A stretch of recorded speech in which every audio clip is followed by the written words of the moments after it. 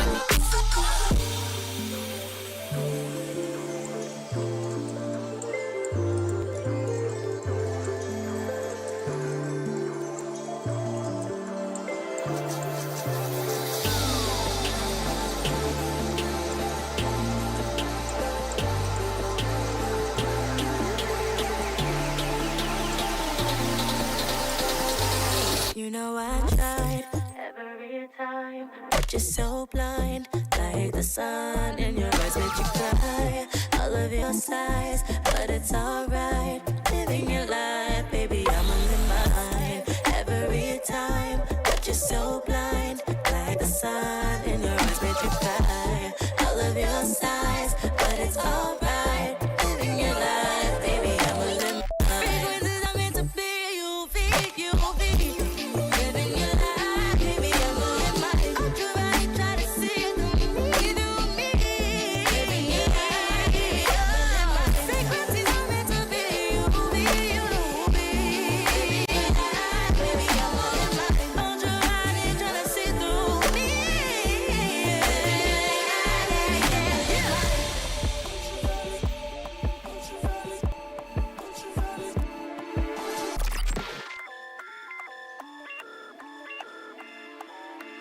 I don't play right. Just give me the word, You know I don't play right. Don't give me this. I'm gonna get back when I feel like. You know I don't play right. I'll put up a good fight. Just give me the word, You know I don't play right. You know I don't play right. Don't give me this. I'm gonna get back when I feel like.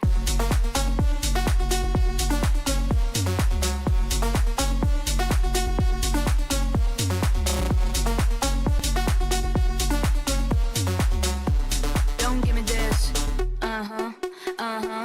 You know I don't play right. I'll put up a good fight. Just give me the word, You know I don't play right. You know I don't play right. Don't give me this.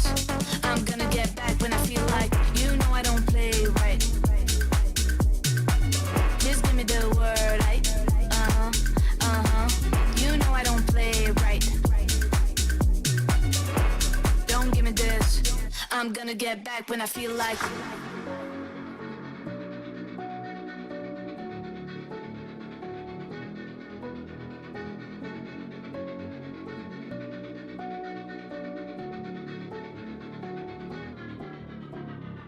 You know I don't play right. Just give me the word, You know I don't play right. Don't give me this. I'm gonna get back when I feel like. You know I don't play right.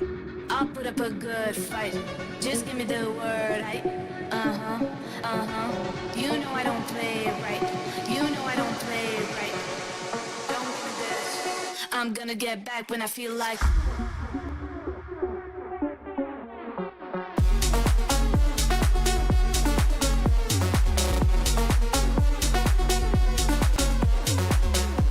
Don't give me this.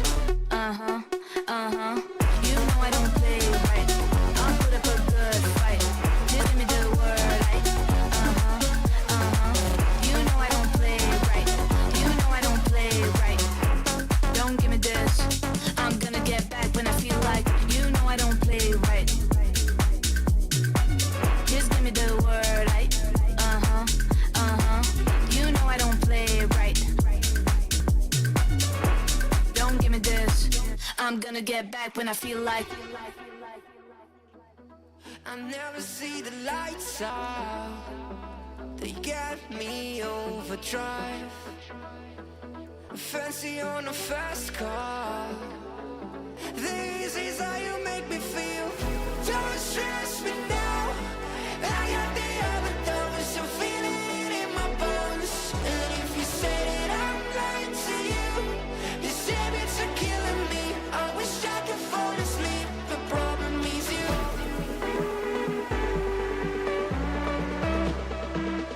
Oh, I got the other thumbs. Oh, you are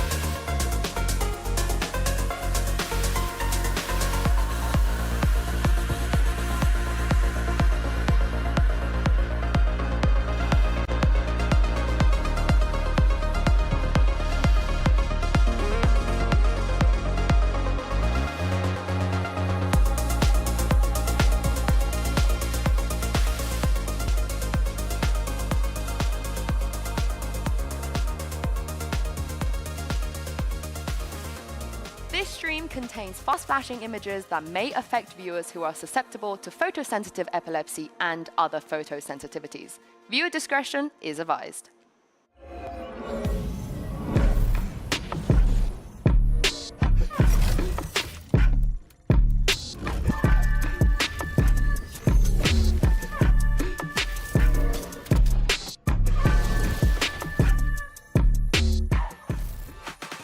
It is finals day here in Masters Bangkok, and before we get into the real trophy lift at the end with a new team, G2 or T1, going to be lifting it, and a two-time trophy holder on either side on top of it, it's time to dig into the dawn of the duelist. That tagline that has just been emanating out all over the event as well. I'm Bren and Sideshow. We're joined by June, senior agent designer on VALORANT itself as well, and this is going to be a good one. This is going to be a cool one, I think. Yeah, we've got June here to tell us more about the agent, but not quite yet. We've got to tease you just for a little bit longer. But June, you've been in Thailand for a little while. You've got the opportunity here to unveil one of your babies onto the scene, basically, in this new agent. How are you looking forward to the finals? How have you been enjoying the event?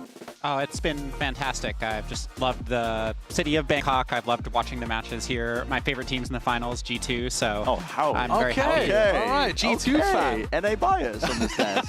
Yeah. I like it, yeah. I mean, we can get into as well this show match itself that's going to be played, and we will be seeing the new agent being played momentarily as well, I'm sure. And do you want to have a guided tour around what's going on? I'd love to have a guided tour going There's a player that we've seen on stage play before, a Thai player, super popular. The guy with the sign. The guy with the sign. The guy with the sign. CGRS.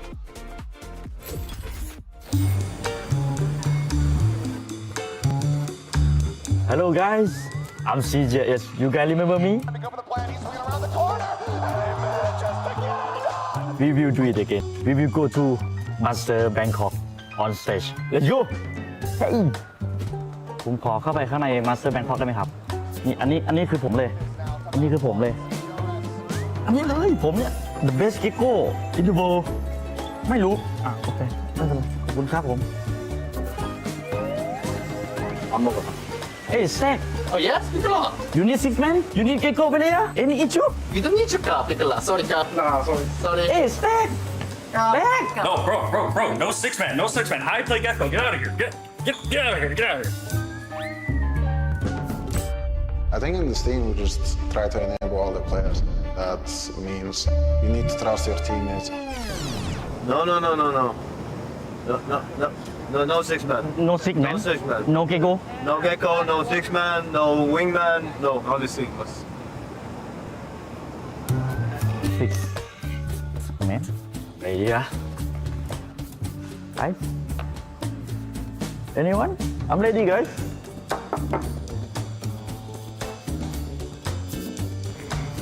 Hey, do you want to be on stage? Really? Yeah. Come on.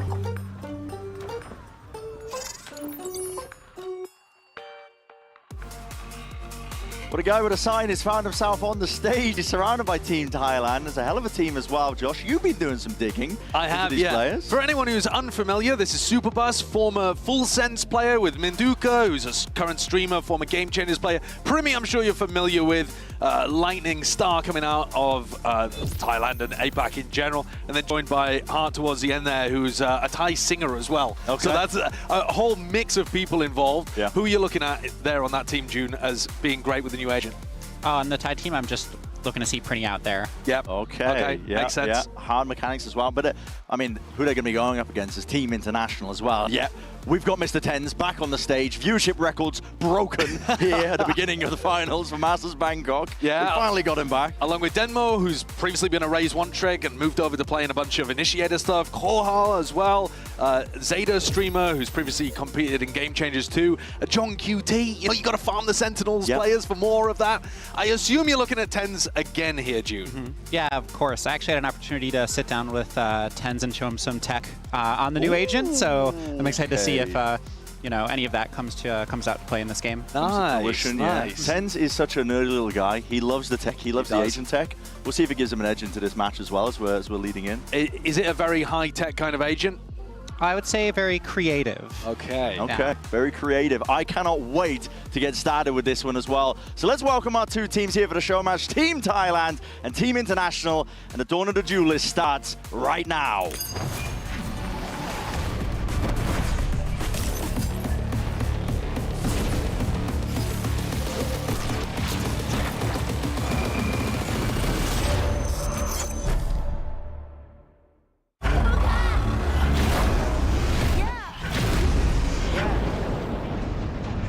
Let me get a punch. Let me get a punch. Let me just feel the punch. Let me get a punch.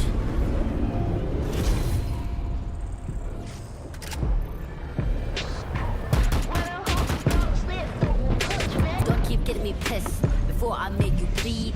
Pray for your rest in peace. It's the only peace that you need. Given a punch. This is the purge. Everybody, please, your perk. Your perma kick these people with my kitty pound.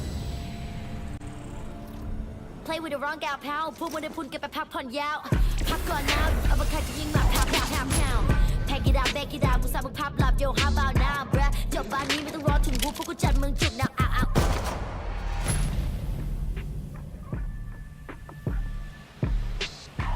Pepper, pick a pack of peppers. People like me pick a pack of bricks for a week per day per minute. Rapper likes me ทำพวกมัน panic บอกกูเป็นผู้หญิงมี point of proof ไม่ควรได้ price เข้าใจมึง lose อะไรไม่รู้พร้อมพวกขี้แพ้มาพานกูพูดไปก็ไร point เขาต่อยสักชุดโตพวก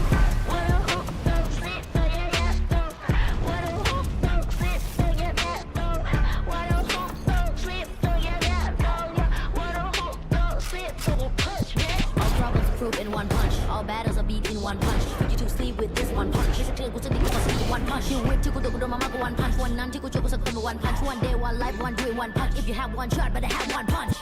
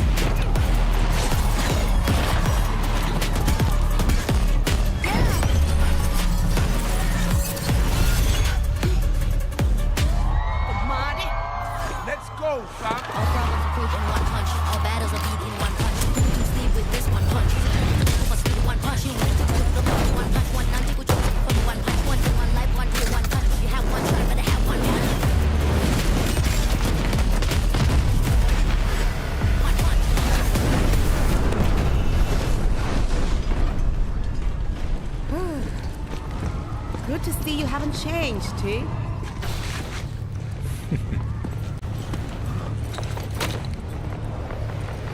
We got work to do.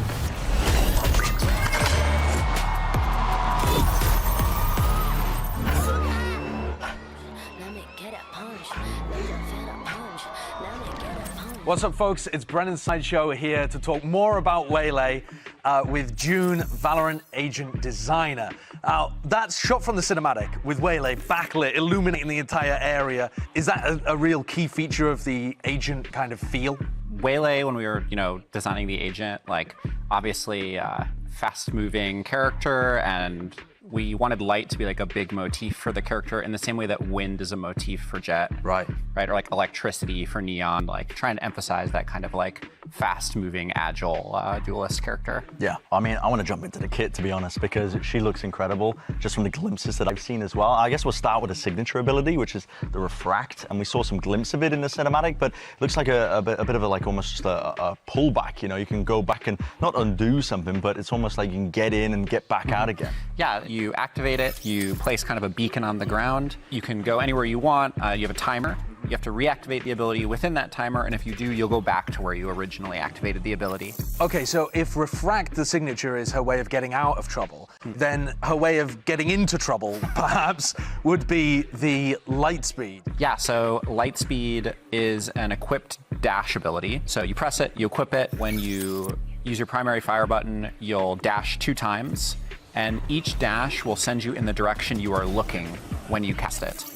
The first dash of that ability sends you up into the air as opposed to the second dash, which can't be used to gain you more height. Right, so it's like updraft combined with the tailwind all in one kind of ability there. Sounds yeah. The next ability is Saturate. And is this an opportunity for Waylay to try to set up those advantages rather than just dashing in with the Lightspeed? You know, she's primarily your entry duelist like a Jet or Raze, but she does have this kind of dabble or this splash into an initiator role. Her C ability, Saturate, is a projectile that drops on a timer, similar to Phoenix's Molly. It creates an explosion. Anybody within line of sight of the explosion when it pops is going to be affected by a debuff called Hindered. Hindered's a new debuff for Valorant, which is extremely similar to Concuss, except it doesn't have that screen shake component that, you know, messes with your aim. So you're going to be slowed, your movement speed, your jumping will be kind of anti-gravity jumping, your gun pull-out time will be slower, your reload time will be slower, and your fire rate will be slower. Okay, the hinder doesn't stop there though, not just with that one move. It's still also baked into the ultimate, am I correct in thinking as well, which is the convergent paths as well. So let's talk about that, because I think we saw a glimpse of it in a somatic trailer. Convergent paths equips and casts similar to other like large AoE ults like Breach or Fade. Yeah. But it applies this hindered debuff to that area. And also it has this like delay at the start before it rolls out. And that's really to give Waylay time to like set herself up, to be her own initiator, to make the play herself. And that gives you that opportunity to be the tip of the spear still, despite the fact that you might be like setting up, you know, your team for an execute or a retake. That's cool. Yeah. And I wanted to ask as well, we're in Masters Bangkok. Where is this agent from? They are from Thailand, which is fantastic. Honestly, I'm just honored to have been able to make such a banger agent, you know, for a Thai audience. Yeah, definitely. I'm feeling like a mainstay in a lot of compositions, honestly, just from the glimpses that we've had. Well, thank you for illuminating more of the ability stuff, June. But I'm excited to see this in the hands of some very good players. Our first Thai agent in Thailand in a show match coming at you right after this. So excited to see Waylay. Let's send it over.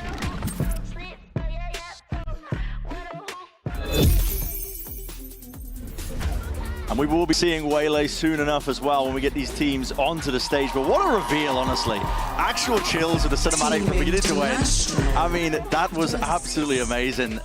There's something about Riot, we were discussing it when we were watching it just then, but when they made these cinematics, they make me want to play Valorant. You know what I mean? Like, I don't want to be casting this right now. I want to be up on the stage. Yeah, well, maybe if you get another 100,000 followers, buddy. Yeah, it's not happening. All right, so now we can actually talk a little bit about the new agent, about Waylay. June, what are some of your most kind of exciting, what are you looking forward to the most out of this show match? What kind of skills or skill expressions do you think we're going to see from the pros? Yeah, so I think Waylay is just a super creative character. When I was designing her, I was really inspired by Raze's Satchel. Right. I was inspired by all the different ways that players over the years have like mastered and used that ability. And I just wanted the dash to really feel like this movement tool that you can really use on the fly at any moment. I wanted to clarify about the light speed as well, because I feel like people won't quite get it yet, but you move in the direction you're looking, which means that you can flick your mouse between the dashes to really crank it, right? Yes, definitely. You can, in testing, we saw some really cool plays where people would dash out and grab the spike and then 180 back through the vine TP. And that's just mad that you can 180 in the middle of it. Like, presumably high DPI. Yeah. Yeah, that all hopped up on Red Bulls, I think, to try and get the most out of Waylay. I mean, it seems you were not lying, June, when you said about high skill expression. I mean, this agent is insane, but it also feels like quite tied, I think, to team play to some regard as well, right? Because, you know, Jet can dash into her own smokes to try and play off of her own util, but Waylay kind of needs a bit more support in that capacity. Yeah, I would say she's a little closer to Raze, and I think maybe even more in that like sort of team play category of character, where if you're just dry dashing out into sight, you're probably gonna get yourself in too much trouble and need to get out. But yeah. Okay, well, the teams are ready, so let's see this agent in action.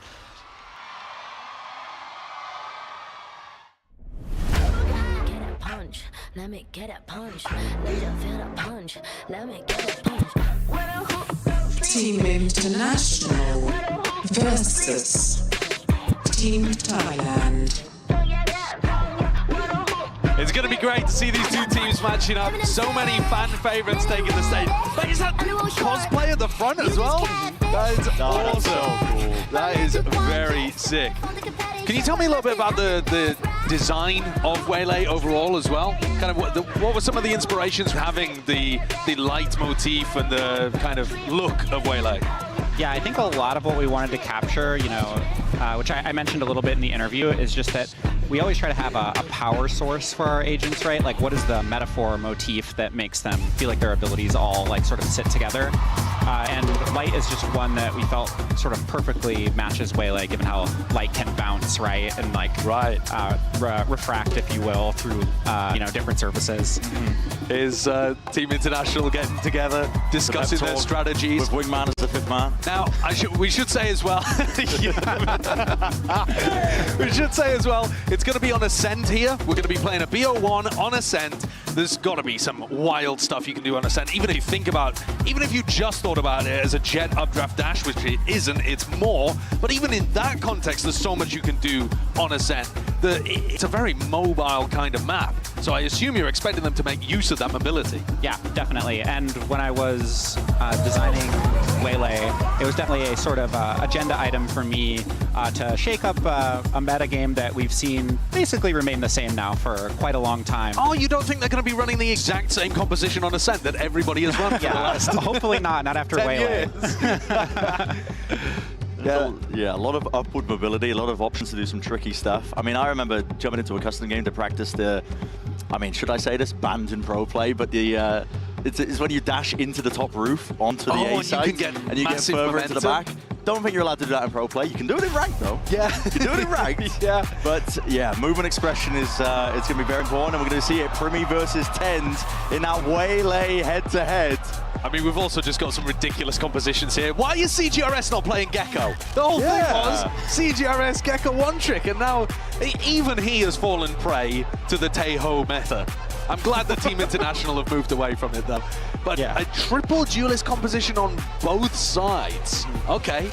I expect that will not be how Waylay is normally used. Yeah, I would expect not. I mean, they're just sort of channeling their PRX here, of course, you know, in Southeast Asia. What kind of agent synergies do you see with her? Yeah, so really any of those agents that have like supportive through walls utility or like lineups, KO, Breach, Omen, actually kind of metas that are characters that have been popular in the meta for a while, and especially now with Breach Taeho, Breach seeing a lot more play now as well. So excited about that. Okay, well, we've got 20 seconds before we get into this one. I feel like we've got to watch the Waylay to begin. Yes. Like attack side Waylay, take a look at Tens, see what he's doing with it, see if perhaps he picked up any of the tech that you were teaching him earlier, June. I mean, he might know better than me already, to be completely honest. But I wanted to give him something to at least start with, get his gears turning. When I saw him warming up in the range, I was pretty impressed with what I was seeing already. One of every ability. Don't think he reloaded a pistol. Yep, still 3 bullets in that one, but all good. He's just going for a single right Timed and ready. Here it is, vulnerable to the side. Salvo's up and over towards the door! What a combo! Oh my! That is disgusting! Into the vulnerable. Was that still without reloading the pistol? Yeah. And he just went for a solo one tap with the right click classic. Needed to land that. I mean, he did. He did land it. What a way to begin. That's crazy. I mean, there you see the refract place down at the beginning, right? And then the light speed to engage. Yeah, and getting in there and being untradeable, right, in case someone was playing Hell or Dice. So, something... Oh, well, let's take a look at whether CGRS can clutch this out. 1v2. It's not on Gecko. No wingman to help you out here. Smoked off, though. Oh, well, okay. Ready with ease for Tens. He's too good, isn't he? Yeah. I did just want to ask, though, with the refract, So it's your get out of jail free card. How free is it? Are we talking instant? Is it impossible to punish somebody as long as they react to it? What's the animation looking like there? It's the same as Chamber. So you'll probably know from playing Chamber that sometimes you do get killed despite having pressed the button. Yep. That's 15 milliseconds of time. That's the same here on Waylay.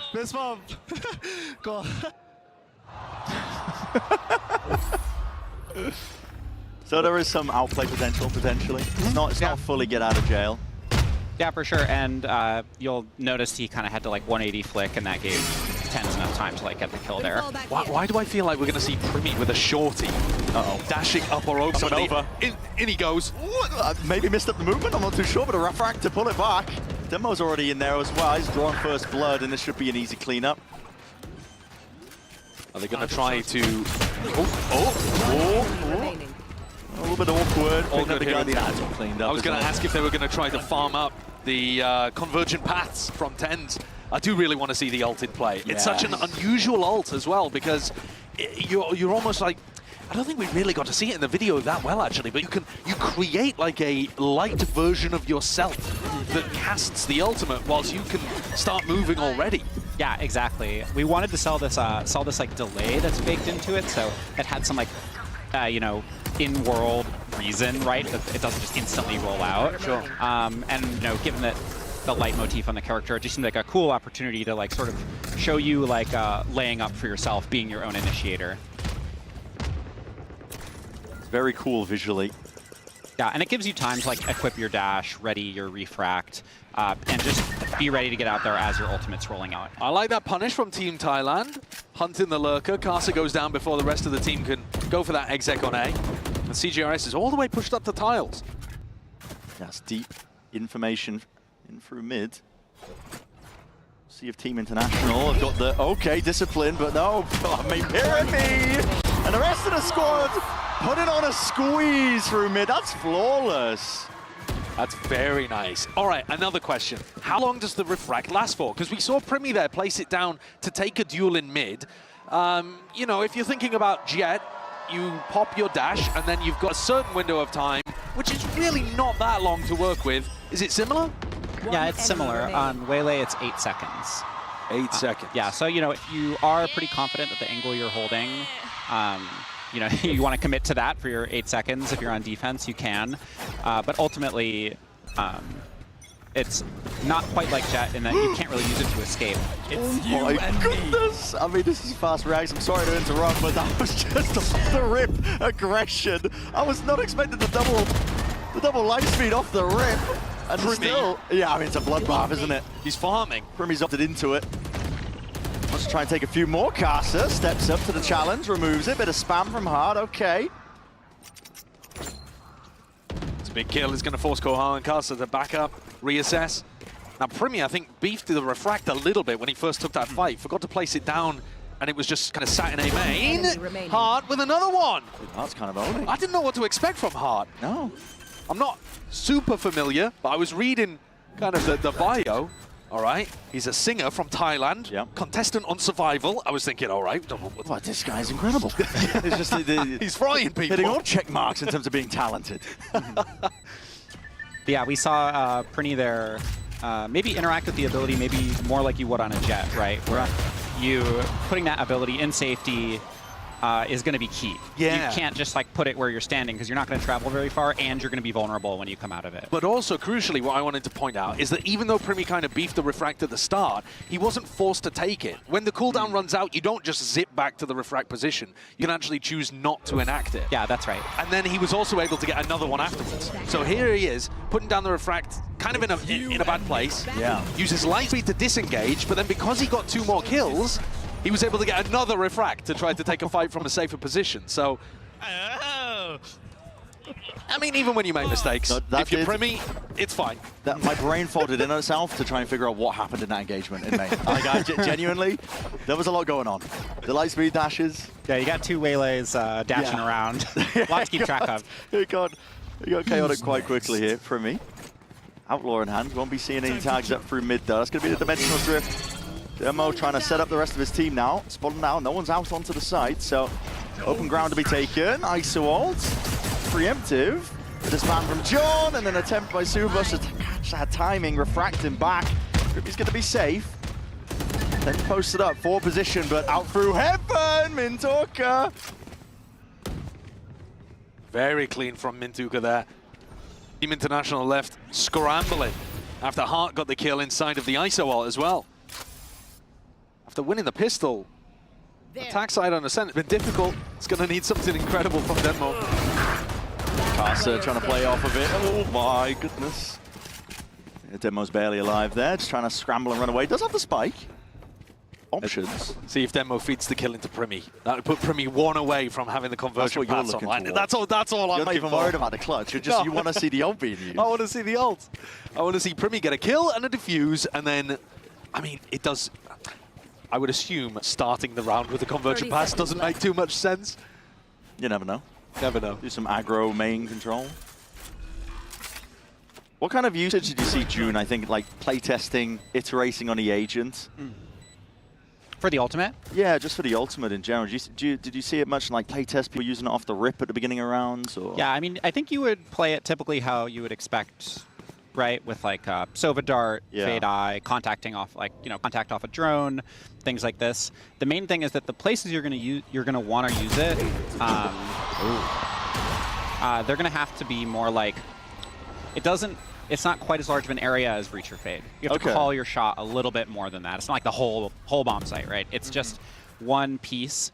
So you're going to want to have information before you cast it, first of all. And second of all, the supportive casts of the ability aren't nearly as strong, right? Because you want to be following up on it yourself with your dash. And trying to like pick that player off. So I think on areas in the map like Cat going into Tree, where it's like fairly narrow, fairly hard to escape, and it really does affect that whole area, I think it'd be really quite good there. So Primi's 1 away from the ult at the moment. Just to recap how the ultimate works, it applies a debuff in an area and a buff to yourself. Does the debuff affect teammates as well? Is that something that you have to be worried about, like Breach? Yes, it does affect teammates. It does not affect Waylay, though. Gotcha. So when Waylay is dashing out, even though the ultimate is like rolling out right from under you, you're still good. There's that refract. Back to safety. And Tim's trying to punish with a light dash, but punished in play, and that's an ult turned. Convergent pass ready and waiting. Primi, you choose to let it loose. Just the arm again. It's going to try and pave the way and clear out most of main. And they're going into the waiting hands of Mintuka, who gets killed, but then... Yeah, not dead yet. Still swinging wide. God, who is this guy? God, Hart is frying. I got to tell you, I underrated the Thai team. You can't be handsome, singing, dancing, and surviving, and you can't be good at Valorant as well. That's just not fair. Oh, that's ridiculous. By the way, Mintuka, current streamer, former Game Changers player, currently top fragging on Clove too. You might have been looking at this thinking Superbus, former player for Full Sense, or maybe Primi would be up at the top of the scoreboards. At the moment, they're just here as the supportive cast. We did use it at the end.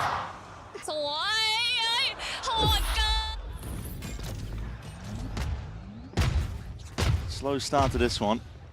They're finding it tough to be able to get into the sites. Yeah. And the Thai team is looking to try to take fights as much as possible. Like, for example, Mint inside this smoke. Full aggro. She's going to be able to hear some of what's going on. She could definitely do some damage. Same could be said of Primi. Oh, he's got to be careful of that one, but okay. Just spotting the shoulders out, and as the opposition removed and out. Light speed in and out, and oh my god, a head taken clean off. Carl's going for it. Flash into the face, though. This is potentially a thrifty win. Look at this, 2v4. Team International. Gun here. Open access, site granted, on to way, so they get the plan down. Going walkabouts in the post plan here as well. No one on site.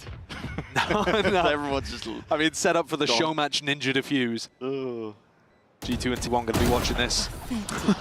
Feeling inspired. Yeah. For the next time they play Ascent, which is not going to be today. Not for a while. They want to go for this, though. Team Thai trying to take it. Paranoia in the face, going to be slowing down at the approach.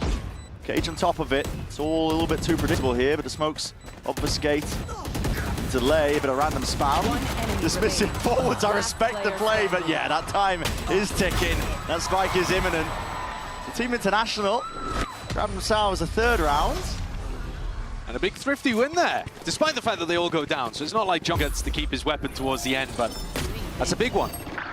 Now, Tens is still one away from getting his first ult online. I'm going to need him to step it up. What is You won last time you were at the first Masters of a year. Well, I mean, he is doing his job. He's getting in there with Waylay. He is getting in there. Unfortunately, he's also dying once he's got in there. He tried to go for a big punish onto Primi last round. Does he take the orb? Yeah. All right. Okay. Here it is. we go. Here it is. And Dimensional Drift to set it up. Here we go. Then that to util. Light speed up and over. Spot him down into the Hell player, but quickly removed. And this is a 3v5, but inside there's smoke. There's the refract. Come on, strong there. Back to safety. Both Waylays. Now, does that go through Hell? It does not. It's line of sight. Gotcha. No plan down, hold on. Open to the door, Tens. Gonna try and win this fight out, just can't quite wrangle it. With the rifle in hand and CGRS. Okay, doesn't need Gecko to perform apparently. Damage done to Dummo. Could be that first line of defense before they get into the side with a blast repeak on top of it. Good clean up there, so 4-4, nice and even. Yeah, very nice. I mean, they found a player in Hell. Tens decided to commit the conversion pads for any players that might be trying to flood in. So he ults over to the left side. He's still got it. Did it land onto the player in Hell? Oh no, he didn't use it. Sorry, my apologies. I thought he used it on the exec. I mistook the animation. All good. Because he's got it for the light speed. Yep. So far, one conversion pass with. John just stoked to be here. Yep. All right. Potential for a massive clash in B main. Don't make me too much. Ooh, suppressed though. Won't be any of these being used just yet. Bit of pre-fire onto the drone. There's a refight as well from Team Tai up through mid. They want to try and put the squeeze onto these players in through main. There's the convergent path, and there it is. Double dash in, trying to take the fight, and it is damage done at that still. Be right back. Instant trade-off. Hardbus is there, still active and kicking, and returning him into the fight and into the fray. Fighting tooth and nail. Shield maybe scattered away for John, but still doing the damage here. And Team International trying to sync this one up. Super Bus lining up these highlighted players. You haven't got the reload. Oh, okay. All good. Empress in play into the 1v1. This is scattered. This is chaotic. The spike's been dropped down and they've swapped places. Demo doesn't have a gate crash. Doesn't have an ult to be able to work with. Knows that Superbus was around B main last time. He saw him. Superbus has gone for the big, long wraparound, and Denmo has to be careful here. You gotta favor Bus in this situation. Denmo's like, why would you leave the spike? Why would you run away from it? What's going on? The full loop around. 30 seconds Going left. around the world at this point. There's 30 seconds left. They're both worried about each other getting timing. Demo at some point here has got to make the first move though. Yeah. Shuts the door. He's got to be thinking about Bus coming from spawn here. Yeah, through lane. It's a crazy timing. Com-esque. Super Bus. Oh, you've got all the time in the world. And Demo, no! He's none the wiser. That was just ridiculous. Oh. Let's wind things back to the start of the round though. 10 sends in the convergent path. Doesn't catch, I believe, onto the player that was over towards stairs.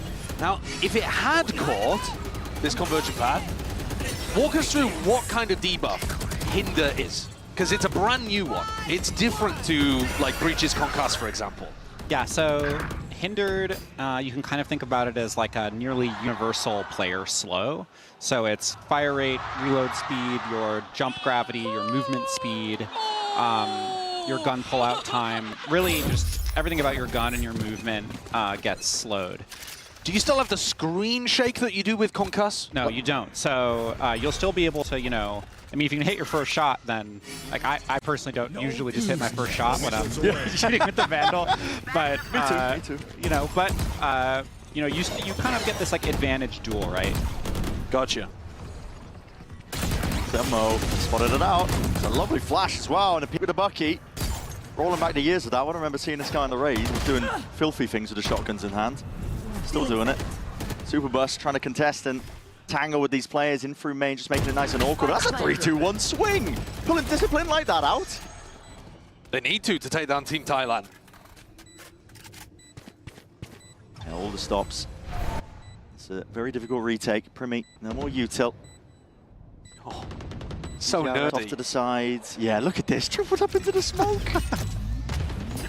at a moment's notice, they flash through and they take the fights. I mean, G2 and T1 should be looking at that. Look at They should. This is ludicrous for a team that has just joined together. What kind of coordination is this? I mean, also, they've got player from Canada, Karsa's from China, Denmo Korean, Kohal, they're from Japan. I mean, they're syncing up triple swings through smokes with flashes. Yeah, I know. Yeah, and I don't know that none of them speak like the same language, ostensibly, right? Except for they speak Valorant. Yeah, they speak exactly. Valorant. Yeah. Valorant really is a language. If they can do that with no comms, then get with it. I know. Ranked players have no excuse. Going walkabouts up through mid here, Bus. Trying to make something happen on the eco. Yeah. While Team International take A main control. Ooh, spotted out though. Karsa, steady aim, eventually gets it. Good open and pick here. Back inside the smokes as well though. These players have been picked apart, picked to pieces. Yeah, there's a bait and switch set up, but it's going to get broken by the Cypher roll. There's the dash again. Lovely util combo. There's no players onto the side to receive it though. On the receiving end. What the hell? Oh my! That's Premier Babucky. Karsa just got cooked. Still 3. Oh! What is going on? I mean, we've got to see that replay from Primy's POV. He goes for the light speed dash into Karsa's face with a bucky, so that's really difficult to dodge, and then gets knifed in the back on the refract. How many shotgun abusers are there in the Q&A team, June? Oh, using Waylay. Yeah, I mean, there are a few players who are in our daily playtests who are big shotgun enjoyers. I mean, this is I feel for There are some Karsa. people who are just like reactivated some pretty awful memories seeing that, I think, on the dev team. We did work pretty hard on the counterplay side. That was a pretty unusual case. I mean, you have to keep in mind a lot of these players are playing against Waylay really for the first time. So what would you say the counterplay is to somebody who's trying to dash around with buckies? Yeah, so as you play against the agent more, you'll find that the paths that Waylay can take. Remy straight in there. Yeah. Don't mean to interrupt, but no, please. They just left Cole up through the devices. Remy! Oh my, he's getting away with murder here. Phantom abuse. And a 6-6 half. It looked like Thailand was going to run away from it, though. Credit to Team International for getting 6 on the attack side. Sorry, June, though. Just before we interrupted, you were talking about counterplay to people who are going to try to get up in your face and use close range weaponry. Yeah, so I think in general with Dash, it's quite loud. You'll be able to hear each dash distinctly. The audio is distinct between the dashes, and also the visuals are a little distinct between the dashes as well. So all these together give you a pretty good sense of being able to track Waylay. Additionally, in that situation, right, this player just hadn't really played against a Waylay engaging in this play pattern that much, but I've actually, over time especially, there's a lot of people who are abusing this on the dev team internally, and over time you actually just kind of see them get put down now, so people kind of stop trying. Nice. Okay. I like that. And is that because the pathing is very predictable? Yeah, they're straight lines. It's not like Rays where it's so squirrely. Gotcha. And they also have fixed distances. So your ability to improve and track that will grow pretty quickly once you get a few games in against Waylay. And also the audio is just loud. You can spatialize the character pretty well, I find. We worked quite hard on the production side to make those audio and visual things there to help you out. Well, this was a 3v5 post plant that's very quickly gone back even. Yeah, deep squeezed over from the door, and Primy's, he's left on an island there. Difficult spot to be left into, but I mean, it is nice to hear about, I think, the goings-on and development process as well for the agents, because it's definitely, I think, when people see Waylay introduced in this show match setting as well, because you've got to remember, all these players are seeing Waylay for the first time. They're probably thinking, oh my, I don't want to be sat at backside bind, and there's just a shotgun in my face and things like that. But but over time, you learn the counterplay elements. You're saying because of the sound cues, and I know there was that one pass as well where they you guys tuned up the raise volume as well for the satchels and things. So yeah, and also, it's a live game. If we get feedback that, people are having trouble tracking and predicting it, we'll definitely act on that. The point of this ability is not to be stealthy. This is not like a Euro situation, right? Yeah, I figured. All right, a force buy, dash out! Oh my! Oh, he probably still got the one! They're trying to take this one straight to him. 2v3 in the blink of an eye.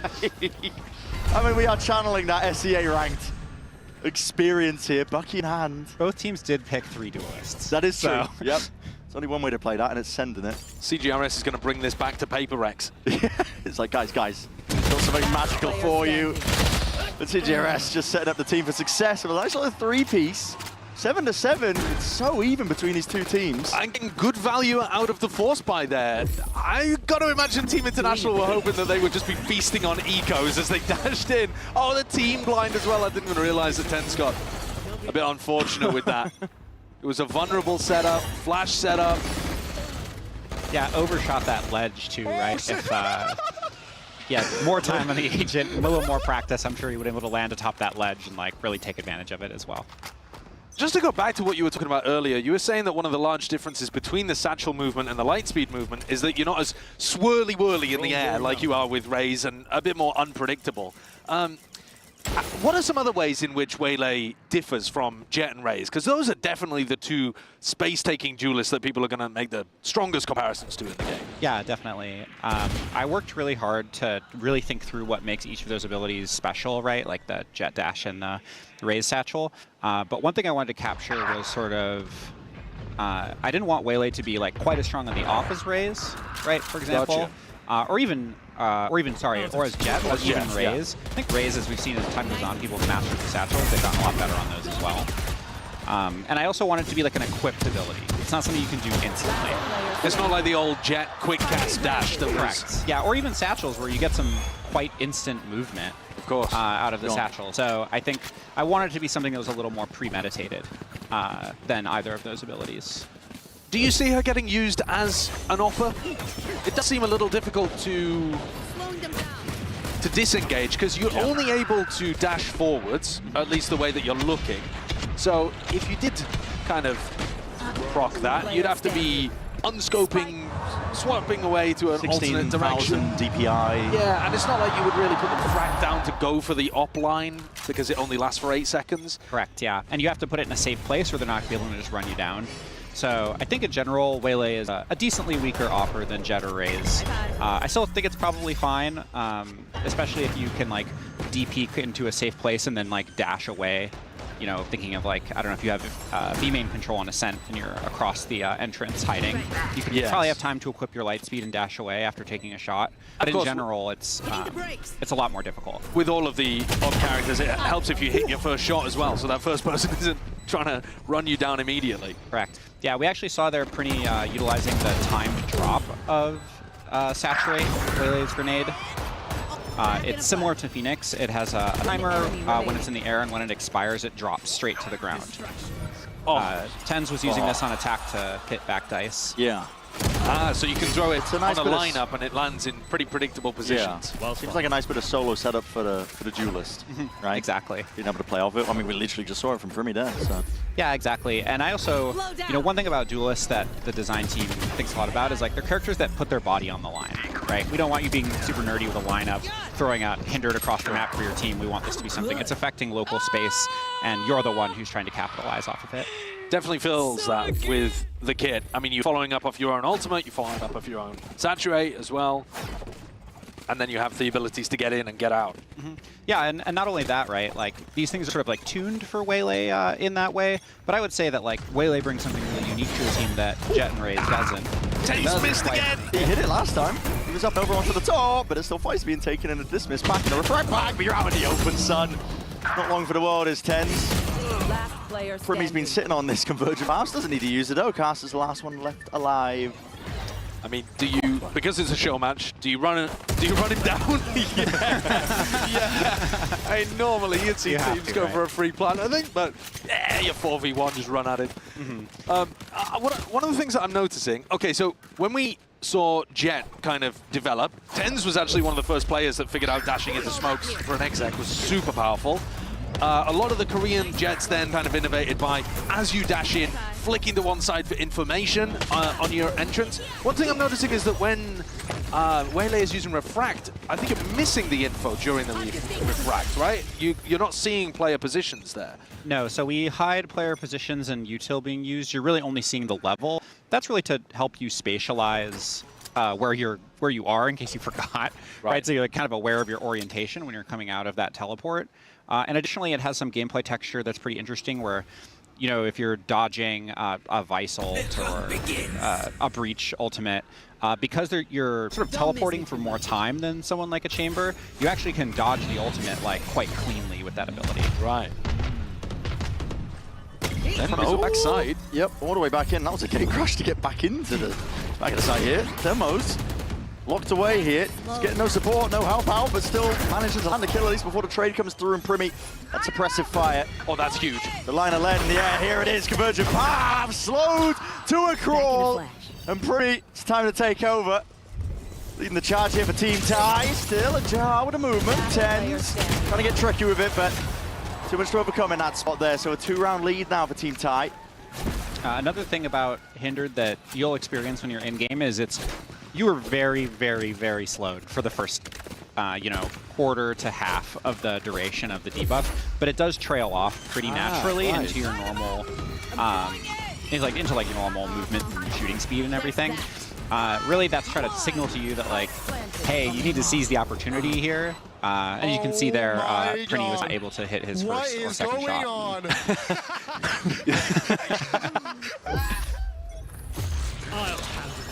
Here we go, fast play. Yeah. Out to A main again. Down, is it? And there it is. Convergent paths again, spotting it out to Emo. He's been slowed down. Oh, dangerous lesson to learn, yet still manages to find the kills. That's huge. Tens unfortunately missing the light speed, but Denmo had it on lock already.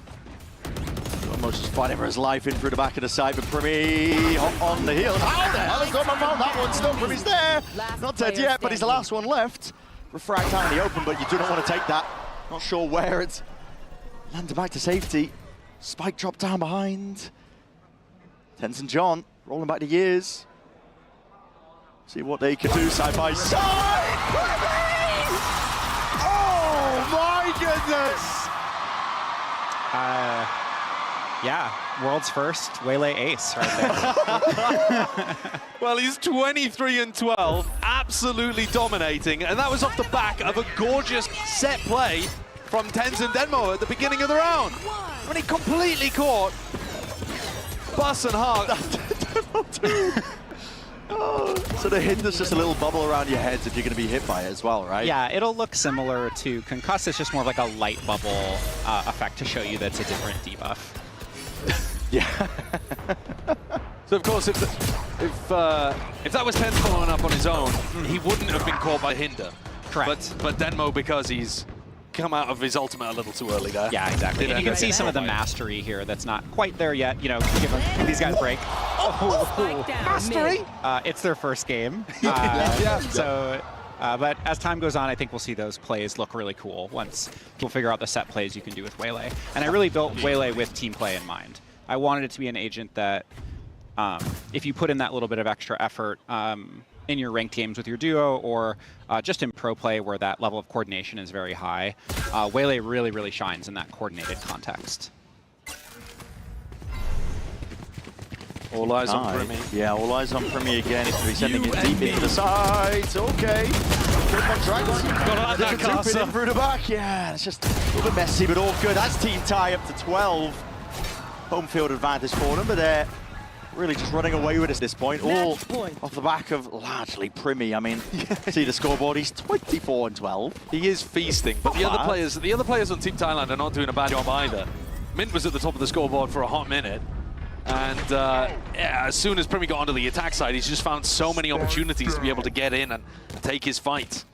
Yeah, really cool to see Tens there use it in kind of like a chamber-like way where you're able to like get that pick and get out basically untradeably in those moments. So you can still be aggressive with the refract on its own, even if you don't have the dash and the refract together to be kind of a lock and key.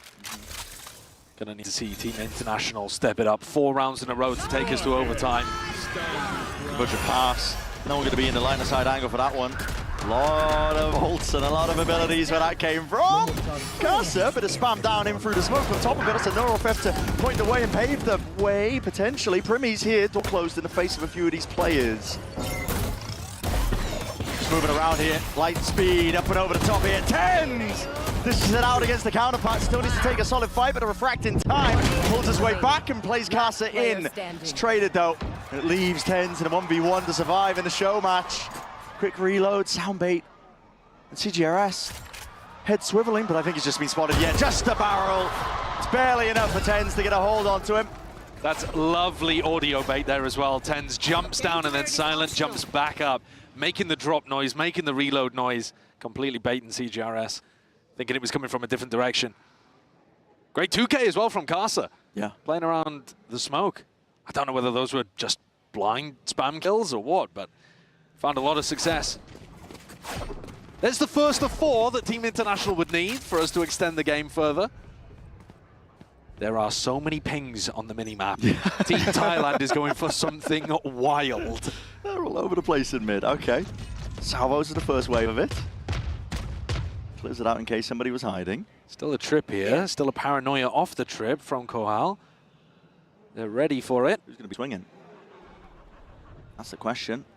John QT is getting close to the corner. It's broken. Trying to take the swing from either side. That's going to be the refract out into the open here. Shield, propped, popped up. Quick sidestep to saturate. Not going to be called by that one just too quickly. Awesome. Oh, he did with the kill contract, but he's out into the open here and he needs Demo to bail him out. And Buster's just won the fight anyway. Demo. Oh, popped off. It's still a die, isn't it? 12-9 at this point. Body blocking the players before he can try and get in. There's an upgrade for you, but it would have to be a 1v3. And Team Thai looking like they're on the verge of potentially doing this one. All locked up onto the site. Trying to look for these openings. He's found a first kill. Popped up onto lane though. Premi! Yeah, just sidesteps it. 13-9. Here for Team Thai. They are the winners. And I believe there was someone on the line for this one. I think the losers might have to eat a bit of spicy food. Yeah, we'll have to see this at the end. There were rumors and hints that there was going to be some kind of forfeit. But also, yeah, I heard the forfeit was eating spicy Thai food, which if Team Thailand lost, that's just, we feed them lunch, isn't it? Yeah. That's a lot more on the line for international, sure. Yeah, for sure. That's a great opener. Primi had 341 ACS on a brand new agent when he also didn't even take any tips from you, June. No, he didn't need it, clearly. I wouldn't have offered him anything useful, I think, based on what I've seen here. Well, what a great opening to our Masters final here. The Thai crowd seeing a Thai agent, Team Thailand winning. I mean, listen, I don't know if that picked up over the cinematic, but they were going crazy in here. Yeah. They were going absolutely nuts as well. As soon as Waylay said the first thing in the cinematic, that was it. They were pogging.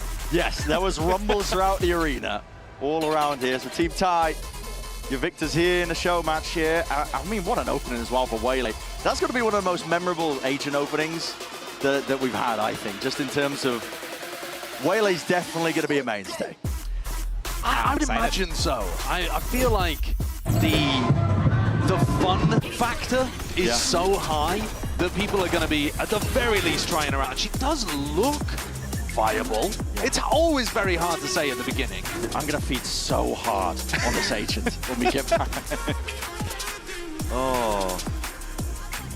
Yeah, you know, we always try to make our characters viable. We always try to launch them in a state where we think they're going to see play. Sometimes we hit the mark, sometimes we don't, in either direction, right? Yeah.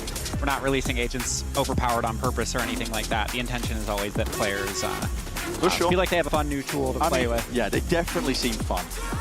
I think you guys have knocked it out of the park with Waylay being fun to watch and play, it seems. Thank you. Yeah. I'm just looking forward to seeing how good people get with the dash. Yeah, the fact that Lightspeed has fixed distance, but how you angle your mouse is going to then affect the distance because there's going to be some vertical component to it as well. There seems like there's a lot of precision there and a lot of outplay opportunity and skill expression that really does remind me of the Raze in particular, to be honest, more so than Jet, I think. Yeah, I think really the possibility stage of the ability is a little closer to Raze, but I was really hoping that it had more accessibility than the Raze Satchel, right? Like with Raze Satchel, you got to spend some time in a custom, right? So I really get that have thing not spent figured the time out. in the custom, and I'm not good with the Raze Satchel. I didn't before I worked on this agent, but now that I have, I spent a lot of time casting Raze Satchel just to try to understand it all better, and hopefully you get some of that creativity that you would have from Raze, but it's a little easier to access in this character. Okay, I want to ask you a final question here as well, I think, before we get ready for the interview. We've got two teams playing later on, G2, T1. Is there a player on those teams that you think would be incredible with this? I mean, Jogamo. G2 is my favorite team. I followed them since they were the guard. I'm just so excited to see them here today. It is an awesome storyline. Sorry, yeah. Yeah, well, that is going to do it for the show match here, and what an introduction to Waylay. We're going to be sending it down to the stage for our Verizon post-match interview, and afterwards, don't go anywhere, because the grand finals is going to be coming up after that. And what a lovely way to welcome our latest agent into the agent pool. Now, to celebrate our first ever Thai agent, we decided to keep things spicy and heat it up with the spicy food interview. Now, only the losing team's IGL has to eat it, so Tans, that would be you. Primi, if you want some, you're welcome to. Would you like some? เอาไหมครับผม now ครับ Okay, he said no. Okay, Tans, don't be scared, because we have ice cream on standby for you. So take a bite, please. แล้วสำหรับแฟนๆชาวไทยนะครับผมนี่คือยำมะม่วงนะครับผมบอกเลยว่าเผ็ดมากๆนะครับผม and all for the fans out there this is mango salad and it is very Tens, you are doing an amazing job. I would love to know how does it taste like อยากรู้รสชาติเป็นยังไง I see tears. Hold on. You okay? It's fire. Oh my god, it's hot. It's hot. เผ็ดมาก Right, but I gotta get you talking though. ต้องสัมภาษณ์แล้วครับ What did you think of the new agent, Waylay? The new agent, pretty good. I mean, I think I was showing people what not to do. I was doing a lot of crazy stuff. Yeah. Who do you think will be really good on this agent? Ooh. I mean, I'll say from like Americas, I think Zekin, Jajimo. I think Primi is going to be good on it. So I need like duelist that's aggressive and can utilize the movement. They'll be really good with it. All right, Sarah, translation please, and somebody For get sure. this guy some ice cream over here. ระหว่างที่เทนนะครับน่าจะต้องพักนิดนึงครับก็จะแปลเมื่อกี้นี้คิดยังไงกับเอเจนต์ประเทศไทยบ้างและคิดว่าใครเล่นเก่งที่สุดนะครับผมก็มีหลายชื่อที่ถูกเอ่ยเหมือนกันเป็น Sentinel Second มีจอกิโมนะครับผมแล้วก็มีพรีมี่ของเราด้วยที่น่าจะเหมาะกับตรงนี้แล้วก็ที่สำคัญเลยก็คือว่าเป็นเอเจนต์จากประเทศไทยและบอกเลยนะครับว่าสำคัญกับวันนี้มากๆจริงๆครับผมเลยอยากจะถามพรีมี่ต่อเหมือนกันนะครับผมแต่ขออนุญาตทำเป็นภาษาอังกฤษก่อนนะทางที่บ้านจะได้เข้าใจด้วยนะครับผม so I would love to ask you know as a Thai representative here what do you think about the Thai agent คิดยังไงกับเอเจนต์ประเทศไทยบ้างครับก็คิดว่าเป็นตัวละครที่เท่ดีครับแล้วก็มีสกิลที่โกงครับyeah he just thinks it is cool very OP skills so yeah let's see how it goes แล้วที่สำคัญเลยคิดว่าเอเจนต์ตัวเนี้ยใครเล่นเก่งที่สุดน่าจะแอสพาร์ครับใครนะครับแอสพาร์ขอใหม่นะครับแอสพาร์นะครับที่แอสพาร์นะครับผม and of course I asked a very similar to you tried it too okay I asked a very similar question to Jen who do you think is gonna be very good on this agent and yes it's but like how was it Jen now I'm interviewing you I can't talk. Well, yeah. Good? Good. We all good? Thank you guys so much. Have fun watching the grand finals, and I'll toss it over to whoever's on the other side. ครับผมแล้วเดี๋ยวเราไปเจอกันต่อครับ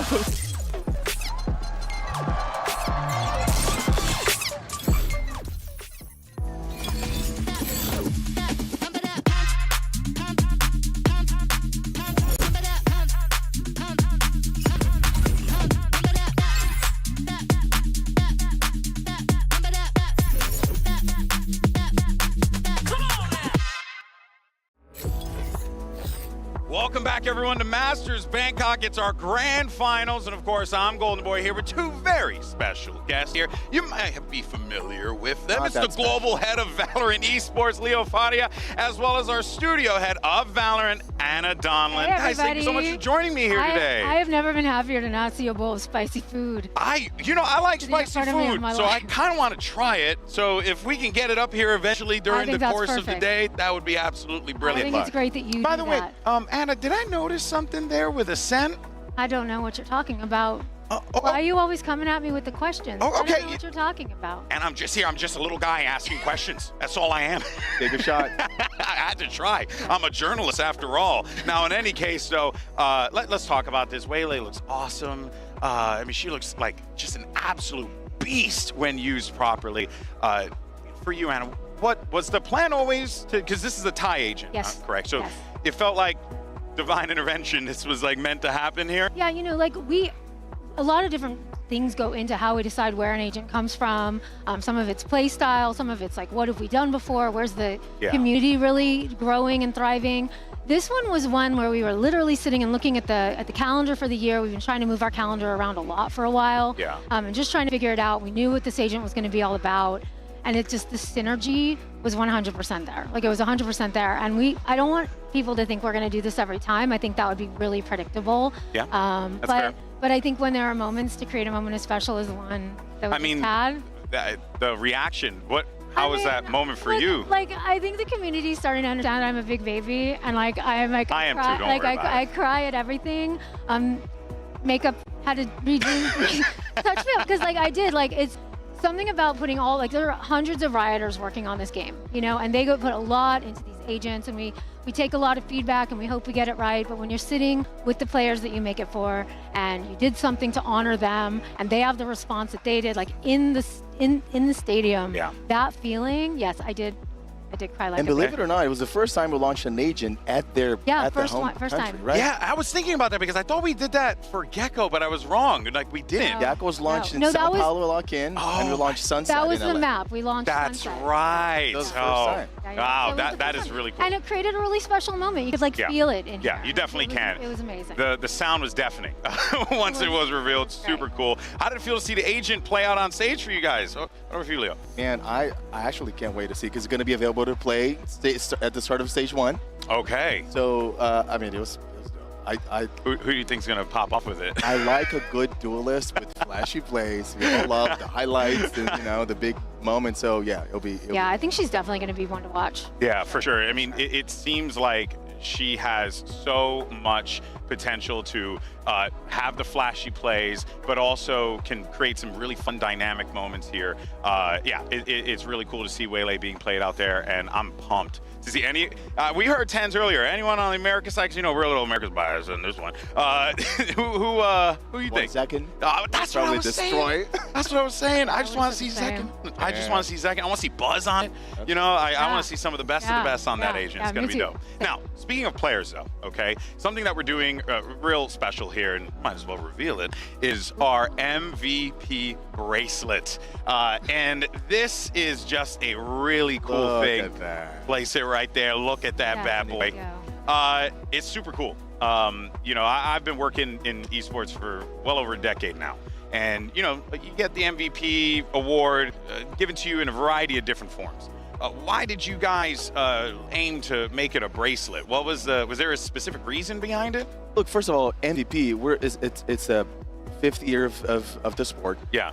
And now that we're here, we started reflecting.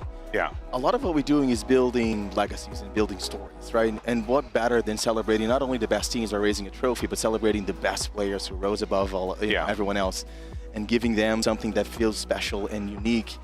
And we've been debating for a long time now, what is the right piece of memorabilia to celebrate that. We've tried a bunch of things. We did this survey with the players, and all they want is something flashy to show. That's it. That's all they wanted, That's just right. something flashy to show. That's exactly right. And what better than a bracelet? And that is quite flashy, by the way. So is this something that the fans should be expecting every every big event that we do from here on out? That's correct. That's the plan. Yeah. Okay. We started with Champ Soul, then we did it at Game Changers, and now every global event from now on will have a.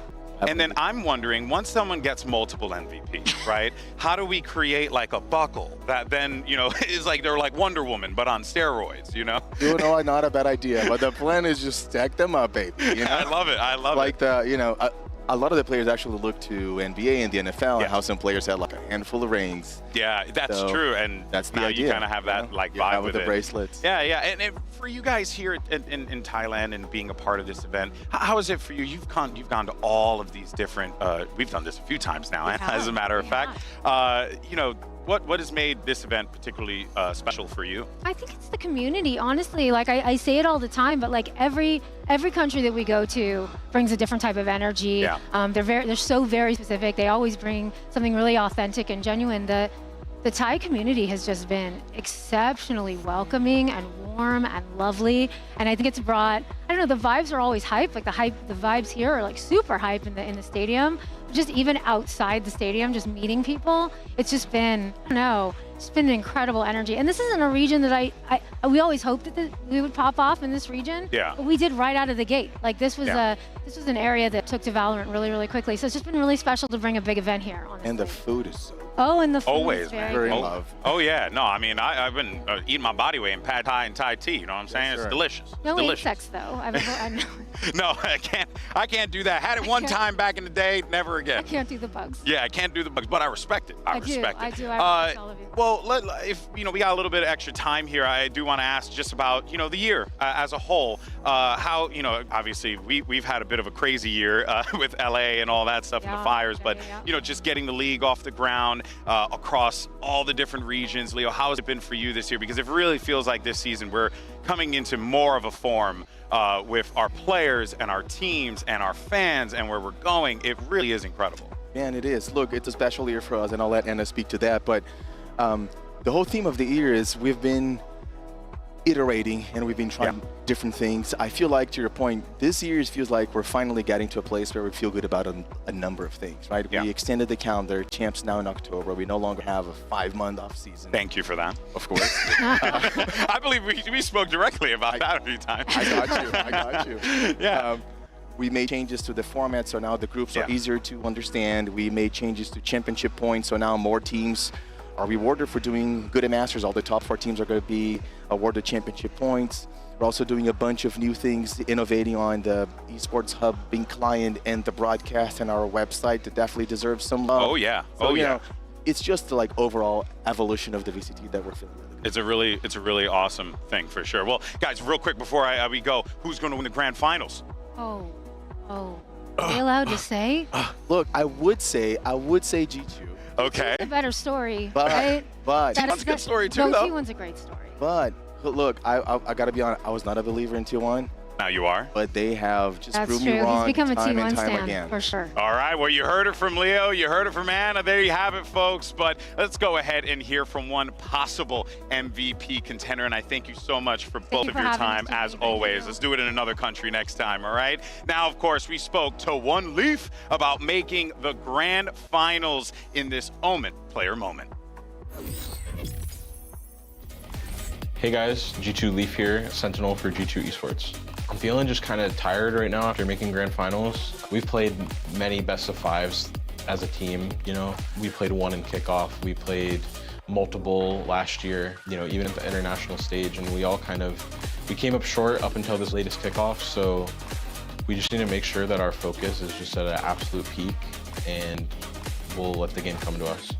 Quick with it, support from Simon, and G2 left in towards the ult. It's down to 3v2, they're gonna force out the ult as well. Simon taking no chances here. They want to bulldoze forward. Oh, I told you about these stingers, and maybe it's true. Smoggy has to pull this off himself, and the time is ticking. G2! I don't want to celebrate making it to grand finals, to be honest, because if we lose, then it's just what was all that celebration for? You didn't even finish the job. But I definitely want to look forward and kind of manifest the win and just the celebration afterwards. But I need to get there first. I know online we have a lot more supporters as the tournament goes on, and we're just gonna make sure that we don't let anybody down.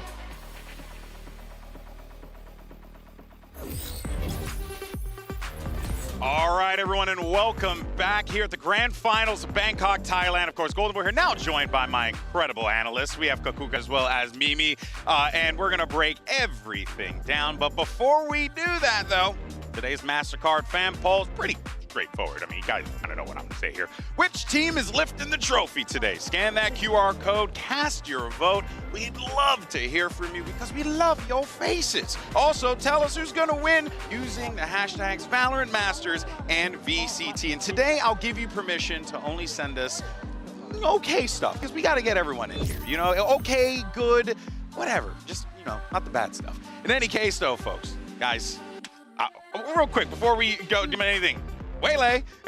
Yeah, I think that it's going to be very interesting to see how it emerges and if it will be possible for that to be replaced, especially now that Ascent is back. We also saw some changes there.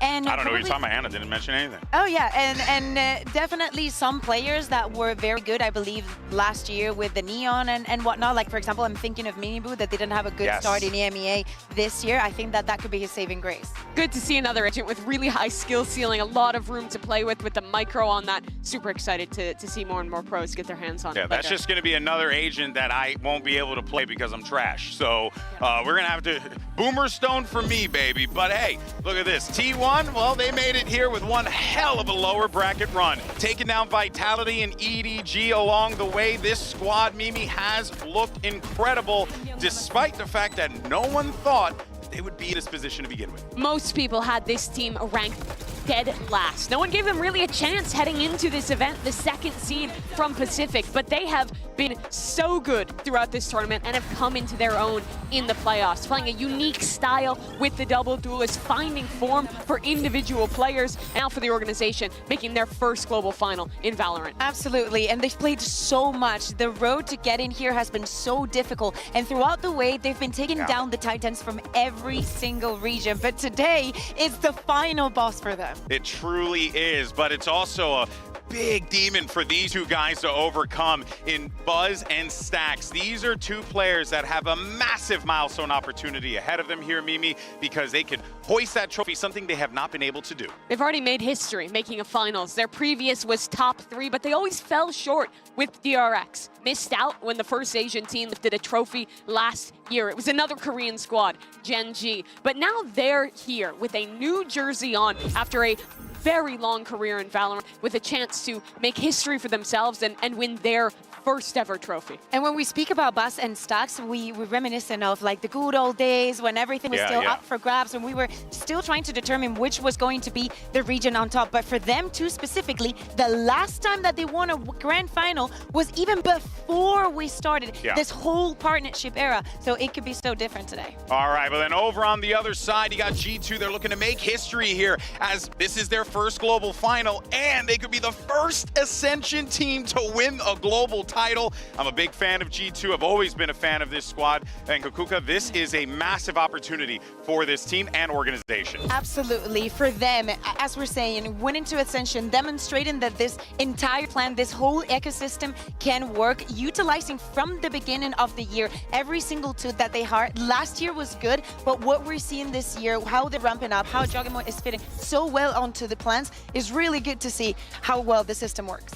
The journey for this team is so cool. It was just 3 years ago that 3 of these players came to a Masters 1 as the guard. They bombed out there, but since then, they stuck together after having offers to go into Tier 1. They played that extra year of Tier 2, earned their spot in the Americas League, and now have earned their spot in their first ever global finals. No matter what happens today, it's going to be a new squad lifting trophy. It's going to be new players earning the accolade for the first time, and it's got to feel so good for G2 to have done that together after all this journey that they've been on. Yeah, what an incredible story both teams have undergone to reach this moment here. And folks, no matter what happens, history will be made on that very stage today. It's G2 versus T1, a best of 5 for the trophy. The Masters Bangkok Grand Finals starts right now.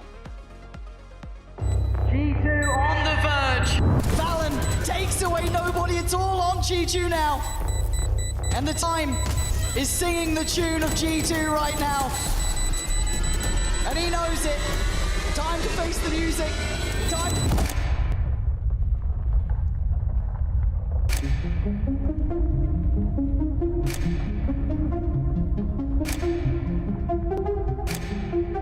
The core team of me, Valen, and Trent, our goals have always been aligned since the very beginning, all those years ago.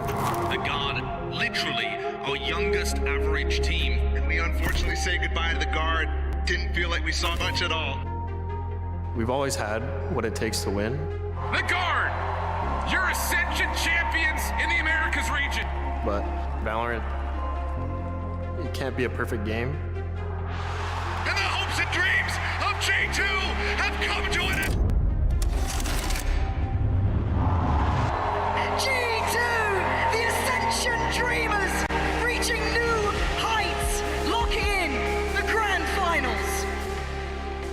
having the opportunity to stick together through this whole time and finally bring home a trophy would just mean everything to me.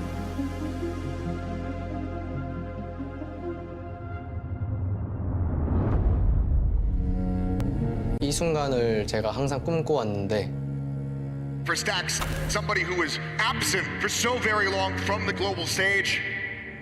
Stax has to stand and accept his fate. 이 순간에 이제 오면은 항상 어떨까라는 생각도 많이 해왔었고 For DRX, their era of dominance, that has long since ended.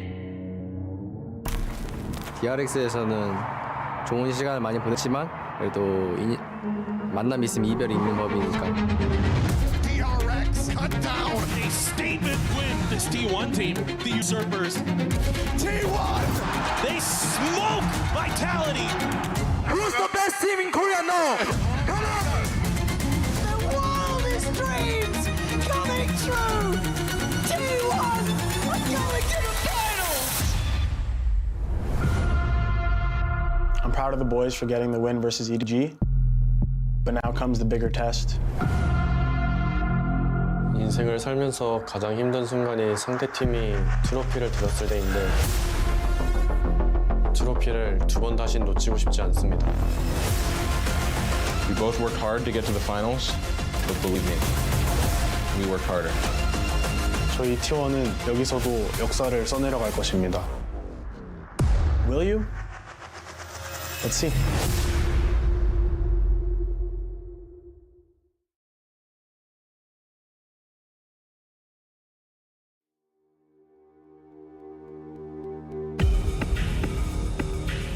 Sawasdee ผู้เล่น VALORANT ชาวไทยทุกท่านยินดีต้อนรับเข้าสู่ Final Match Master Bangkok และนี่คือ2ทีมสุดท้ายขอเสียงตบมือต้อนรับตัวแทนจากโซนแปซิฟิก T1 Isu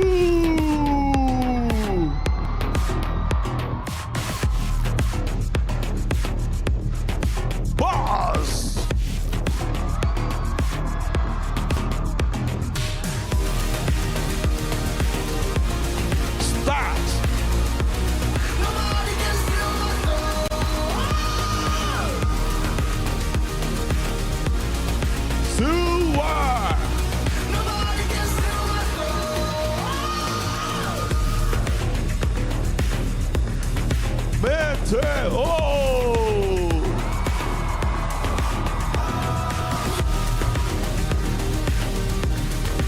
On top.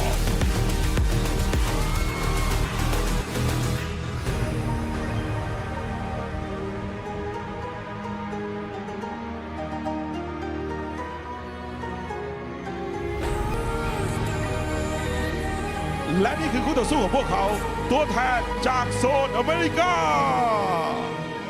G2 เจ้าเกโม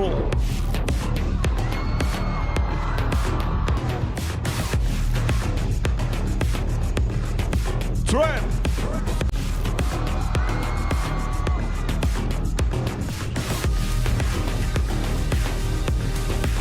วอร์เรน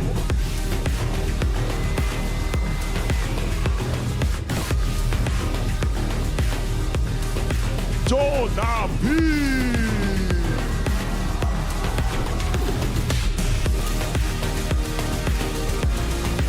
ลี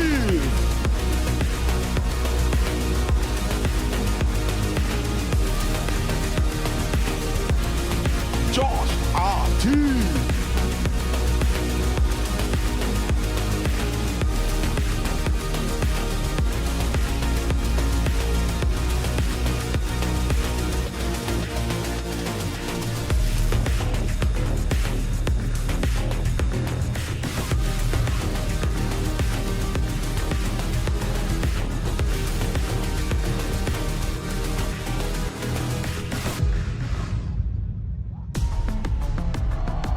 It's time for the grand finals here in Bangkok, Thailand. G2 Esports, T1, two teams that fought tooth and nail to make it to this moment. And now it's an opportunity for either one of these teams to make history. It absolutely is. G2, the first Ascension team to make a global final, a chance to win a trophy as well. And T1, they've been on a miracle run, but that means they're coming from the lower bracket and they're facing a two-ban advantage. And there goes your series layout: Lotus, Haven, Abyss, and Split Pearl if necessary. Kakuka, what you make of this? I make of this that I thought the G2 was going to be banning the Haven. They decided to go for no buy, giving T1, Lotus, and Haven the two maps with the 3 sites. Not only that, G2 has decided that we are going to start here on Lotus. This has to be a power move. They're not here to just win on the easy basis. They want to prove that they can outgo Correct me if I'm wrong, though. Both teams undefeated on that. That they are, but with very different approaches. Not It's T1. Fair. He was close though.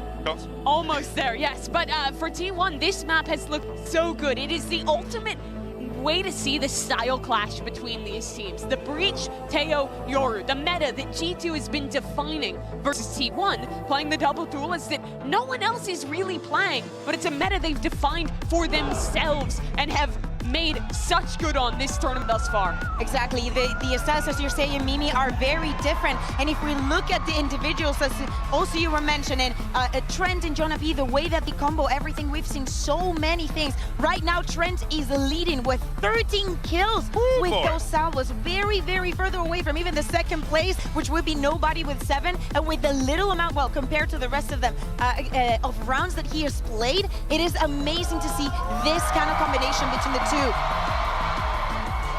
familiar spot for some of these players. For Meteor, his 3rd Masters final he's made in a row. Austin, the last one, trying to make good on that here. Agent Select is no surprises. The ISO Rays facing up against the Yoru, Breach, Teo. And I think the biggest thing to watch out for is how both these teams are going to brawl for a lobby. G2 has a ton of util to overwhelm with their double initiator comp. T1 with that ISO shield, combos with the undercut. They have ideas to fight for that space heavily as well. You mentioned the ISO. I think of Meteor. He was in every single grand final of Masters that last year. And not only that, every single one of them went to the final map, went right to the final map to just get an answer on who was going to be the winner. All right, folks, more teams are locked in, and it's time for the first pistol round of this grand final. And this is going to be one for the books. We've got just the casters to tell this story, and I'm so glad I get to send it to them. It's Achilleos and Paper Thin. Thank you, GB. What a road it is to get to this moment. Not for us, but for these two teams. T1, their first grand final as a franchise here at a global. G2, the same story coming in from that upper bracket. And there's so many interesting storylines between both of these teams. They have so many players who have fought, who have clawed their way to finally get to the opportunity to lift a trophy. And this is a big moment. Both teams have one player who have actually lifted a trophy, so there is going to be a little bit of that experience on both sides. However, it all comes down to this: 5 maps potentially to see who is going to be your first Masters winner for 2025. Barriers drop, G2 on the attack, on the prowl, pushing forward. Sylvan here at the ready, around the corner. The Paranoia going to be sent to fly. Blind, however, going to greet them there, but now the door opened up. The crunch coming in from T1. Meteor able to find a kill, gets a reset from the shield. Continues to push forward, ends up getting cut down, but Izu, the fadeaway, able to find 2. It suddenly gets left into a 1v1. Buzz, early flank here. So much pressure. He was able to get on his horse. Is Leaf going to be ready for it? Using smoke to obscure himself. Seems to be somewhat aware. Has to suss out a bunch of different angles here, but Widely looks to just try to stay tucked along the wall, but the timing there from Buzz. Leaf tries to get the flick, he cannot. T1 continuing to improve on their pistols, continuing to dominate in them. We'll find the first round here, the grand final. Yeah, this is interesting from T1. They set up a crunch around Mound. The last time that G2 had a pistol against EDG here, they set up for a trap at Mound. This time T1 are going to be the ones to collapse through. Meteor pops the shield. Try to use that aftershock to block that angle, but can't quite get there. And a big swing in from Izu. Find a couple kills. And Buzz with that quick rotation, able to catch a timing against Leaf and get a crucial opening round win here for T1. G2 going to buy up on this eco right away. They're going right into those stingers to try to see if they could take the wind out of T1's pistol. Victory. A little bit of damage done here, but G2 being patient with that U-tilt. Desk was talking about it. Something that T1 excels at is control this space. T1 has to anticipate these stingers in play. Little bit of damage off the salvo there onto Sylvan. Tucks back behind Rebel once again. Viper wall falls. Bud's going to be taken down. Sylvan only going to be good for another, and here comes G2. Meteor on the floor, clear onto the stealth drone. Stacks gonna have to just try to backpedal. Still, it's quite a bit of damage. The flank being noted, being dominated. G2 on the force up, looking to just go ahead and immediately tie up this scoreline. Completely catches T1 off guard there. See if Stacks can find anymore. And it's just gonna be clean. Cannot find another elimination. Jogamo, the only one taken down. Weapons scooped up. What a play call here from G2. And this isn't something that they've done a lot during this tournament. They've generally kind of gone into the ecos and played them fairly straight. But this time around, it is all stingers, and it works a treat, and they are so clean with them. Almost as good as rifles, it feels like, in their hands. One of the calling cards of G2. And it comes into play, and it gets them a big round win early. And that's going to swing the momentum their way as well. As T1, one Sheriff for Meteor. The rest is classics. Izu forced back by some of those concusses. Just going to willingly give up that space. Meteor trying to rotate in to help. Jog, such an annoying person to deal with on this map. The way he plays the Yoru is so unorthodox. He'll find those timings for TPs that just catch you completely off guard. He works off of the Viper smokes really well. This time around, though, just creating some attention, forcing the rotations out from T1. Cam was getting checked for earlier on. Never were able to go ahead and clear this one out. Valen's still going to be tucked just around the corner here. At least see that there's no one playing around that mount side, so rotations beginning for T1. Sylvan going to be taken down, smattering of damage there on the Leaf. Stray shots in, and Buzz not quite getting tagged up there. Push in towards Tree, however. Now he's going to be taken down. Jogamo able to find that, and it's going to be a quick pivot cross over towards that C site. Meteor with a nice shot. Does get rid of Leaf, but now Izu getting ready to be overwhelmed as the salvos fly his way, trying to find a safe space. Just here on the corner. Push in and somehow wins out the fight versus Valen. Time to jump. Isn't quite ready here for Jaw, but 30 seconds left. Meteor and Stacks just to try to see if they can deal a little bit of additional damage. Shock Dart goes flying through, push out, and Stacks getting a couple headshots across. See if they'll find a kill on the Jonah P. Meteor looking for a timing, swings the corner, gets a shot into the shoulder, but can't find the kill. Jaw with the finisher will get G2 into the lead. Well, for what it's worth, T1 does damage, but G2 here working the map really, really nicely. They start on the C side, they make a bunch of noise. That gets the rotations out of T1. They go over to A. It takes a little bit longer than they probably would have liked. They clear out Sylvan pretty effectively, but then they catch some of the players, or at least assume that some of the players went over to A side after the toxic screen goes up, but they're ready with the TP with Jog, with a couple players on the other side of the map, rotate back over to C. Izu does a nice job holding on, finding a kill, but already G2 showing a lot of variation in how they're going to approach this attacker side compared to maybe some of what they've done earlier. A lot of times they're happy to brawl against EDG. They fought for A Rebel relentlessly. Getting to the first real buy round here. Already some damage sent out, Buzz. Bounce those paint shells forward. Pushed away, Jonah P. Moving forward to try to fill that space. As Buzz just going on the offensive. He goes diving forward, but going to be met with a headshot. A solid shutdown. Where's the Armageddon going to be dodged out? The player damage once more for G2 as they get the plant down on this B site. Shock darts flying, not finding much. Sylvan needing to be able to break through this connector door. Recon quickly cleared. No info gained here for the side of T1. Sylvan on the peak, able to find Jogamo. Still a player on the hard angle, and he's able to break through. Leaf taken down, swing on the corner, Valen trying to keep them in this. As another round of salvos going to be sent out for Trent. A 1v3 just trying to play for time. Gets a headshot on the Sylvan, on his Stacks! The tap from Meteor. The time dwindling, ticking. Trent playing it beautifully. He will fall, but the round is theirs. What a monstrous clutch to keep G2 in the lead. Oh my goodness. Trent has been so good this event. And a lot of the things I was thinking about with him isn't just his individual mechanics, it's the way that him and Jonah P pair their utility. And this time around, it's the Armageddon there that cuts off the rest of T1 from flooding in with Buzz. Buzz tries to get ahead of it, pays the price. Sylvan does a hell of a job to break through there. Great recognition of the angles of the close quarters fight that he was going to be in. But Trent spamming through the wall, finds two heads with the Guardian. And T1 left stunned. A Guardian and a Vandal of their own, some Sheriffs, so a little bit of a buy-up. Jogamo gonna go on a walkabout. Not gonna see much until he gets to see. Shifting over, stealth drone as well there to just go ahead and further spot out easy. Rotations starting to come through as he applies the pressure. Cage is up, but ends up getting blinded. Meteor's there for the catch. Maybe anticipating or just happening upon that gate crash. Either way, happy little accident there for him. Buzz with the showstopper. Able to find VALORANT. Leaf quickly shuts him down. Meteor off screen, however, able to find Trent.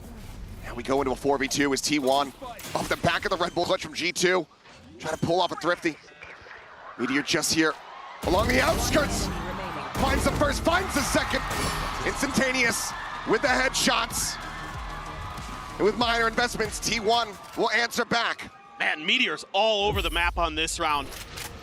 He finds where Jogamo is going to come out of the dimensional drift, clears the teleport even, throws the ult right before the showstopper comes out. And he's got the Tejo, he's got Trent locked in there. And then he's able to work his way through the Viper smoke to find those fine 2 kills. And Stax is letting him know, good job. And that was just a really proactive round there by T1. Good reactions to some of that pressure that G2 was trying to create. Some big ultimates there being used on both sides. Viper's Pit gonna be there for Leaf if they can get there. This gives them a big upper hand as far as the economy is concerned moving forward. G2 once again back to a couple stingers. Not the full send across the team. Always have to put respect on that weapon when it's in these players' hands.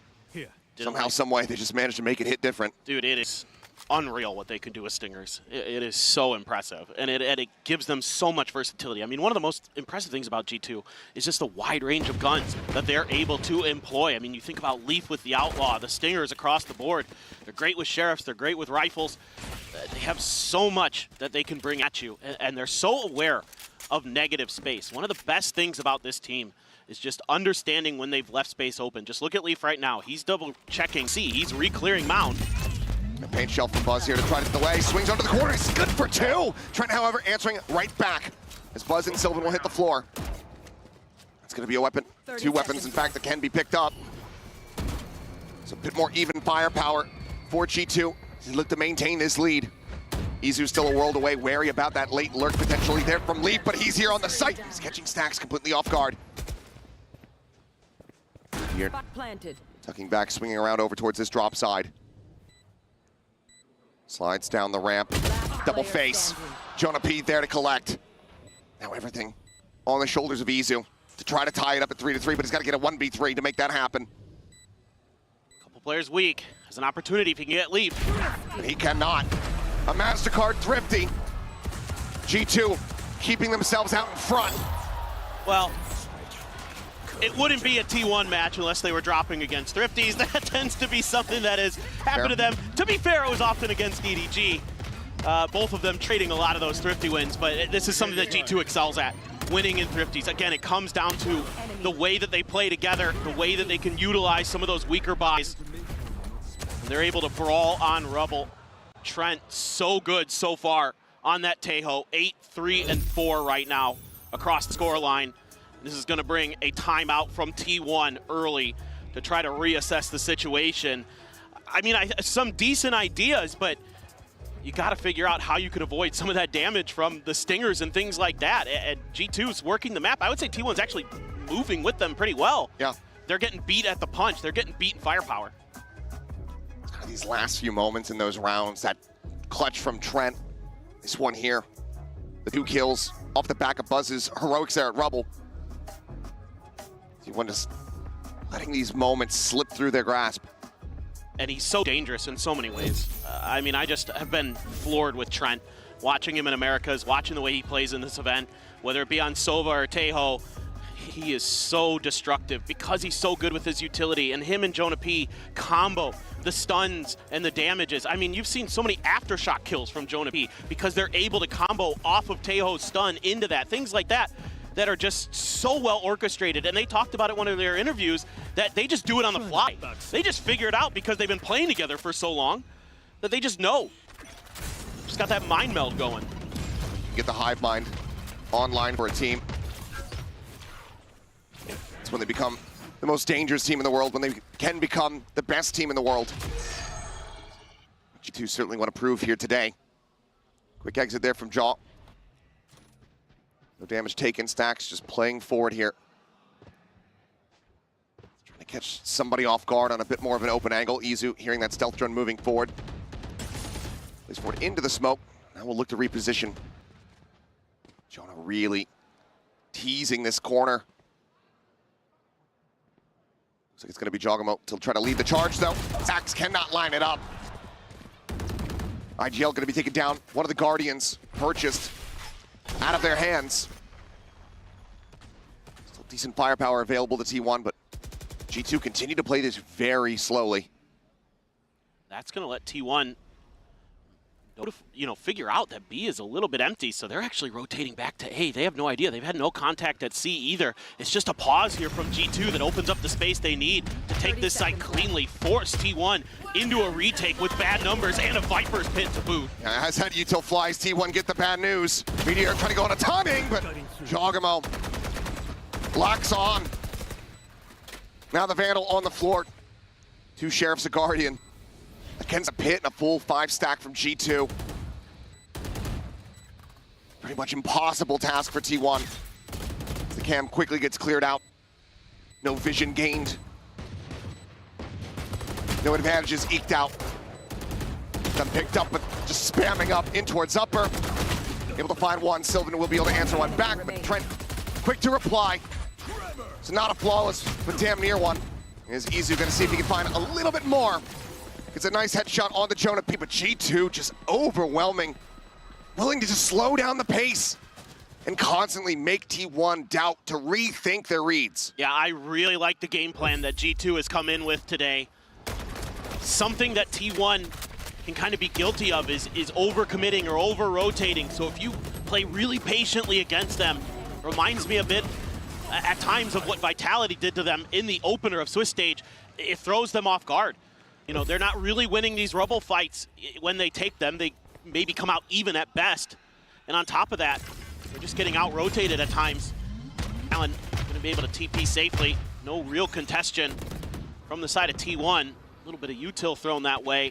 This time, though, they've shifted Izu over towards A, left Sylvan onto C on his own. 3 players at B. Is this going to be some kind of attempt at a lurk here for Meteor? Or are they just going to try to crunch right outside of the doors? Came over the top. The Armageddon to displace Izu. Tries to shift away. Staying tucked here for the moment. Stax desperately trying to catch anyone here with this Hunter's Fury. Sylvan does find the late lurker. Leaf going to be taken down. Call to pivot. A lot less likely now. This Meteor does find Balin Jaw. Thinking about going for the push. Is able to do so. Breaks down that shield. Finds the headshot. Trent answering one back. But now finds himself here on his lonesome, spike in hand. Just sandwiched into tree. Paranoia flies his way, avoids it, but thinks he confirms the kill. It's a little bit of a double take. Offsets the aim, can't get it. T1 answer back with a 3rd round win. Yeah, I like what T1 does here. They willingly give up that space, let G2 use some of that util early. Great anti-lurking here from Sylvan. Good awareness, and Meteor able to get the refresh on that shield as well. Hiding around that corner. And the crossfire is really nice. Stax his ult. Even though it doesn't really catch any damage, able to buy a lot of time for T1 to get into place to stop that execute from even happening. Now you've got another kill contract for Meteor. Rolling Thunder there for Jonah P. Another dimensional drift for Jaw. Salvo's out. One of the trips getting cleared, the other one still situated there in front of Waterfall. Makes the call, says sights all opened up. Looking for that double damage, and Izu does play off it. Nice spam. As here comes the kill contract. Balin, the fragging IGL, can he find it? The answer is no. Meteor able to pick him apart, and now T1 full forces here. Leaf on a very late lurk, needs Jonah P to buy some time, but Buzz is here with the backstab. T1 already very aware. Izu's been watching this angle for quite some time. Stacks as well from Waterfall, keeping his eyes in this general direction, and it's actually going to be Leaf who wins it, down to 10 HP. Yeah, eats quite a bit of damage, though. And that's likely just going to lead to the call to go for the save, hold on to the weapon. Cash-wise for G2, it's not strong. So need to try to retain this one. T1, left. I think given who they're going up against, more than happy, even though he's down to 10 HP, to not go hunting. Yeah, I think this is one you can let go. Leaf has been way too good this year. Don't want to challenge that. Unless you felt like maybe Buzz, you could send him out to get the ult orb with the extra cash that he has. But still, T1 also in a situation where a few of the players, the money isn't great. So just hold on, get this round. Try to see if you can get things back to even here. But this has been a great back and forth so far from both of these teams. And again, T1 playing with tremendous patience, letting those hits come, and before the spike can get planted, that's when they start their attack. That's when they throw out the vulnerable Izu combos with a spray through the smoke to find the kill, to kick things off, and that completely slows everything down. And then you're not able to get that rolling thunder going because you got another player who's grabbed in the ult from Izu, or excuse me, from Meteor. So everything kind of just crumbling piece by piece there for G2, never really able to get that execute that they were looking for off the back of Jog's ult. Well, now a timeout call from the side of G2. Clearly not happy that T1 getting back into the driver's seat here, making this a bit more contentious. Knowing that they need to have that advantage from the attacker side before they shift over to the defense. And this has been such a strong map for G2 throughout this year, not dropping it. They don't want to start here today, not in the grand final. Oh, they've got multiple maps in this pool that they haven't dropped yet this year. The crazy thing is that actually these two teams, their map pools square up pretty nicely in terms of what they like to play, what they don't like to play. I mean, the fact that Fracture is a ban here for the side of G2 is like crazy. You know, T1 has to be thanking them, thanking their lucky stars a little bit. That has been one of their worst maps this year, to be frank. But the rest of it, the way through, looks really good for both squads. So this should be a very, very tough fought match. Tooth and nail the whole way through. So far, it's been living up to that.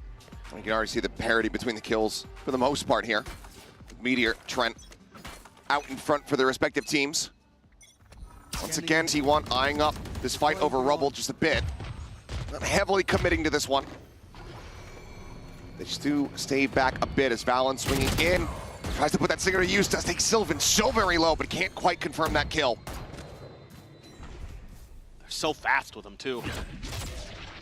Jog just gonna TP back. Jonah Pete watching to see if anybody's gonna be chasing. Paranoia there to clear space, and here go Meteor and Buzz thinking about making a push. They're gonna pack off. Got the undercuts out as well. Leaf just setting up that poison orb, clearing out the tripwire. Izu once again alone here on the C site.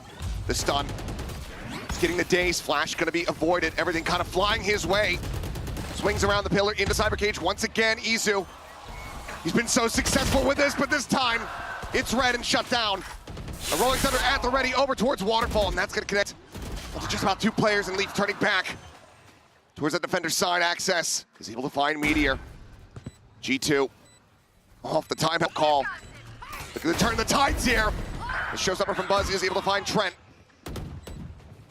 He and Stacks, long time cohorts, will both die together. What a shot from Jonah P. Jog screen picking up the 3K. And G2 getting themselves up to 6. And it's the pace. The change of pace here. A lot of times when they've been rotating, they've been a little bit slower. They've been taking their times. They've been methodical. This time it's just go, go, go to C. Right after a bit of a contention for the A side. They didn't like what they saw. Immediately rotated the other direction, put some pressure on Izu, and T1 figured it out a little bit too late. And Izu couldn't find much value. He bought a little bit of time, but at the end of the day, G2 just swarmed him, took him out. Got the plant down, used that rolling thunder to buy some extra time, some extra space. And even got a showstopper out of T1. to end that round. That is a big, big victory for them. And the money going to be very weak here for T1 if they can't win this round. Buzz on 0 credits, a few players at 100. So this is a very pivotal round. It could end up being an 8-4 for D2 if they win this one to start this opening match of Masters Bangkok. Similar setup here, Buzz. Just about able to find the shots here, but down to 5 HP. Somehow dances around those bullets out from Leaf. Paint shells just go ahead and shove G2 back in the opposite direction. But now they're going to fan out. 2 towards Mound, 2 in towards B. Cam set up on the corner inside of this B site.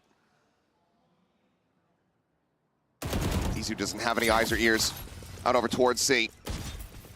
A note there on the stacks, the stealth drone pushing forward, not spotting much of anything. Buzz trying to go for a timing with Leaf, just a little bit faster, able to find it. Scales forward here into the site. Gets himself over towards that connector door. 30 seconds left. Poison's on. Shorty in hand. Push onto the corner, and Sylvan not ready for it at all. Gets cut down, Izu frantically dancing around, 10 HP remaining. Just trying to bait here, trying to buy some space for Meteor. Push into the smoke, Fallon going to be caught off guard, but Stacks cannot hold the line. The B site now open, the plant can come through. Izu swinging all the way around over towards upper, and now he has everything to do. But with just 10 HP, does he just opt to go and save this weapon? As they get ready to go into the last round here of the half. Does manage to snap on to find one. Trent eliminated, but looks like he's just going to take that kill and get out. G2. Back-to-back rounds, they guarantee an advantage at the half. They're spreading the map so nicely here, and it's really confusing T1. Even though T1 wins the early fight, G2 is able to take a lot of space towards B and towards C, and they're never really comfortable on figuring out exactly which way they wanted to go. And then Leaf able to best Sylvan this time around in the lurk battle. Opens up a huge crossfire towards Stacks. He is left on an island. Meteor trying to get through to help him out, but can never really find the comfort when those doors towards B are opened. So what is this buy going to look like here for T1? It's like a Guardian for Izu. Kind of curious what else they're going to be able to scrape together. Nice paranoia. The initial shots just a little bit off for Buzz, actually. Gave Jog a chance there. Leaf so good in this round. So ready for the angles T1 was going to want to take to try to reinforce the other side of the map. Just shutting him out pretty well. And a little bit of a pause. Yep. Looks like we do have a tech pause. The best detectives are on it. Hopefully, quick one so we can get into this last round of the half. G2, like you were saying, potential for that 8-4 start here on Lotus. T1, they can recover it to a 7-5 on the defender side, given the composition. I'd say that it is still pretty well in hand, pretty well possible. It'd be well within their grasp, for sure. With the way that we've seen them play this map, with how well they really played on the attacker side yesterday, in particular against EDG. I mean, I think it was like a couple maps where EDG was only able to get, 5 rounds on their defender side total. It was just really oppressive what T1 could do there. Well, just a little bit of a heartbeat issue there. Seems like everything is good to go. Now we go ahead and see how this half is going to conclude. Dimensional Drift available here for Jaw. The buy, as you were talking about, kind of all over the place. A Glass Cannon Guardian here for the side of Buzz. Looking like something on Bind from last year. They're not willing to contest Rubble at all. Checking to see how far up exactly they pushed with that Boombot. Stealth drone to check. Sometimes Buzz likes to go onto the other side of the rubble there, so it's wise to clear that space before you move through. Just a little bit of a TP to see if they can bait out some players of T1 to make an aggro risky peek, but T1 this time going to be disciplined. One of the things they're going to really need to dig deep here today with what G2 has shown so far. They're playing patient, they're playing slow. T1 needs to be able to match that, or find ways to just turn the screws on them and just turn the tempo. Sylvan just going on a fact-finding mission. Jogamo going to respond in kind with the dimensional drift. He's going way deep. That lurk from Leaf. Still here in case they want to go for the pivot. It looks like they're going to try to do that. Smoke over onto upper. Snake bite out. Leaf with some spray. And Meteor just going to be overwhelmed trying to escape. He's able to find one. The neural theft now going to be invested 4v4. Stacks able to get himself a weapon upgrade. With those ping reveals, no real way to try to play off of this information. T1 able to just cursory idea of the positioning here from G2. Buzz is going to have to go huge here. Still 2 blast packs to open up some space, but G2 has given up that space to set up these crossfires. The time is ticking. They're still not even really stepping into the site. Buzz now trying to start to go for it. Jonah trying to play anti-flash here. He's just keeping his eyes over towards that connected door, but as he swings back in alongside Valen, Buzz is going to be taken down, and Valen is taken over. 3 kills from the IGL. Secures a 4-round lead for G2 at the half. Just brilliant game plans coming in here for this attacker side for G2. Patience pays off. It pays dividends. As G2 has an 8-4 lead going into half. T1 maybe starting to sweat a little bit. You know that this is your opponent's map pick, but it also is a strong map for them.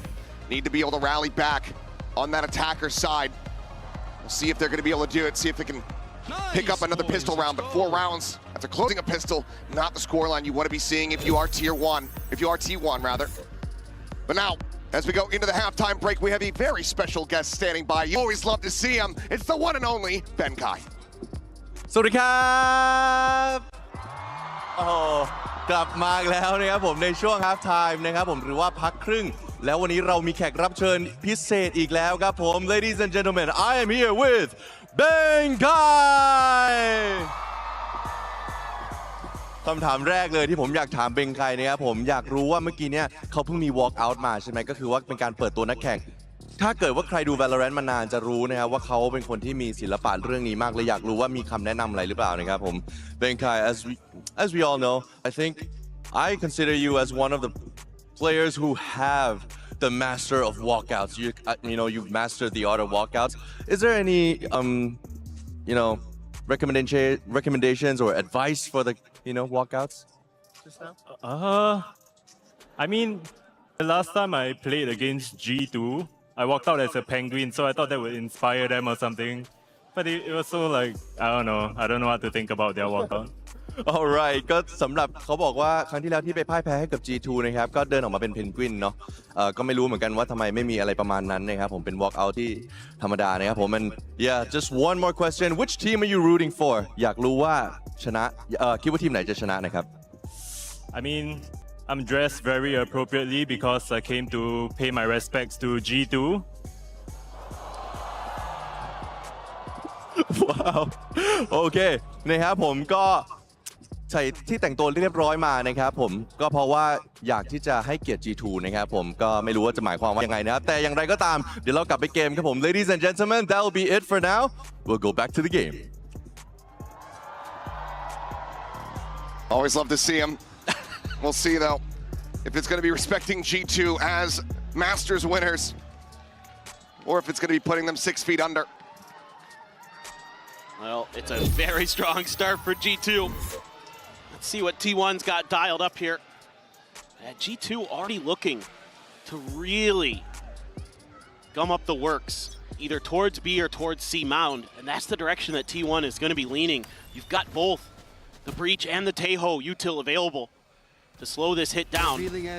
Stacks wants to check with the recon, but the smokes out front dissuade T1 from continuing down that path. Yizu, in the meantime, has taken a ton of space, but that's going to get checked and cleared. Stealth drone will shove him back. Now, Salvo's pushing him into the open. Yizu just going to be picked off, even some damage there. Now on to Buzz. Already the round well poised to go the way of G2. Those combos are so good. The way they set those up, the timings they have on the fly, just so brilliant from G2. One shock to back sight, nothing there to receive it. Jaw, however, on the corner. A one tap on the Meteor, finishes off Buzz. Tips to the spear, eliminated Stacks. Finds one, but is immediately traded out. Now it's down to Sylvan. He is created by Leaf on the flank. And that is going to be a pistol going the way of G2. 1-1 in that regard, but after closing out the eco round in the first half, they're so well poised to claim Lotus as their own. There it is again. Just the combo utility from Trent.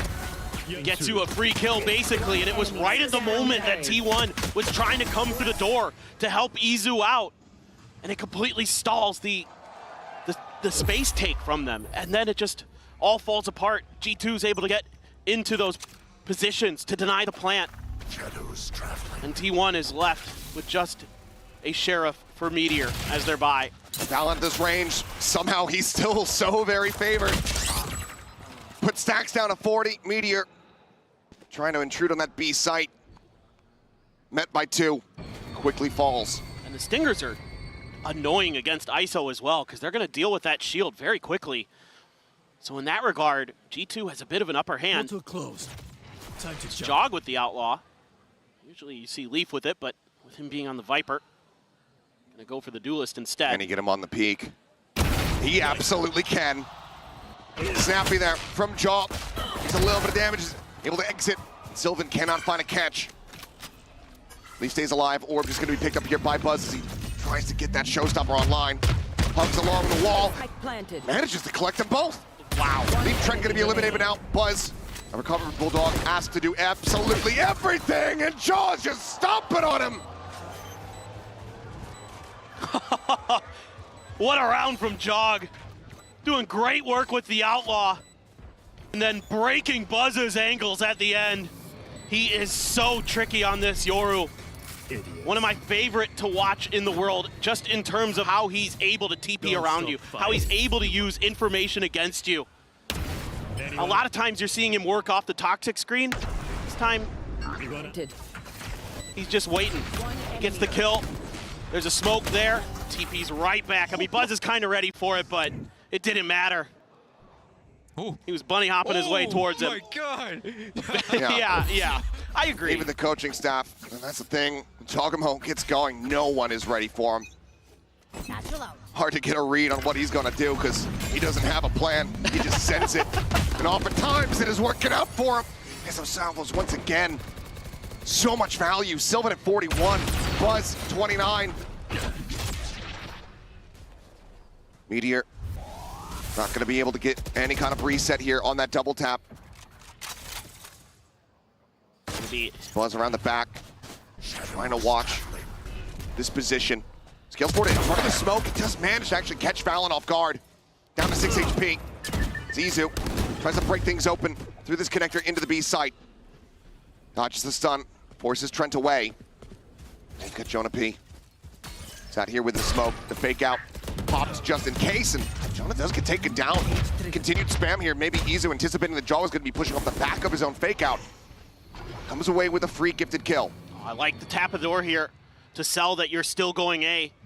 That's kept G2 planted, looking that direction, while T1 moved in the other. They're screaming over towards C. B, though, going to be checked and cleared by Leaf. Buzz just holding there, left. looking for the potential lurk. Izu going on a bit of a walkabout himself. Double flankers available here for T1, but Leaf is now starting to get himself in position. Still just that stinger in hand, does get smoked off here at Waterfall. Took a long time to get here, man. Paranoia now sent. Buzz on the move. Izu just gonna rotate back across through main. There's the salvos once again. They try to delay. 8 seconds remaining here. There's the push. There's the spike dropped. And I don't think they have the time. They need the stinger right now. They just can't get it done. Everyone is dying, falling to the wayside. Stinger Vandal doesn't matter. Leaf is just different. G2 get to 11. Unbelievable stuff from G2. But it's the time that works against T1. They're able to pretty effectively sell a fake, but they don't have a ton of information on what's going on the other side of the map. So they slow walk almost the whole way from A to C, and that buys enough time for G2 to get the read, to get to the other side, and wipe T1 out of this round, probably out of this map. Bracelets! They all want the MVP. They all want the MVP. We'll see. Right now, still very much up for grabs. Still a lot more Valorant that needs to be played before somebody can claim it, but G2, they want that 1-0 start. They want dominance. They want to send T1 reeling backstage from a devastating loss. this is so tough now. Jonah P, what a position. No way to read. They are everywhere and nowhere simultaneously. Omnipresent on the map. Izu answers one back, stops it from being a flawless, but that is as good as it gets. Map point now for G2. I mean, there's just nothing that T1 can do well. They can't win the Rubble fights. The util just too oppressive. The crossfire so good. And even with the paranoia hitting, Sylvan takes such a tight angle around Rubble. He gets cut down instantly. Well, the rest of T1 fall like a house of cards. G2 huffed and puffed and blew them away. And this has been quite a shocking start. It looked so good. It was 4-5 at one point. It looked like it was going to be a banger back and forth. And then since then, G2 has just run away with 7 rounds in a row, if I'm not mistaken. Correct. 7 rounds in a row, the fans here passionately cheering for G2.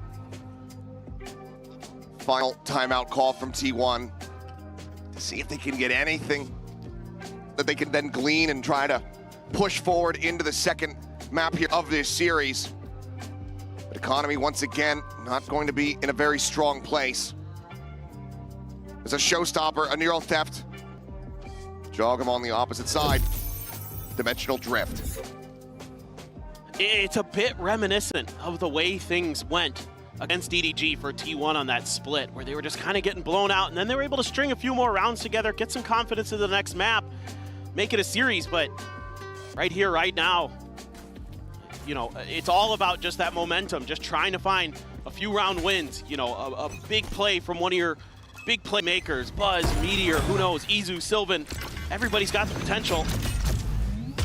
A little bit of a contestation towards the back of Rubble, but so far, no real play off of it for G2. They're tucked firmly behind. T1 should just accelerate here. They have met 0 resistance. And they are going to go pushing forward. Trent just pulling back, trying to get everybody rotated into position. Izu trying to go for a lurk. About to walk forward into B, but Leaf once again swoops out, finds a kill. That much more pressure here on Izu to try to deliver. Showstopper, point blank. Trent going to be taken down. Valen able to find one. It's now a 3v3 with a dimensional drift in play, but Buzz takes down the opposing captain. Jaw trying to lead the charge here, but now realizes that he's all on his lonesome. Goes pushing out, trying to go for the shorty. This time, Buzz is well prepared. T1 will break the round win streak here from G2. But from here on out, they now need the streak 7 in a row to get it into overtime. Certainly seems like a almost impossible mountain to climb for T1. Good round here. Able to, again, just make some good decisions off of the space being given up. Just make a confident play, get in there, send Izu on the lurk, kind of simplify the round a little bit. They're able to come through with a pretty clean win. But old Buzz just has to continue going forward. There's the spam out. The recon from Stacks revealing so many, but with Buzz dead, there's no one to try to play off the information. Jonah P now lingering here within the smoke, backing off, anticipating a retap on the door. Going pushing, guiding Meteor forward through connector Trent on this right side angle to try to intercept and shut down. Shifts over towards upper. Push under the corner. Some damage going to be exchanged here. Looking for the stun, and he just re-peeks it. Meteor desperately trying to get away, but cannot. Oh. As Trent looks to hold this down. Make it unassailable. Just Stacks and Sylvan remaining. A 2v5. A desperate bid to try to keep this map going. Sylvan will find the first, but he eats so much damage. It's an easy grab for Leaf as he looks for the second and final kill here on Lotus. A bit more fight here, it would seem. But Valen will go ahead and put them down. 13-5 G2, making a statement on their map pick of Lotus. Absolute destruction here. They had T1's number so well throughout this. T1 needing to rally back. They have their map pick of Haven coming up, but G2 have clearly been doing their homework. We'll see what happens when we come back after the break. Nice try. NT. fucking go. They're already shook. It's a marathon. Take advantage of it. Guys, not even close. Go, Jota, go, Jota, go, Jota, go. Just let me work. I'm gonna go. Nice, Jake. I'm in the game, baby. Bracelet, bracelet, bracelet. Bracelets. Wait, I need...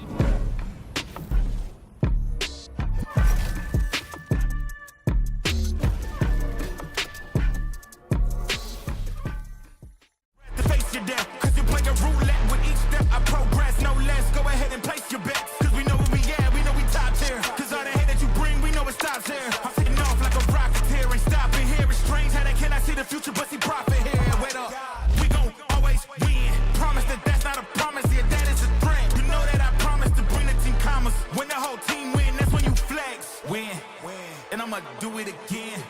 Watch me win, then watch me do it again.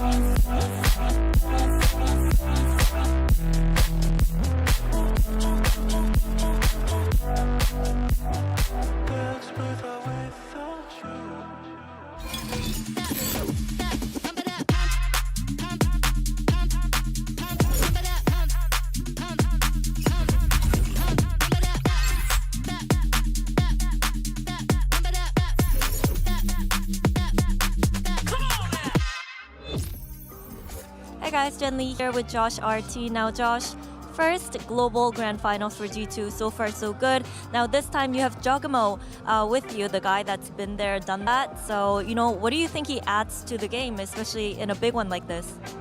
I think his demeanor, his calm, I mean, honestly, his vibes, like he always makes it kind of fun. Him and Jonah especially are kind of just making it just like a normal day of practice in a way. So like I've been telling the boys, like, yeah, we feel the energy of a grand finals, but let's just take care of business. And also about that Lotus pick, power move? Sort of. We felt like our Lotus is just stronger, and it showed. But T1's an excellent team. I'm expecting a counter punch right back on Haven. They have a really good Haven, so I expect a really, really tight Haven match. All right, thank you for your insights and good luck on Haven.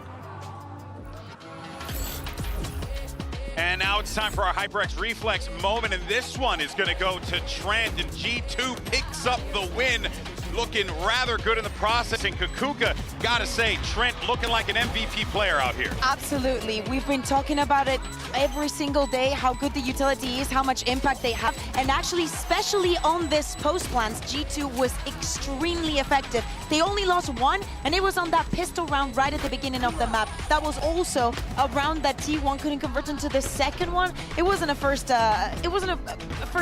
good map for T1, let's just say that. Yeah. G2 showed a very different game plan on this map of Lotus versus how they played when they beat EDG. When they played against EDG, it was all about the A-Rubble fights, dominating with superior utility in that space. But here they had a read to give those A-Lobby fights, go for a lot of mid-round re-clears, and aim to finish B a lot. That was a weakness that I think Josh RT found in prep, and it paid off big time for a strong start for those Ascension underdogs. Indeed, it did. And there you can see Trent there. We talked about it before, making the case for an MVP award. But on the other side, though, Giacomo stepping up big time in this one, guys. Yeah. An absolute barn burner of a performance for Mimi. And one thing is for certain is that if he's outputting like this in the series, everyone on T1 needs to watch out. This is why they picked him up. Jaw is a big game player. You heard it from Josh. He has a certain aura to the team, being a guy who's been there, done that, lifted trophies, which no one else on G2 has done before. And after having a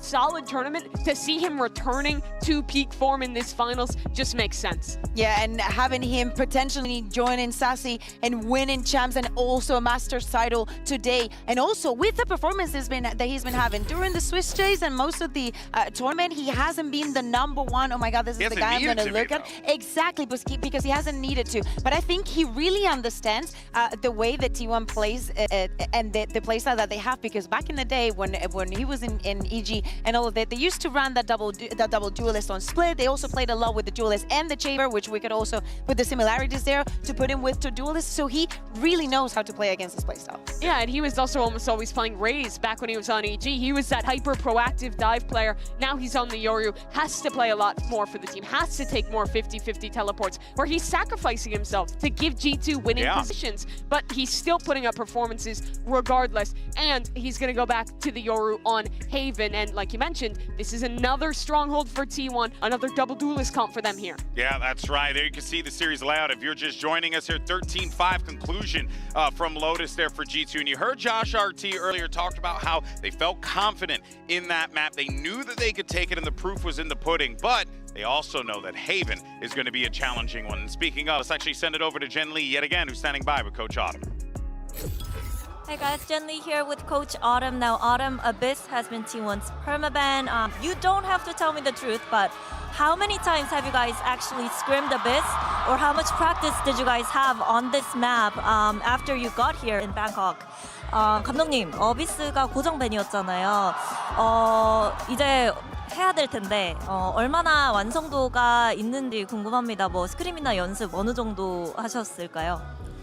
일단 당연히 어비스란 맵도 꾸준히 연습을 하고 있던 맵이기도 하고 중간에 이제 메타 변화가 있었을 때 저희가 그때 사실 어비스만큼은 좀 조합에 대한 갈피를 못 잡았어가지고 저희가 사실상 밴을 하게 됐었는데, 오히려 이제 G2가 결정이 나고부터는 G2는 이제 조합 컨셉이 사실 저희가 옛날에 쓰던 조합과 유사하기 때문에 그거에 맞춰서 저희가 짠 조합이 있는데 그 준비가 좀 어느 정도 돼 있어가지고 그렇게까지 큰 걱정은 하지 않고 있습니다.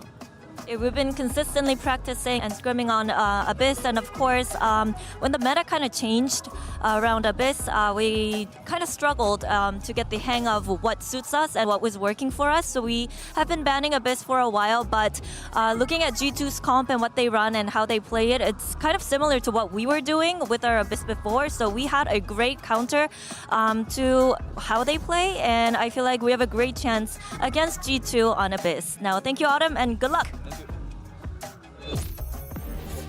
And that is going to be yet another one of the challenges that this T1 team has to overcome. They've been banning Abyss all throughout. We'll see how that plays out going into map 3. For now, set our attention to Haven, map number 2, because on Haven, this is where you gotta feel good about what T1 are gonna run with this ISO.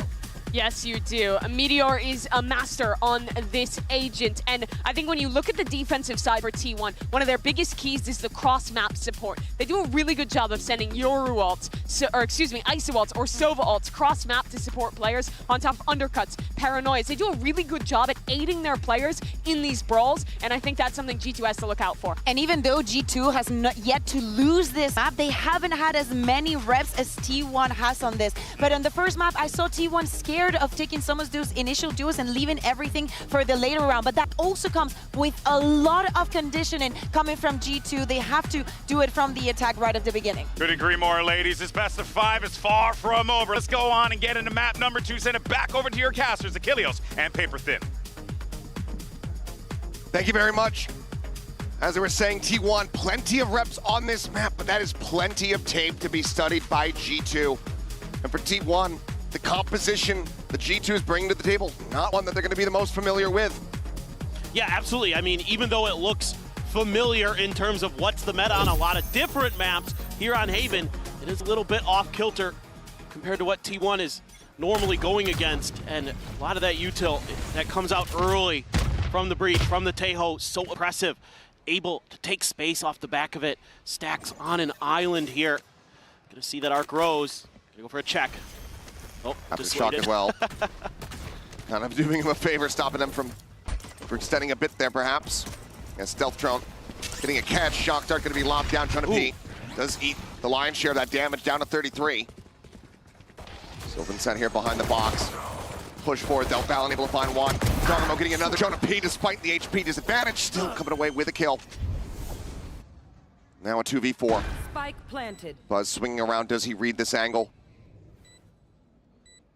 Classic could devastate, but he spots him out. He's able to find the kill. A tap there on a Valen, taking him down. So very low, just to a sliver. Can't quite confirm it now. Everything to do here for Buzz. No flashes, just a gate crash. The timing, not on his side. Needed to hit the headshot and cannot. G2 winning another pistol. And it's once G2 is able to get to the site, they just flood around the box, start knocking players down. Jagamo's all over the place, jump peeking to set up his teammates. Valen gets that kill. Then there's a Razor Vines at the entrance from Link. That slows up Izu, so he's not able to get involved in that firefight either. Tries to wait it out, can't do much. Buzz a little bit unfortunate with the timing with the gate crash, but another great start here for G2.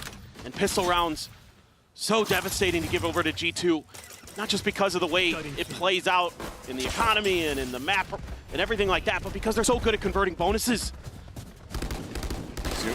Going for a reposition, gets himself back plat. Pick out there. Not a deep gate crash here. It's actually one bit more defensive setup for Jaw. Be back around the corner, out to safety. They're super concerned about some kind of lurk coming through. You already have Leaf checking for the long A push, for the mid push, and eventually D1 will go there, but have they been able to kind of be patient enough to catch G2 off guard? Doesn't seem like it. Able to confirm that presence.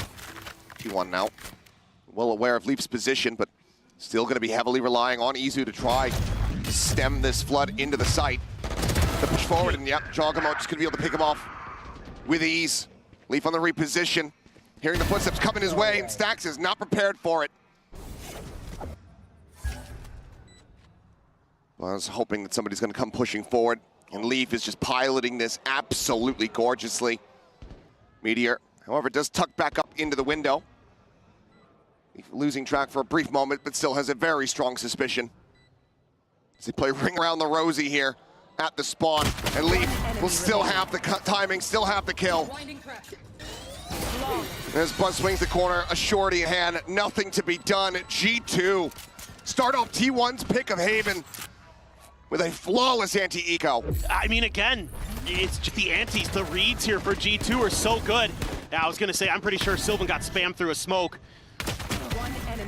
Trying to come in to bail out Izu, but nothing doing, and just Leaf. He has been brilliant this tournament. He was brilliant on map 1, 21 kills for him on Lotus, and is doing circles around T1 to start here on Haven. T1 gets guns in hands, but after that flawless, G2 gonna have some fearsome firepower. A couple stingers, a guardian, a bulldog, and Leaf with that phantom. Take flight. Stacks. Gonna see a couple trying to call for some reinforcements, and it is gonna be another mid push out here for T1. Meteor gonna try to get on these flanks early, but there is that Vice wall to slow him up, or at least give the info over to G2. Stealth drone cleared here from Stacks. Tucks into the cubby. Several players available now here from the side. Up T1, Stacks gonna be giving his life to try to go ahead and get that trade up, but it's traded back a bit. Around the corner, the fake out, drawing the attention here for Buzz, but swings to the backside and quickly takes down Jogamo. The damage, though, already quite palpable here. Jonah P still has an opportunity to deal more, if not clutch out this round. Buzz just gonna plant his feet by the spike. Send out a gate crash just in case he can't get the initial duel. Situates it there. In hell, the swing, and he's going to be taken down. 27 seconds. Izu repositioning. Fault line. Not quite getting him. Jonah P trying to play every single angle. Izu just going to be tucked into the corner. A singular flash. All that he has available. And as he tries to go in, he will fall down. But that is still a damn good bonus for G2. T1 will get on the board, but it's just Izu as the lone survivor. That's just a brutal combo, though. Stacks is just stuck in the corner. He does well to even get one, quite frankly. Here, Buzz thinks he's got the kill.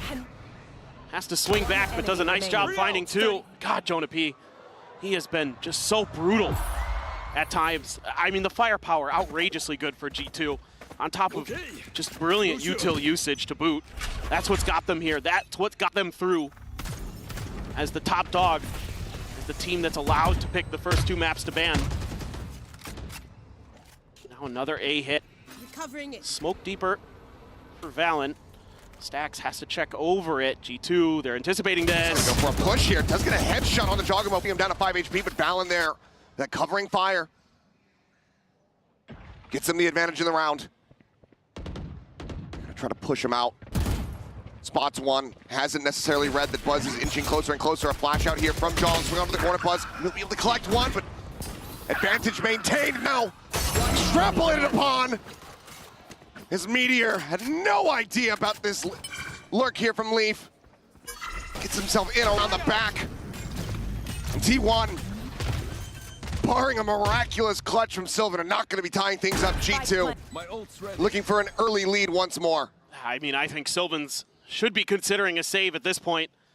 Just brilliant, brilliant reads from G2, understanding the tendencies of the T1 players, understanding that if Stacks doesn't see anything off of that drone, he's going to want to check with his eyes, check with his gun, see if he can find a freebie, and then the attempted re-clear of space by Buzz and Meteor is dealt with. They've got the utility there. Jog able to back up Valen, even though Valen falls. That's it. That's all T1 can find. Sylvan's going to try to hide in their spawn. They're very suspicious about these potential positions here. Salva's a check. Spike will detonate. No one going to be encroaching, so Sylvan will be able to hold on to this weapon. One survivor, but this time not off the back of a round win. G2 move up by 2. Well, it feels like T1 is generally playing very passive at the beginning of these rounds. I think you need to call for some kind of aggressive hit. towards the top of A. Even if G2's not there, you need to find a way to take a little bit of map control, get better reads quicker. Weapons up, comms open. And try to shut G2 out of the rounds before they can even begin. It's like the desk was talking about, once they get into those post plants, they were immovable objects on Lotus. Dog, exploration again. Dimensional drift, spotting out a couple. Rolling Thunder going to be available here for Jonah P. Izu lurking forward into the smoke, finds one, picks up the weapon, but now he's just going to be flushed out. Draw on the backside, able to find one. Buzz. Classic somehow comes away with two. And that leaves Stacks now on his lonesome. Weapon can be collected. As everybody else from G2 scattering. Trent, Jogamo sprinting towards that A site. Dude, Jog is all over the place on this Yoru. He is just making it so difficult to track what's going on. In the beginning of the round, he's at the back of Z, and then he's TPing back to Cubby. I mean, he's just so cagey, so smart. And even though T1 has plenty of experience playing with against Yorus, the way Jog pilots it, quite a different affair. And they're gonna just take two players, send them down into the sewers. Stacks still has the recon, still has the shock, but I think Trent's gonna make the loop all the way back around and catch him in the back. Isn't planted for long. There's still so many angles that Stacks needs to check. The time continuing to whittle away. Quick peek down into sewer. A recon gonna be set, but there's the salvos to buy more time. Trent here. Behind the bricks, the stun connects. A 3K, and Stacks will fall, and G2 continue on their merry way. Wait, look at the way he plays this. He gets behind him. They've got the aftershock combo there as well. A grab well to boot, just to set Jog up to clear the back of sight. Then he's going to be TPing back to the other side. Buzz gets a couple. Nice and cold. I mean, that's a good way to put it. I like that we linger here for the sip, because there's a timeout on the opposite, so we have plenty. Go ahead and see what Josh thinks. But yeah, another early timeout necessary for the side of T1. There's a reason why Jen did that, that during that interview with Autumn was asking him, not about Haven, about that Abyss, because it is that third map. She knows, the players know, we know. If T1 cannot find a victory here on this Haven, and we go into that Abyss, they're gonna be staring down the barrel of a potential 0-3 loss here in their first ever grand final. No, it feels like a must win for T1 here on Haven, no doubt about it. Their Abyss was okay in the offseason, I will say that.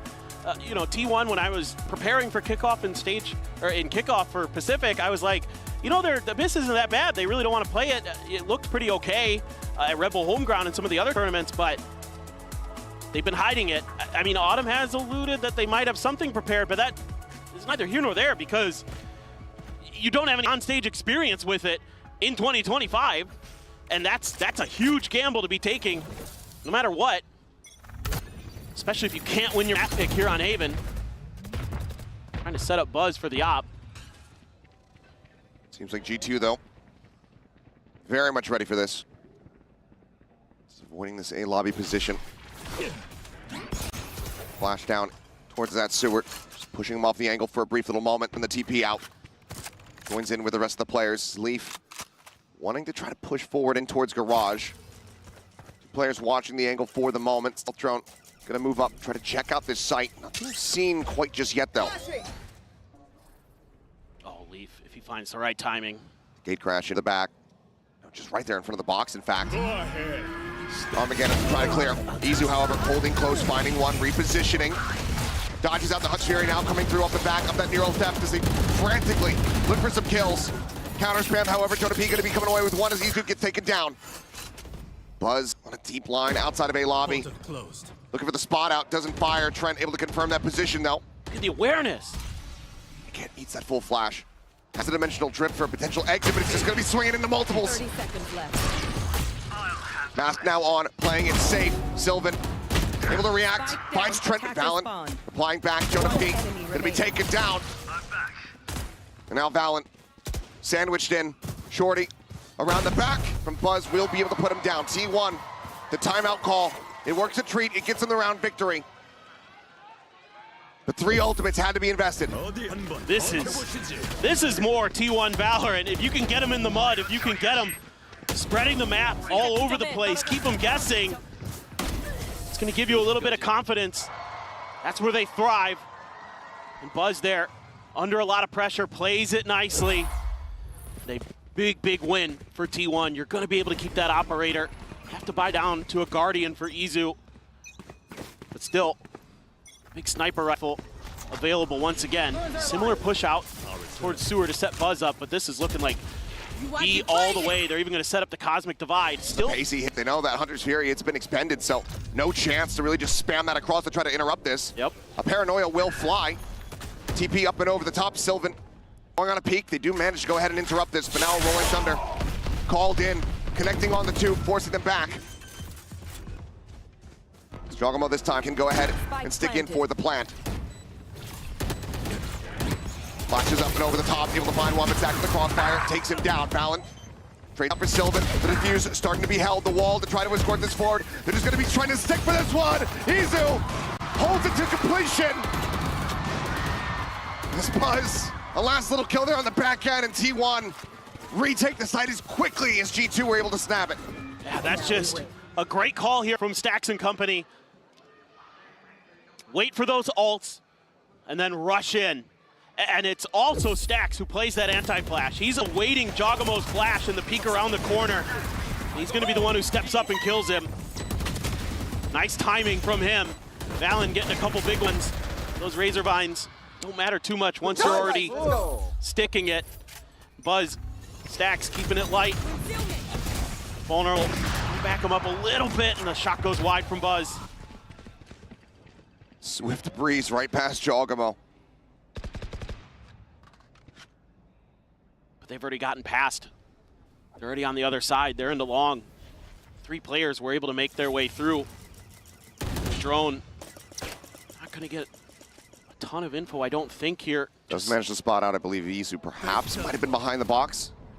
Hard to tell from just the mini-map alone. Either way, Leaf just going to try to stay planted here. Sylvan, however, more than ready for it. Reads the setup. Finds the punish as soon as that nebula goes away. As soon as that smoke goes away. But wow! What a shot! Buzz has been so clean in this tournament with that operator overall. The Trent just doesn't give him the time of day. Now a 4v4. Spot out Izu, eating an immense amount of damage through that spray. Sylvan similarly getting tagged up, is able to find one, tries to readjust, cannot get balance. Stacks' presence is now going to be known. The Meteor out from long, able to find another. 30 seconds left. The ult available, does he send it? The answer is going to be no. Spike not quite planted yet. Repositions, wants to try to make sure that he's not going to be punishable. G2 exploring outside of the site now. Izu hearing the footsteps. Tries to go in for a timing.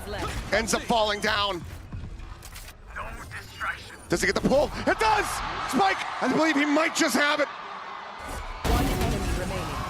He's got the play of a Meteor. Brings it to a 1v1. Oh my God. Just a wall.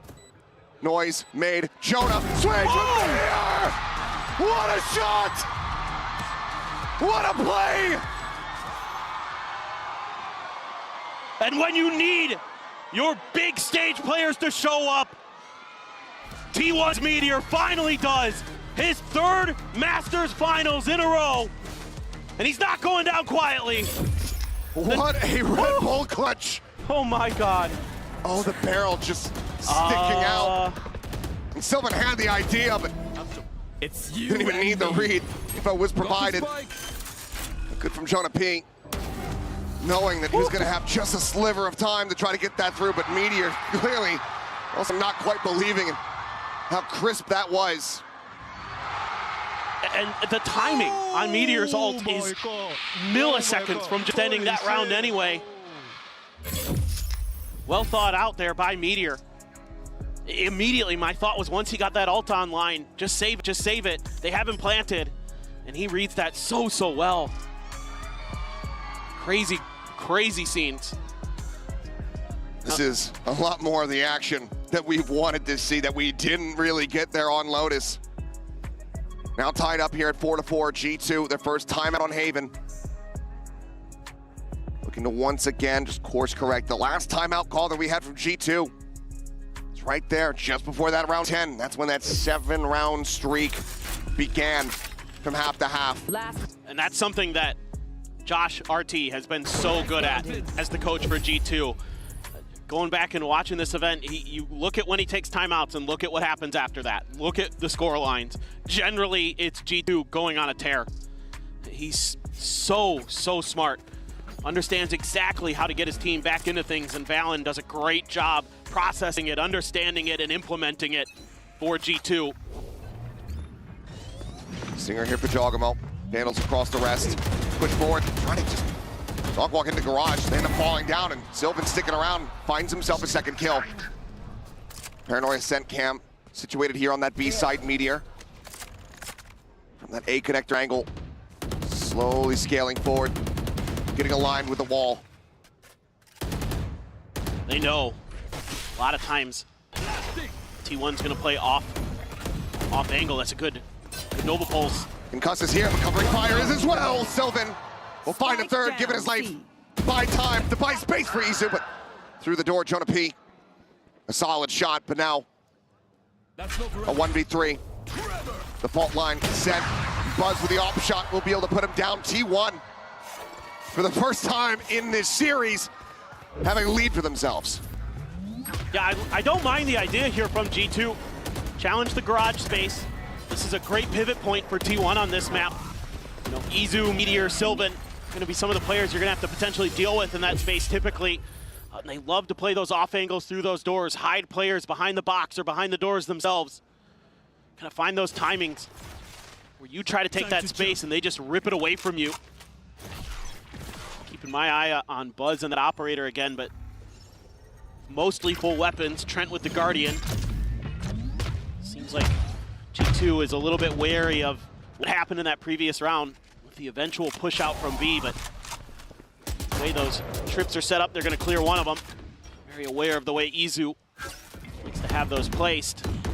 Gives them a little bit of opportunity to take a pause and think about things, slow things down. This is what gave T1 a bunch of trouble on Lotus, on their defender side. Very big shift though.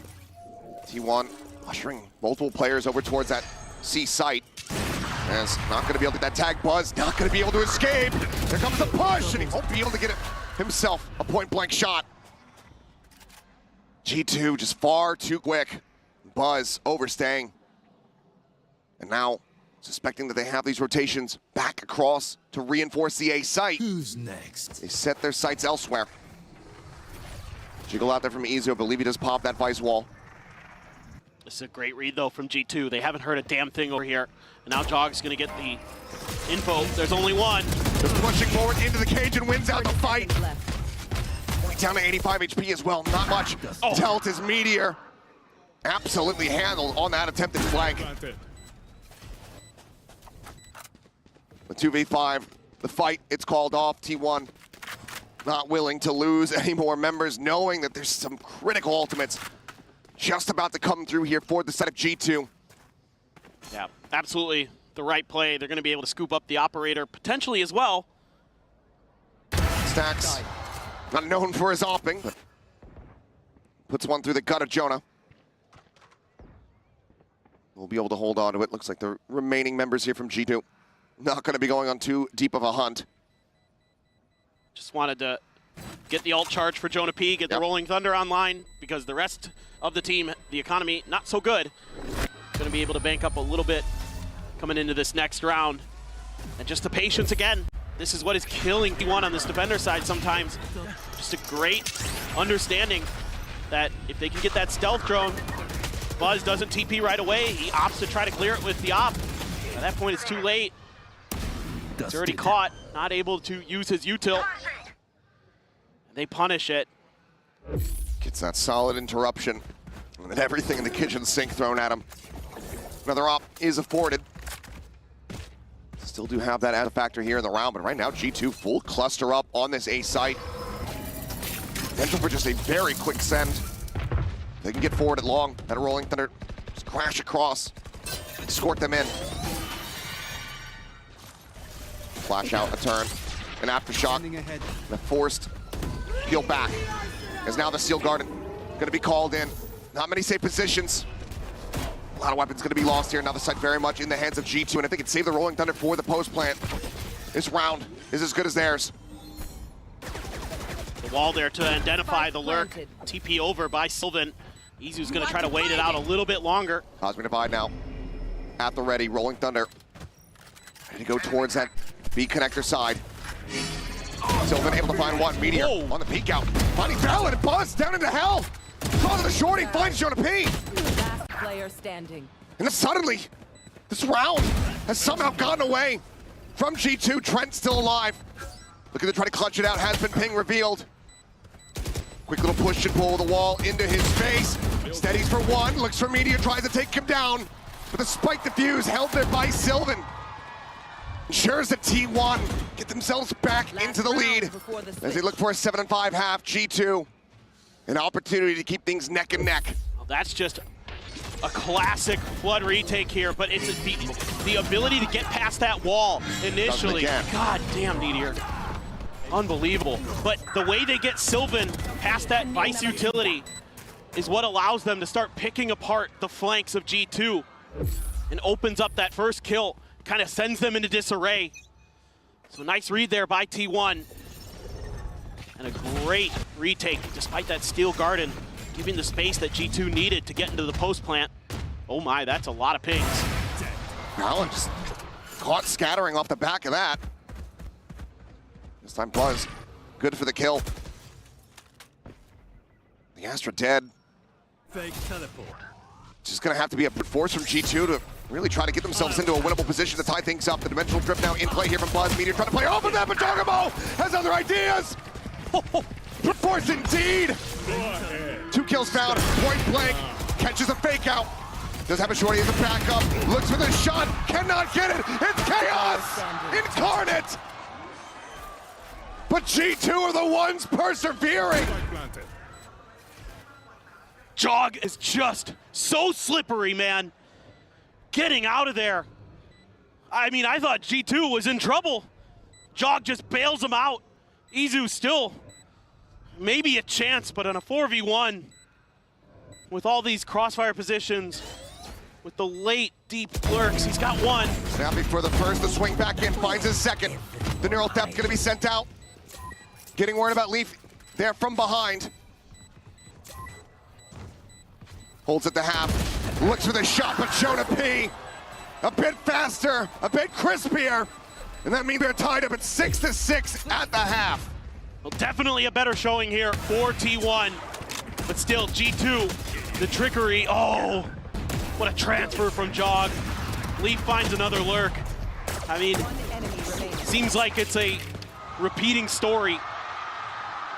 We're on loop, we're on a turntable that's stuck. I feel like I'm just saying the same things. It's like Jog does this, and then there's all these awesome things that G2 is doing. But T1 able to punch back. That they are. 6-6. Well, let's go ahead and hear from another classic. We got 10 stand by for an interview. และก็กลับมาอีกครั้งหนึ่งแล้ว ตอนนี้โอ้โหพิเศษกว่านี้ก็น่าจะยากแล้วครับผม Ladies and gentlemen, with me here today is Tens! First of all, we met just now. How are you now? How was the mangoes? It was really good. I recovered, so it's better now. What do you do to recover? I drank milk, ice cream, Pepto-Bismol, Tums. I took everything I could. Sounds like me too. Just now สำหรับคำถามนะครับก็อยากรู้เหมือนกันว่ามะม่วงที่กินไปเมื่อกี้เป็นยังไงบ้างนะครับก็ถือว่ากินทุกอย่างไปเลยนะครับทั้งนมทั้งไอศครีมทั้งอะไรก็ได้นะครับที่ช่วยตอนนี้ไทยสันโอเคแล้วนะครับไม่ต้องเป็นห่วงเนาะ Of course this is grand finals of Masters. I want to know who do you think is going to win? My brain is saying G2, but my heart is saying T1. โอ้คิดว่าใครจะชนะ Grand Finals 10 นะครับบอกว่าหัวสมองคิดว่า G2 นะแต่หัวใจมันคิดว่า T1 นะครับผมมา And of course you're here in Thailand. We see so many fans You know, they really love you so much. I just want you to give a couple of words to all the Thai fans and, of course, all the global fans who's watching back at home. Yeah, thank you to all the fans. It's been amazing in this event so far. And yeah, I love Thailand, honestly. It's one of my favorite places to be, actually. ว้าวเนี่ยก็บอกว่าโอ้ก็บอกว่านะครับรักประเทศไทยมากคิดว่าเป็นหนึ่งที่ชอบมากที่สุดแล้วนะครับผมก็ถือว่าน่าจะมีโอกาสได้เห็นเขากลับมาที่นี่อีกครั้งหนึ่ง and of course Tens I really thank you for this but that is it for us from now and we'll get back to the game. Bat chest 6-6 here at the half, fully tied up. G2 currently having the leads there on pistols, 2-1 in that regard. T1, how do they start off this half? Buzz has been impactful, but we haven't been seeing those same hits. Yes, that incredible clutch from Meteor. It's not quite hitting as hard as we have been seeing from him in the days leading up to this grand final. Can he get online here in the second half of Haven? Absolutely, they're going to need that. And the other thing they need to do is shut Leaf down. He is just running all over these maps. Great pick from Izu. Oh, almost finds a second. Let's get that hit there. Jaw down to 70 HP. Trent at 20. They're rotating back into this. Maybe just making sure that there isn't a full commit to this push out, yeah. Portal closed. Maybe just off the call that Izu said, look, I've absolutely destroyed the majority of them. Looks like they're going to try to fight into this. Salvos at the ready to ensure that things get chaotic. Fallon down here at Sewer. Jump across the way, though. Sylvan with a right click, going to be able to find one. Trent now entrenched and flushed out. Rock dart at his feet. He falls. There's the undercut. They get that double damage. 3-0 reset on Meteor's shield. T1 decently well poised to try to get this pistol win. Leaf still alive, however. And as always, is insanely capable of being the X factor, but now down to just 54. Stacks behind the box. Sylvan to his right. Can he find it? Swings in, does get some damage done, but cannot find that kill. T1 tie things up as far as pistols are concerned. Take a narrow lead once more here on Haven. Yeah, this is such great work by Izu. Doing so much damage on that swing out. Sylvan there, playing quickly off of Meteor's peak with the shield up.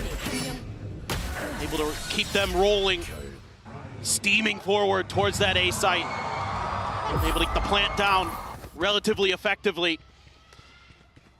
And this is certainly a big round. You normally wouldn't say that going up against an eco, but T1's had some struggles against them, and G2 has had some success. Yep. No force buy up this time, though, from G2. You're not going to be seeing the Stingers.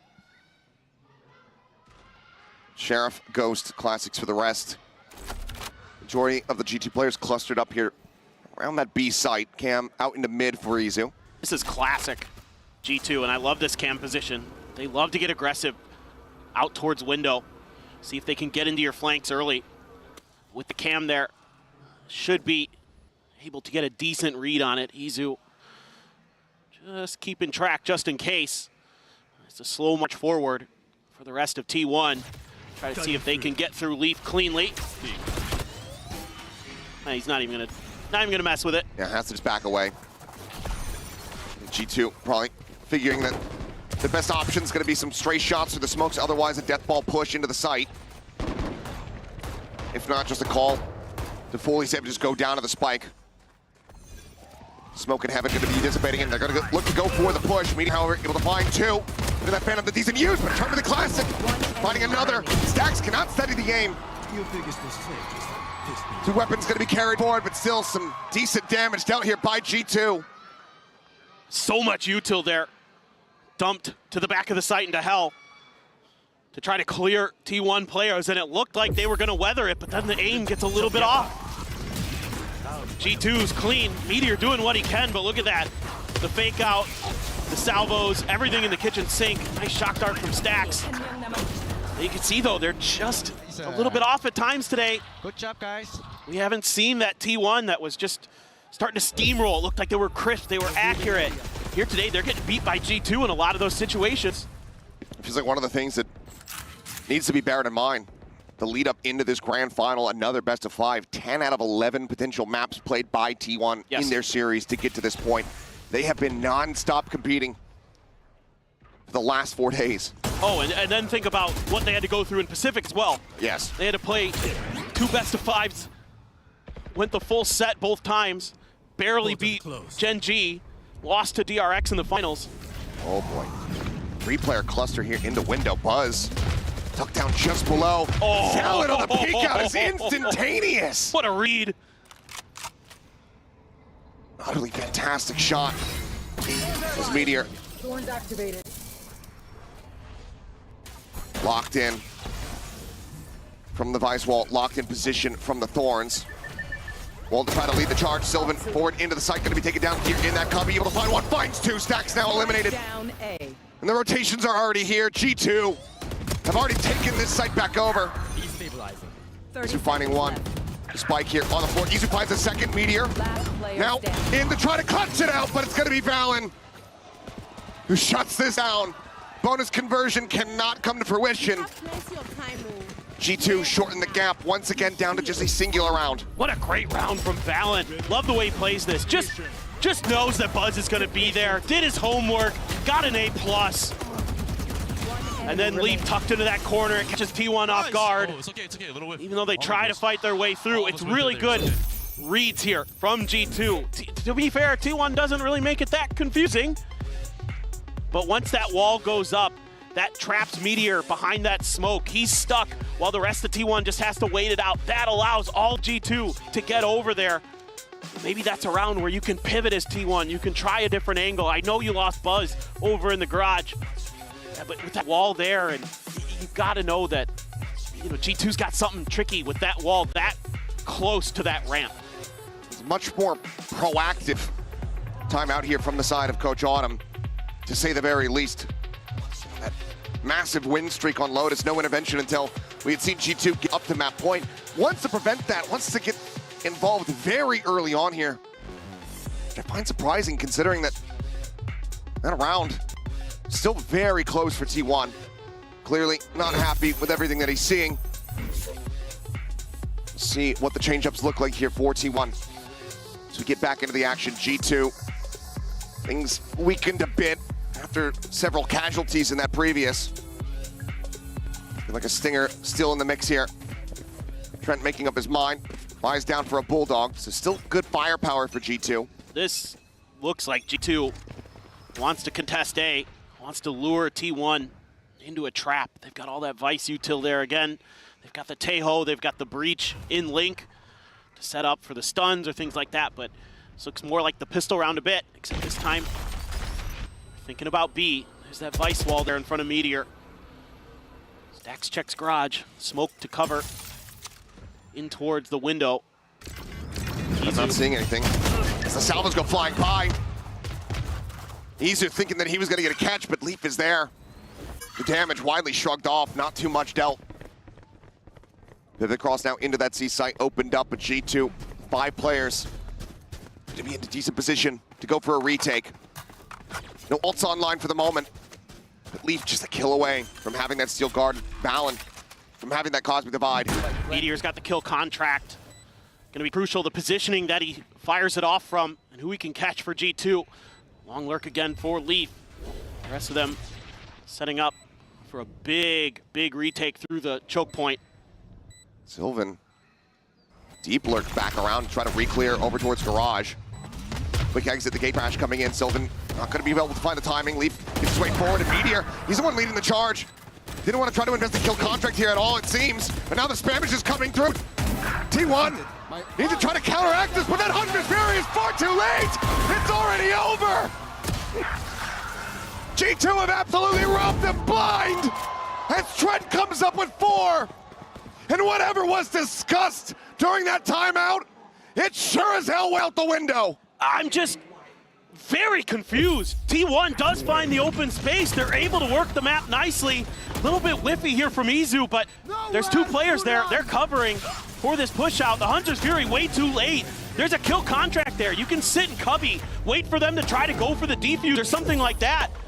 Slow up that retake attempt from G2, but it just feels like T1 maybe starting to crumble a little bit here under this pressure. Now they're back down to Sheriffs and a Guardian.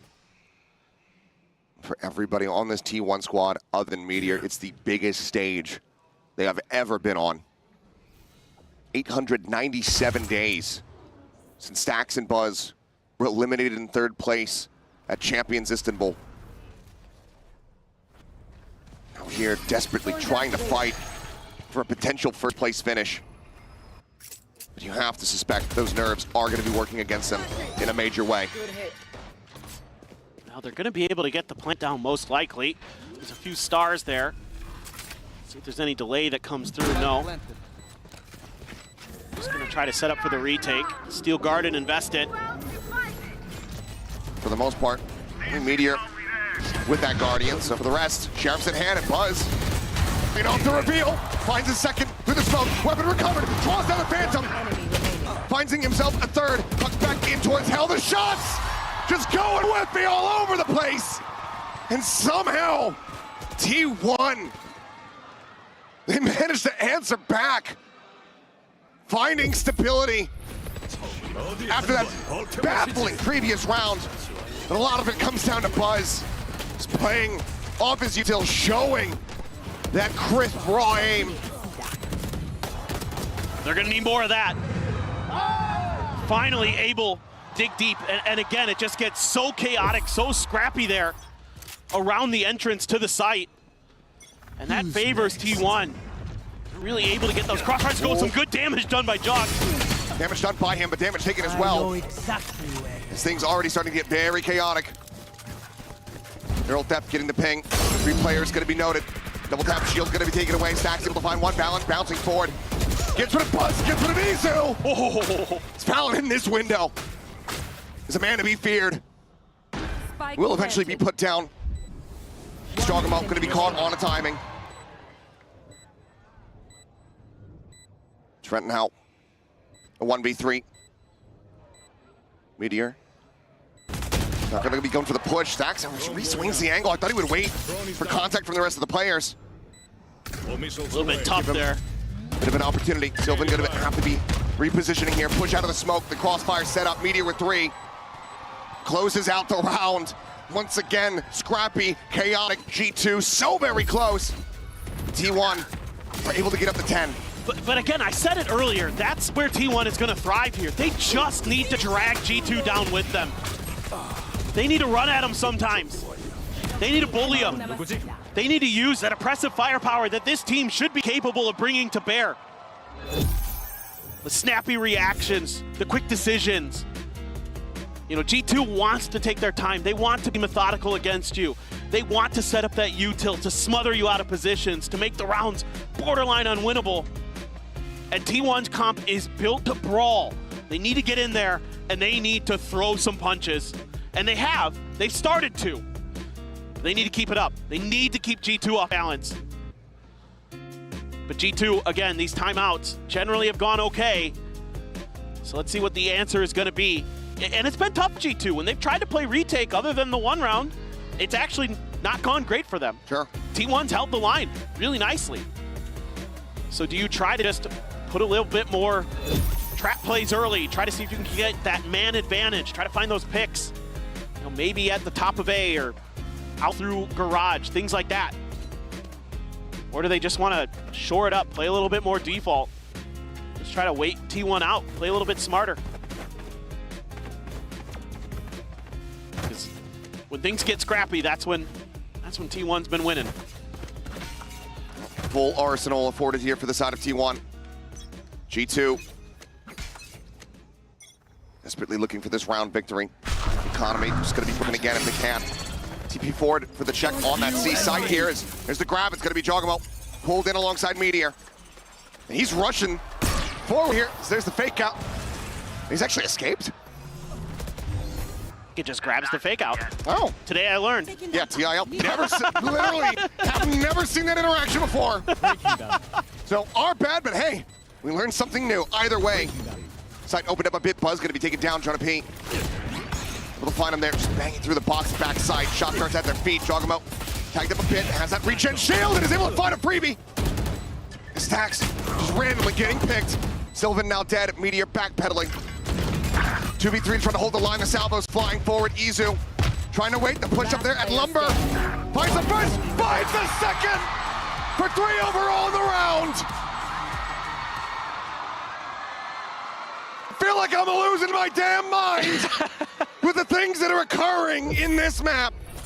But T1 managed to scrape by. I'm just done trying to make sense of it, just trying to enjoy it.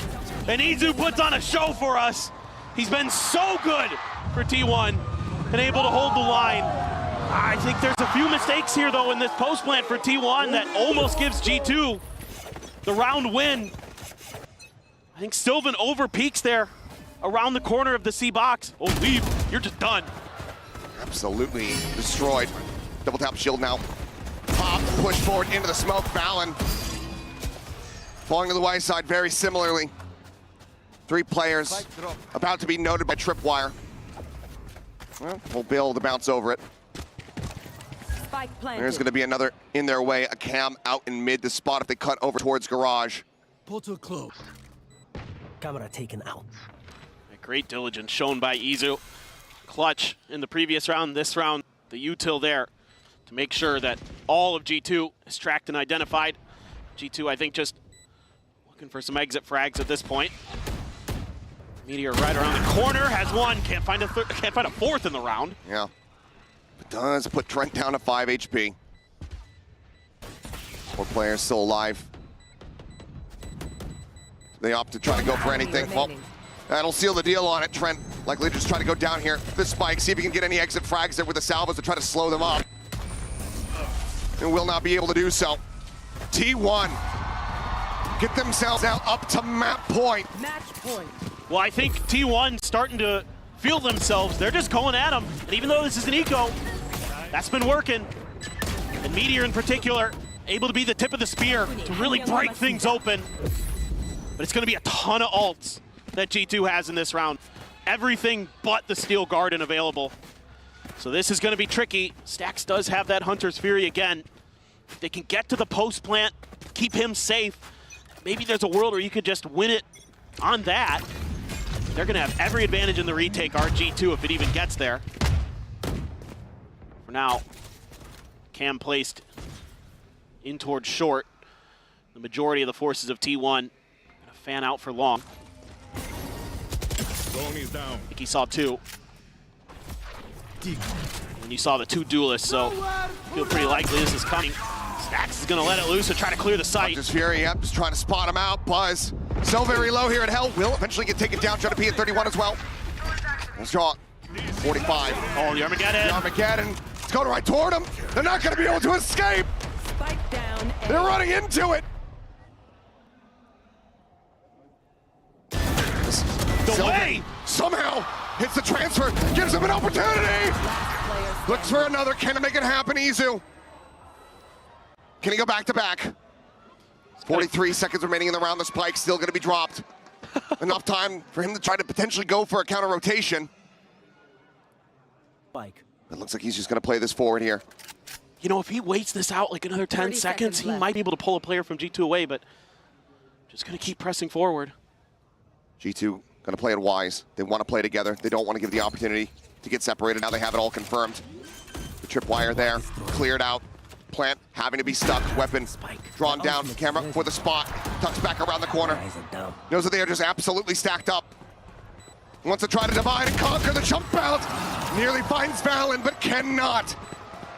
G2. Another scrappy round. A lot invested. But it keeps them afloat here on Haven. The map not over yet. Just gorgeous timing on this Armageddon from Trent. Catches T1 where they have nowhere to run. They are stuck and they are dead. Absolutely beautiful. So well read. And Jonah P just being so annoying with that breach util at the point of attack. Sets him up perfectly, gets the flash as well, and Stacks. Meteor cannot get out in time. Well held. They need 3 more to send it to overtime. A couple of those all twos. Still have the dimensional drift, still have the cosmic divide for G2. Easy with the neural theft. It's gonna go back to C for T1. This one's been working pretty well for them. Some spam there to check the orb. One away from a kill contract for Meteor. So absolutely something T1 would like to get into his hands. I'm not going to spot anything. Curious if this entrenches G2 further or if they're going to look to rotate off this A site. Jogamo playing about within that cyber cage, but really not going to find much. Thorn's now going to be popped, stopping T1 from advancing forward into the garage. They're really taking their time, trying to suss out the positions as best they can, but man, G2's done a great job of hiding. Finally, spot on the jog. Spot on the one. Just that stinger in hand, Jonah P. That Guardian sends out a shot, pulls back, and yeah, nearly has that kill. Flash sent forward. There's a fake out, popped. So once again, just trying to reposition. What was that? I don't know. Just spamming his knife. Like you know where he ended up there. Either way, Jonah P going to be taking down Trent, eliminated. T1 now fully in control. Spike planted. The Guardian picked up, but so very low on HP, nowhere to go. He's just out into the open, he's instantly dead. VALORANT good for one, but now it is all on leave. Cordonov from the site by his own Astra. The wall will fall, Stacks out into the open, taken down, but Sylvan on the counter swing, gets them the win. 13-9, we have a series on our hands as T1 tie things up here in the grand final. Well, if there's one thing about this T1 team, they do not give up easily. You gotta stick around for this one, guys. 1-1. Let's see what Abyss has in store for us.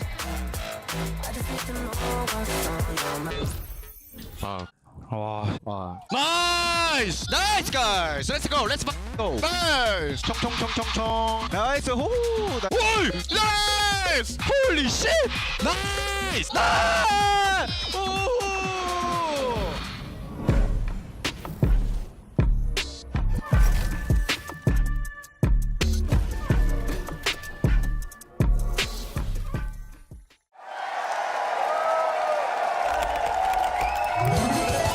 Red Bull gives you wings.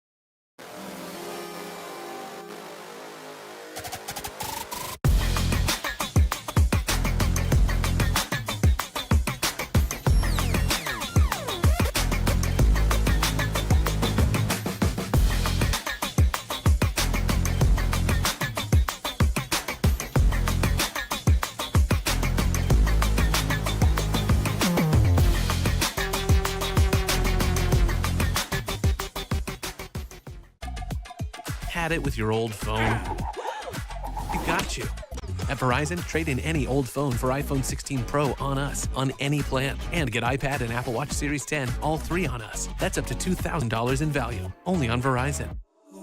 Frequencies are meant to be UV. Ultraviolet trying to see through me. I'm there when you don't see. I care when you don't see. Take care when you don't see too. Frequencies are meant to be UV. Ultraviolet try to see through me. I'm there when you don't see. I care when you don't see. Take care when you don't see too.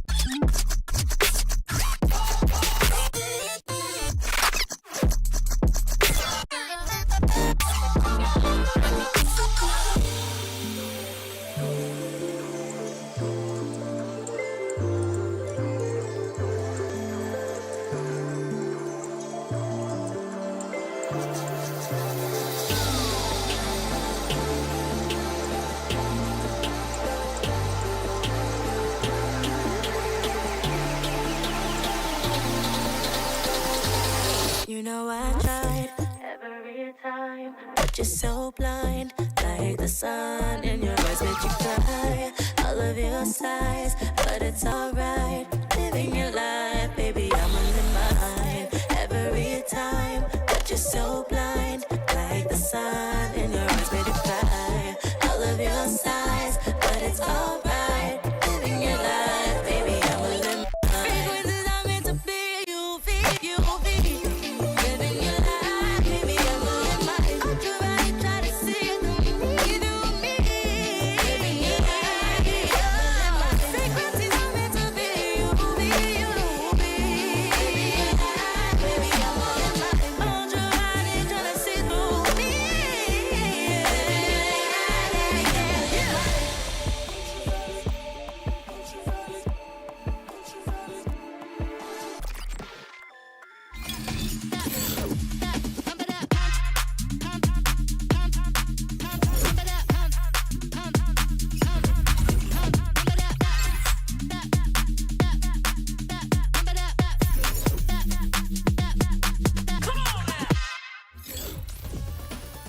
T1 not up the series 1-1, and that brings us to our Verizon high-speed moment. And this one goes to Meteor, an absolute playmaker in the server, doing some, well, let's just say the Lord's work with that ISO, holding it down, and he is definitely been on fire today, Mimi. What an intelligently played clutch from him, stealing the planter with the ice wall, almost just winning it straight up on time, but finding the duel at the end here to close things out as well. Meteor has been incredible for T1 all tournament long. It's his third Masters final in a row, and playing like this puts him on a good pace to win that second trophy. We even saw later on Jogamo using the fake clone to try to bait out one of the ults later on and catch it, but Meteor couldn't be denied. Just the impact that he gets with this patient style of play that T1 has is wonderful, and it's so successful against the Breach Taeho because they give so few cues as to when they're going to exec. Yeah, it really has just been an absolute beauty to watch here. But another thing as well to keep in mind is that Meteor is going for something pretty big here, right, Mimi? He's going to be one of the first players, the first player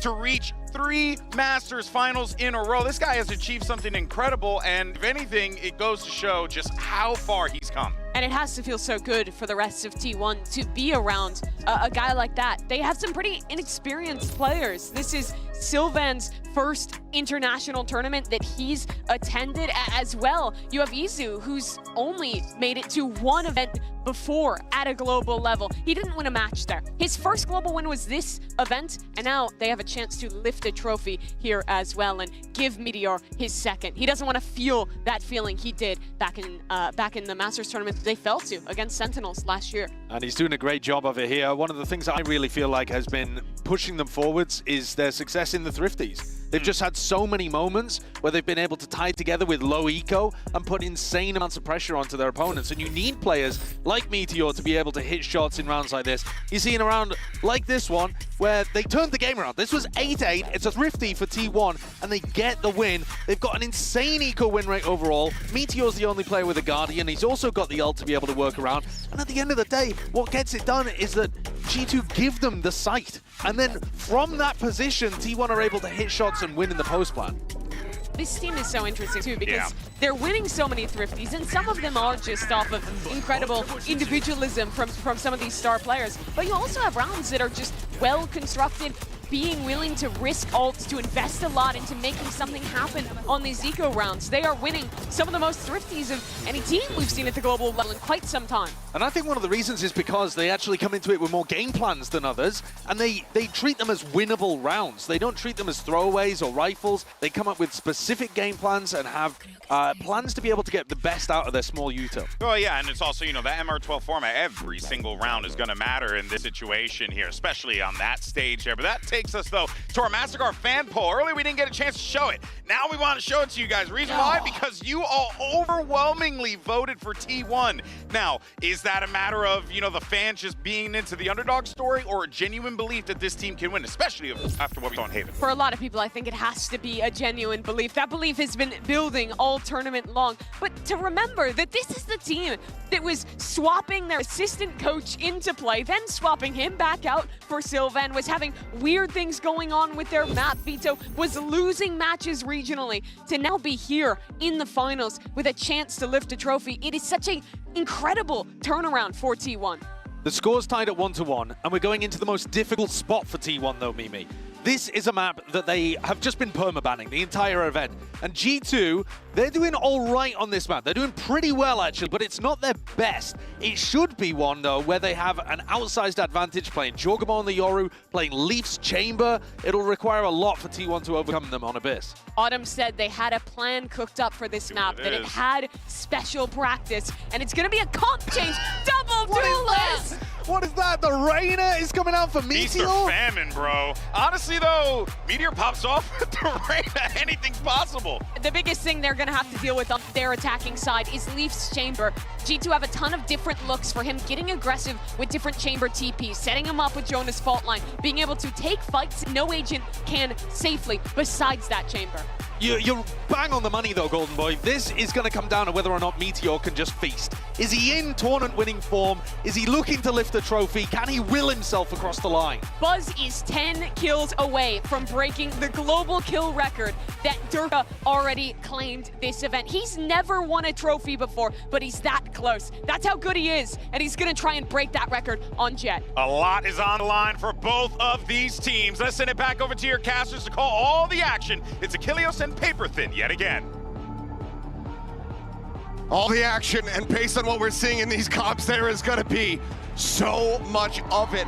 Reyna, something we haven't seen all tournament long. Got a first glimpse of it on this stage earlier when Superbuzz was playing it in the show match, but that's about it. Meteor has not played this agent much at all. It's the second time ever, as far as I can tell.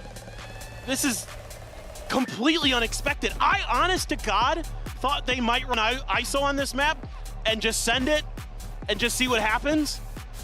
I'm very, very interested. This doesn't look like what they did on the offseason. They had the Cypher on this map when they were playing it a bit, but this is the real danger, man. Yeah. Aforementioned there from the analyst desk, Leaf on this Chamber. One of the few in the world that really still makes Chamber look like he's absolutely busted from the olden days, but Buzz now 8 kills away from claiming that kill record on the global stage. Comes up with 2 quick ones here. As immediately Trent forced to just tuck back. Valen steadily making his way over in towards tower. Has been noted, Meteor and Reyna put down. A lot more work to be done here. Buzz at 10 HP. Ooh. The shock there was available, he would be able to do it, but we'll just get him with the classic, it seems. Cut himself down to 5. And as he goes to swing out, he's just getting encroached upon. Will be hunted as T1 reclaim the lead in pistols and get the opening round here on Abyss. So if I could theory craft a little bit on what's going on here in T1's mind. By all means. And good luck. Yep. No, I mean, look, no matter what, I'm trying to throw stuff at the wall and see what sticks. But my guess is that part of this is the Leers can keep Leaf off balance. Like, you can clear the way that he holds A. Like, a lot of times he's going to be peeking out a little bit even deeper than what we saw in that previous round from A in towards main. And this time, G2 just wants to brawl. They sounded a fault line early. Stacks with the drone, stacks with the kill. Gonna be taken down. Getting quite the reveal here. As yet now the call to just try to bail off the side of the map has been made here from G2. Trent could not escape. And we'll just be flawless here for the side of T1. G2 venting the play, sticking around with it, it would seem. And overall, do not mind it. You do not want to be funneling these ultimates into the likes of Buzz to Stacks. I mean, because here's the thing for T1. A lot of what G2 wants to do on this map is control mid. Use those double TPs, whether it be Jog, whether it be Leaf, to kind of work that part of the map. Get it behind that box. It's in the center. Kind of push out from vent sometimes. Things like that. But with this Reyna here, I think they're just going to try to abuse the heck out of these chokes in front of A and B. Try to brute force their way through onto site. And see, just let the chips fall where they may. I mean, why not? The muds work, let's do it. Again, those salvos to try to interrupt and find some damage. Once that rendezvous comes through, Trent, nice headshot on the swing of the corner. Raise one back there on to Buzz, finds another. Oh, Trent. Stacks eliminated, dart in. Looking for the shock setup as Media able to find Leaf. Back into a 3v3, Spike still not yet planted, now committed to. It's pop flash out. Meteor off the flank, able to find one. Takes it to Smith's back, pulling the corner. Headshot is found, Jogamo gonna be eliminated, and Trent's out of bullets! T1 convert the bonus, 3-0 start on G2's pick of Abyss. This is madness. I mean, Autumn said that they had something special prepared. And so far, he's been absolutely correct. I mean, Buzz just getting ahead of the game there. Jonah P with util in hand. The dismisses can work around these boxes so nicely on site. I mean, you're gonna see similar scenes on B, assuming that T1 eventually goes over there. And immediately a timeout called here by Josh. He loves to get into things early, especially if his team is down like 3-0, 3-1. He wants to make sure that whatever's going wrong gets corrected immediately. And my guess is you're gonna have to play a little bit further back. You're gonna have to give up a little bit of space toward A main, because with that Reyna there, with the Leers, it's actually gonna be quite difficult to challenge it. Man, as quickly and as deep as Buzz is getting in at the moment. Looks like he's been the brand new agent here. Just so fast to scale forward into the site and take that space. It's like, you mean I don't have to play Yoru or Raze? Yeah. All right, let's go. A rare change up for him. 3-0 start, certainly not what G2 were anticipating at all. Maybe for themselves, but certainly not for T1. Call's gonna be a couple more singers back into the mix. See if they can swing things here with a thrifty attempt. Hunter's Fury off the back of Trent's heroics thus far is gonna be online. Yeah, now my eyes are on to Sylvan. He's looking to take a little bit of space towards mid, see what he can get done. That's something that G2 does so well, is control that space, and they're all the way over, putting 3 players onto the A site. I was gonna say, look at this conditioning. Yep. So they stack things up here. T1 immediately pivoting over to that B site for the first time. Just looking to try to catch them off guard. As Jogamo, deep little peek. The classic. He's back out, joins in on this side of the map after not seeing anything. With the reinforce here, RG2 making the right call to get into pole position, but that haunt. Dealing 2 players here. It's Valen pushing forward. Unable to find the kill himself, but Trent will be able to do so. Lined up the fake out. So far, just that 1-for-1. Hunter's Fury off the back of the ping. Meteor previously weakened up, ends up falling down. Izu gunned out by Leaf. Stacks pushing forward, however. Catching a glimpse, but Leaf over the top. Headhunter collects. And Sylvan now once again asked to clutch for T1. Swings, finds the first. The hold coming through, and he just faces forward. Red Bull clutch, Sylvan bails him out and keeps G2 off the board. It's scrappy, and G2 reacts pretty well to the B pressure. Nothing A, and they are on their horses trying to get over to the other side of the map. And they're able to cut down a lot of T1 members. A great Hunter's Fury from Trent. But Sylvan's still alive. Sylvan in the back lines. And Sylvan has come up huge for T1 since coming back off the bench. So many assists. The assist leader coming into today. Him and Jonah P neck and neck in that regard.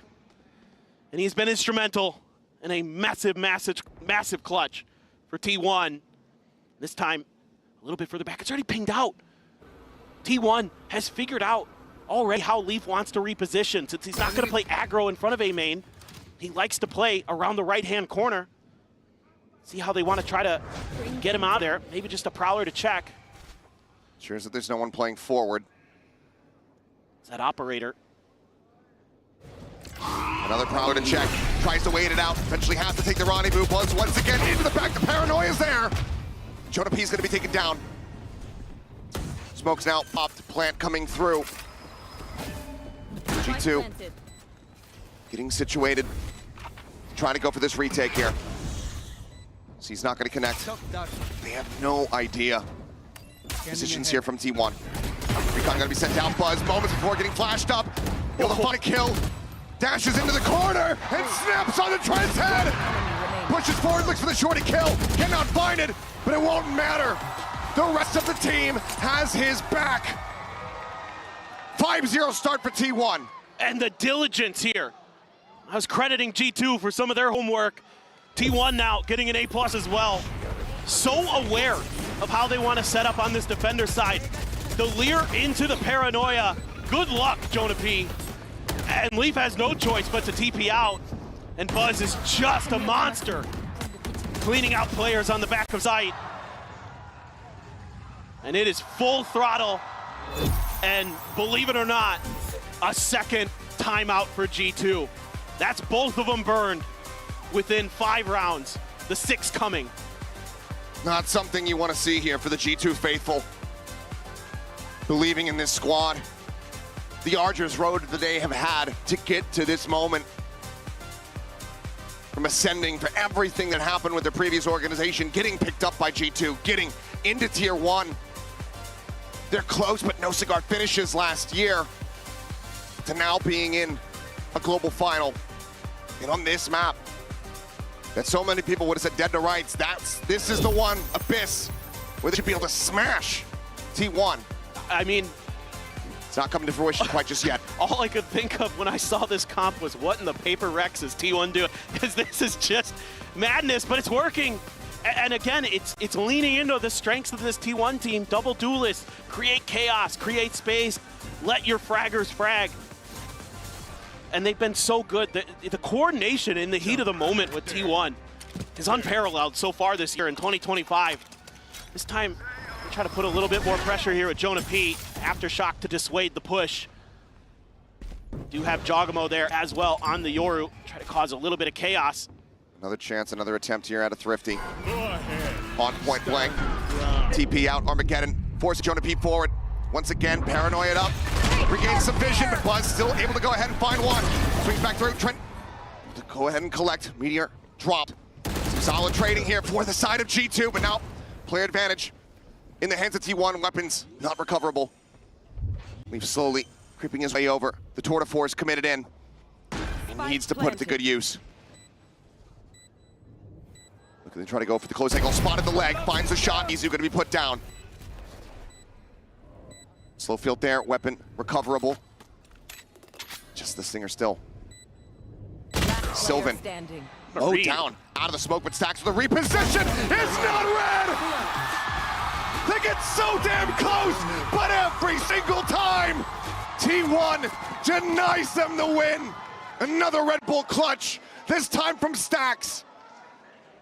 I mean, Jonah P is just getting brutalized outside of the A door. And they're throwing so much utility to make sure that's clear, and Buzz is always checking that angle first. God, Buzz, excuse me, Stacks as well, just... It's so smart. It's so unbelievably smart, and that's those years of experience that they've had. So many international tournaments that they've been through. They want to make the most of it this time, finally getting to that grand finals. Jog, TP out, another push forward towards A. Gonna be clear to the drone. Smoke immediately goes up.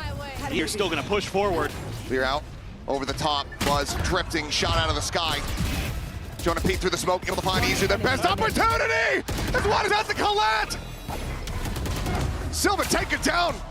This time damn near flawless in reply. G2 at long last.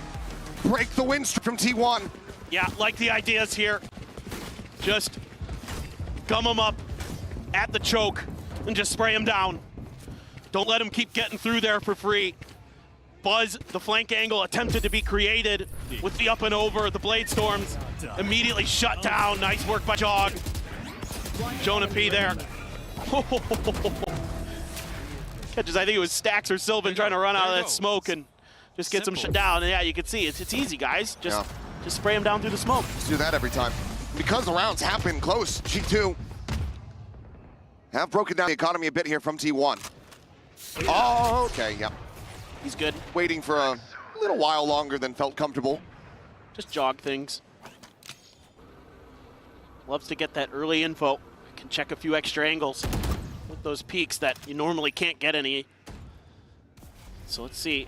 He's gonna tuck into the corner again. This time though, T1 gonna leave. Just Izu. Shifting them across over towards that operator. Yep. They have no info on this side of the map. Go for another one. Does go ahead and catch a glimpse. Does that keep them interested enough? Just the one player.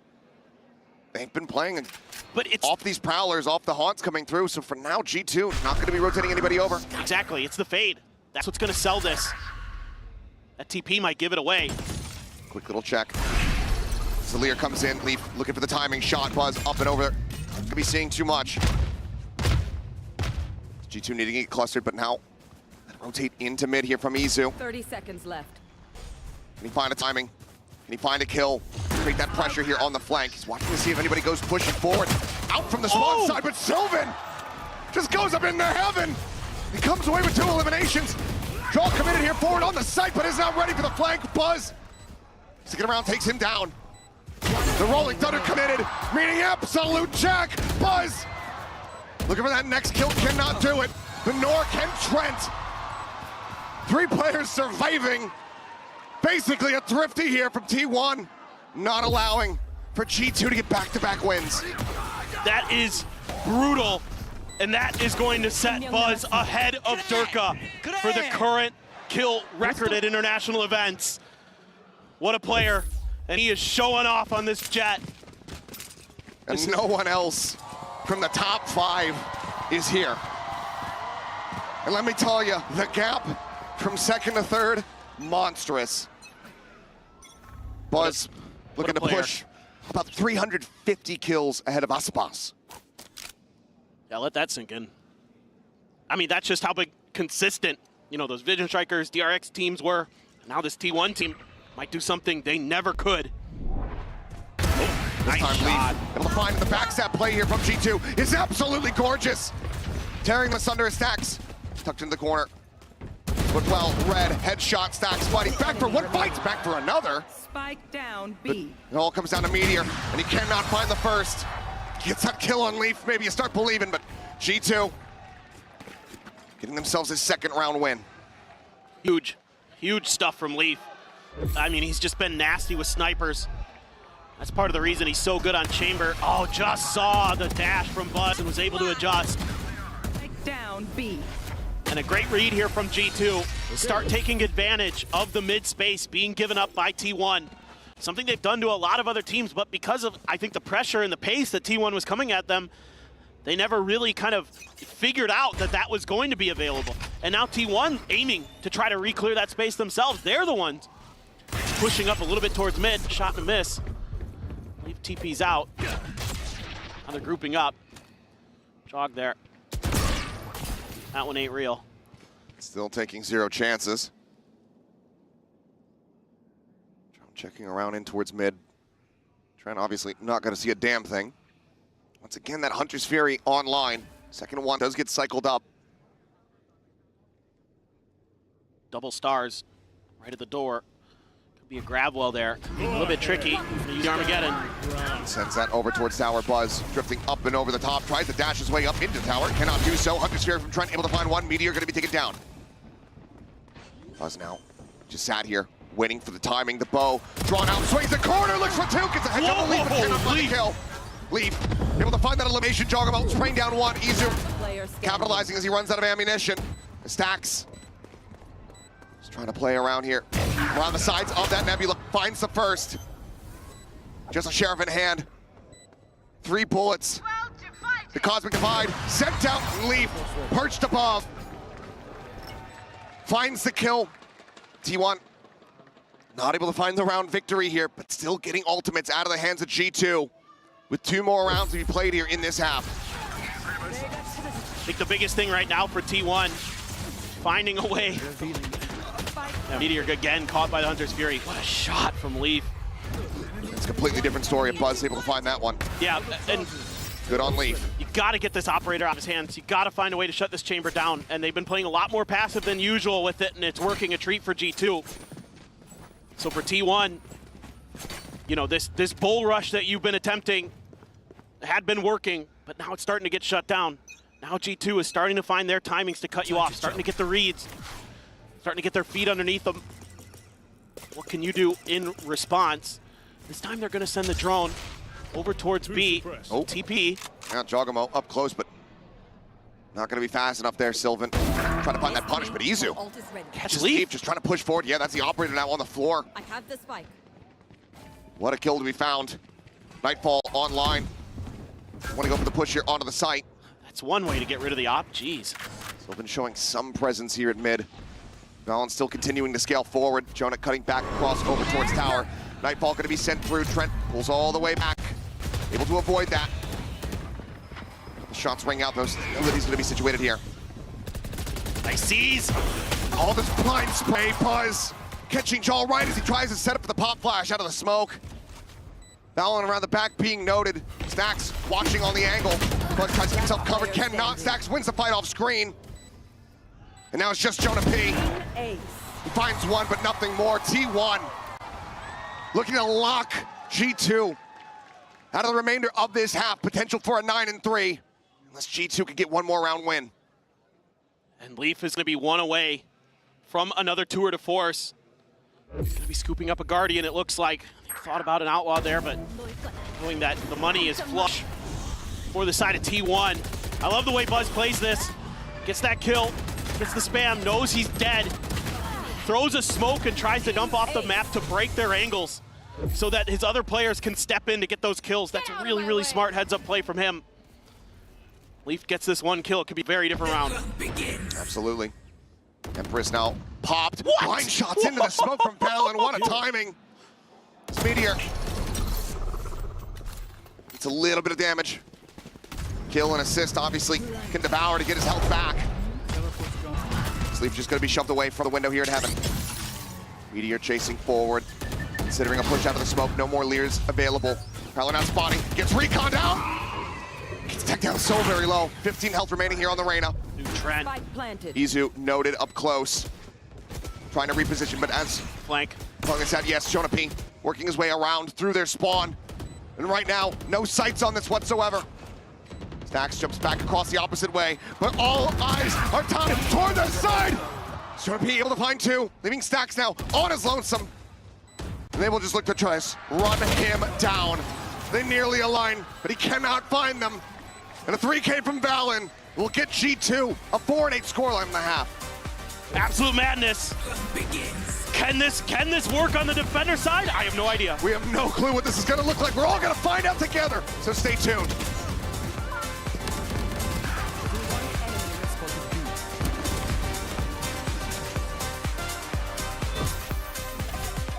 Had it with your old phone? We've got you. At Verizon, trade in any old phone for iPhone 16 Pro on us, on any plan. And get iPad and Apple Watch Series 10, all three on us. That's up to $2,000 in value, only on Verizon. Red Bull gives you wings.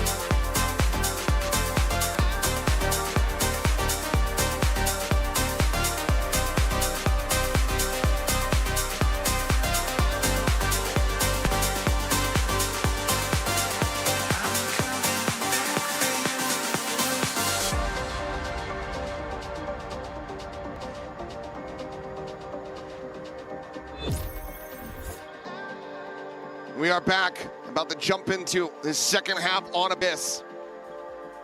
Score at the moment, tied up 1-1 across the series. T1 pulling out a brand new composition after keeping this map tucked away for so very long.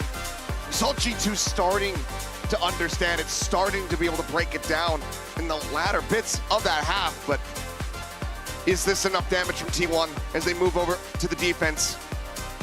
An 8-4 scoreline. Will that get them a victory here on the map that everyone had them written off on?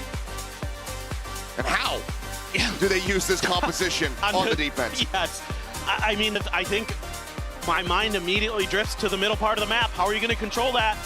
You know, you're going to just have to throw bodies at the problem potentially if it starts to become issue. Flanks are something that G2 loves to create. We've seen it all the time. Leaf's going to be potentially lurking on you, or somebody else, even on this squad, could go for that. Jog does it from time to time.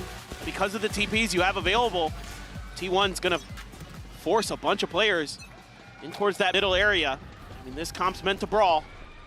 So they're going to... Players set up. Go for it. Clear on the recon. Meteor. Up close. Break on the door. Buzz desperately trying to escape. Meteor going to be good for one before getting traded up by Jogamo. Tuck back as Trent down to 35 health. Izu on the swing, though. What a shot. Finds one up and over the top, but Jaw still standing. Sylvan eventually able to shut him down. Trent finding another. Is it still going to be chaotic? Stacks at 22 health, needing to get the hits across, and he cannot. G2 tie us back up 3-3 in pistols, and they take their first step. It's getting back into the driver's seat here on Abyss. G2 had this read from the get-go. You can tell with that fault line in particular that they knew what was going on. They knew something was up. Jog does a great job to find one, TP back, find another. Buzz tries to dash in, but Jog is ready for it on the third. Huge round for him. The duelist for G2 coming up big in a pistol round that they desperately needed. And they found some success. They found some breathing room. Looks like it's all classics. Goodbye. Anyway, GG go next. Yep. That's fine. Just taking a little, taking a note page out of the notebook here from G2. Quickly go for the reset. Some people might not like it, but I, for one, am happy to get back into the action. I truly do not care. I just don't. It's a valid strategy. I mean, look, T1, you know, they've been very good at getting thrifties overall across this tournament, but they said, yeah, this one's going to be a bridge too far. Let's just get some rifles. Yeah, there's no reason to feed anymore. Orbs over. Jog's already 3 away from a dimensional drift. Like, forget it. Who cares? Move on with your lives, people. Well, Recon not going to spot anything here mid. Widely left alone by T1. Yeah, and this is where I really expect G2 to kind of hammer the point home. So take control of this, find those flanks. And for T1, that means you have to be really good at controlling the links, making sure that those are at least accounted for. And again, you're going to have to throw bodies at the problem. So in this case, they've got the duelist there. Salvo on the side, gonna peek, looking for a timing, but he's just gonna get timinged instead. Saxon taking down Jaw. You got the TP, he's okay. It's okay. Gets himself out of there. That's why pre-planning is very important. Does stay alive, but player advantage for the moment here in the hands of T1. Paranoia, trying to slow things up, and Jogamo just absolutely blind in the corner, ends up getting taken down. Now the crossfire coming in. Mizizu sends out the C's. Just keep them locked in position. Shock into the corner, widely avoided. Mizizu rides the rope up to safety. Should be undoable, yeah. Okay, one for Trent, can't find another. Buzz finds the final 2 in the round. 9-6 now for T1. 2 players lost. Still fairly clean of an anti-bonus. Now, we can get down to the nitty-gritty. Getting to our first proper buy round here for G2 on this attack. Fortunate for Jonah P. Did well to be able to push that far forward, but then just caught him at very terrible timing. Yeah, it's been really good util though, especially from Sylvan and Izu. They've been finding good timings to hit the Paranoias, to hit the Prowlers, to hit the Seizes. Things like that are really opening up the map for T1. And that's another thing that this comp can do pretty well, is just slow you down and make the map smaller in a way, right? Because you want that util, you want to cluster G2 up and hit them with everything at once and just leave them stunned. Let's see what they can do on this one. TD into the back. Stacks revealed, another Lear sent here from Meteor as he tries to get out into the open, is able to find one, just misses away. It's quite a bit of damage though. Not going to be concussed up. Spike up towards that back sight. Starting to get planted here. Swing out for Buzz. Cannot find the kill there on the leap, but Meteor does. Looks for a fourth. Can't make it happen, but the cleanup is still swift. The views from T1 gets them to double digits. 10-6.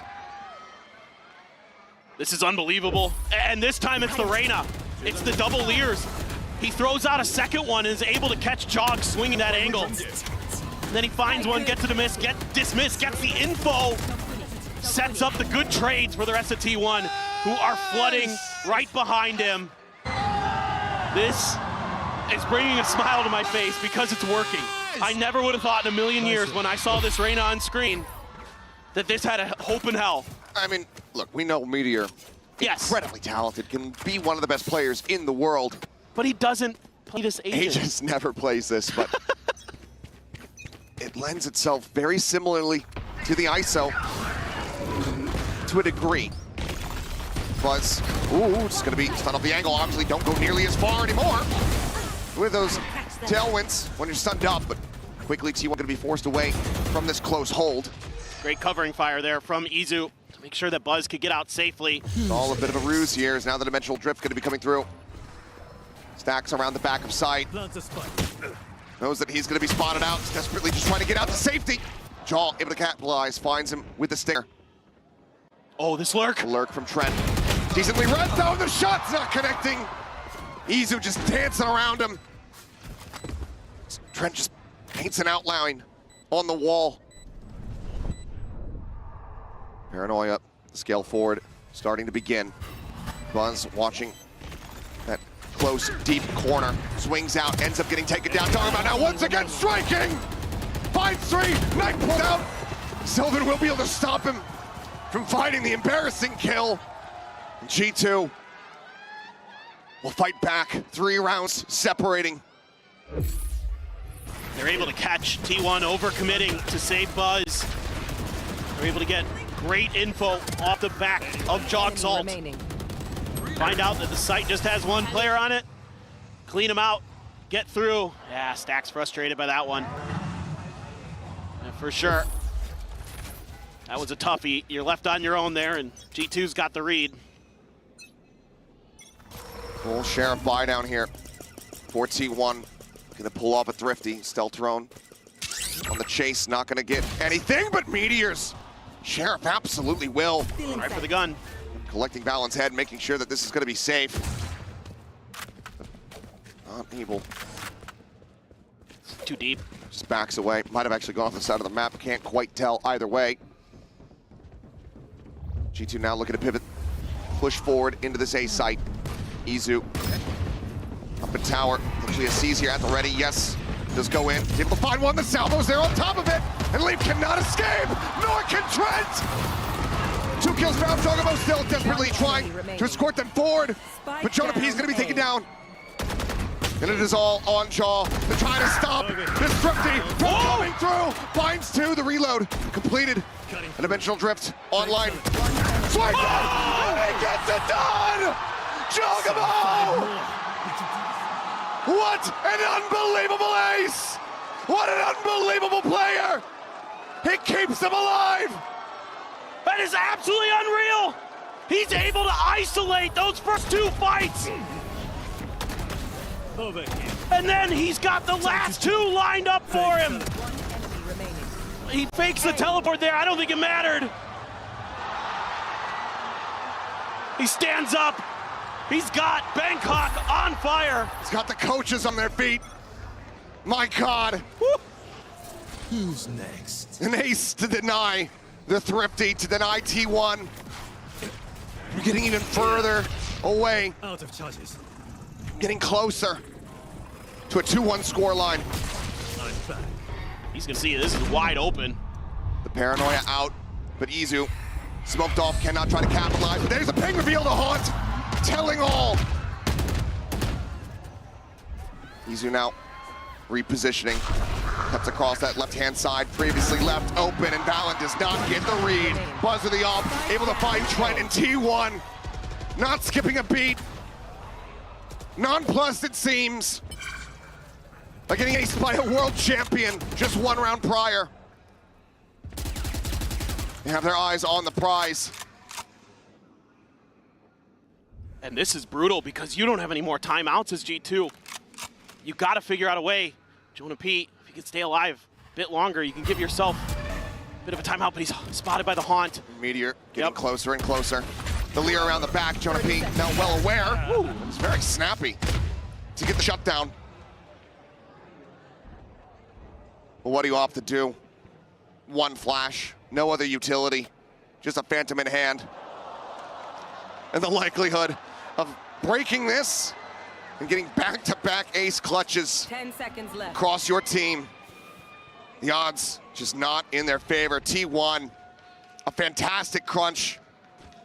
Shutting down this attack. The haunt from Izu, absolutely monstrous. They win the round. They get up to 11. And the paranoia as well from Sylvan to back jog off on the initial entry. That bought a little bit of extra space here for T1 to let loose. There's some salvos in there to delay early from Stacks. But it's Izu so on point with this fade. Nice shot by Buzz. But you gotta find a way to slow this down. T1 is just reacting so well. As soon as there's contact, they've got so much util to buy that slight amount of extra time that they need to get in position to shut you out. Look at Meteor, he's just going for a walk.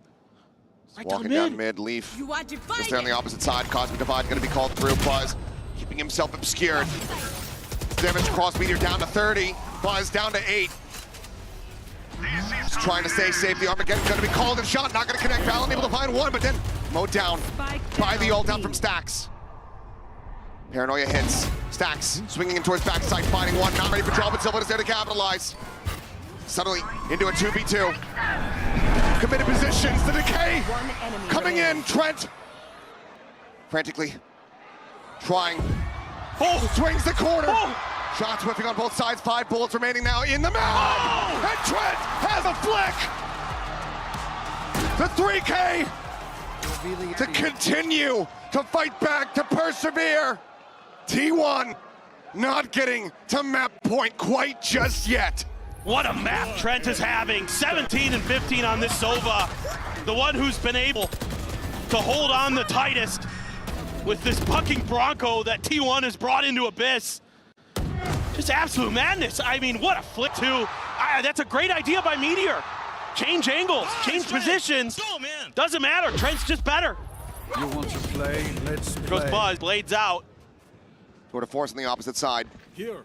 T1 another crack at taking a thrifty against G2. And the stealth drone gets the ping out onto 1.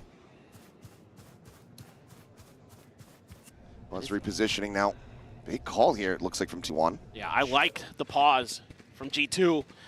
You've got to keep T1 guessing. You've got to get into those post plants. Because where T1 wants to win this game is before you can even get the spike down.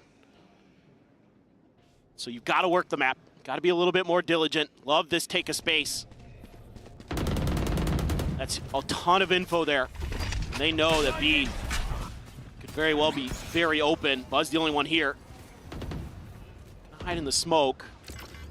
Shock dart, smattering of damage gonna be found. Swings the corner, Giacomo gonna be taken down. Buzz thinking about his next maneuver here. It goes right into the shock dart, stunned up there by Trent. Kill gonna be found. Valen able to find Meteor, able to find Stacks.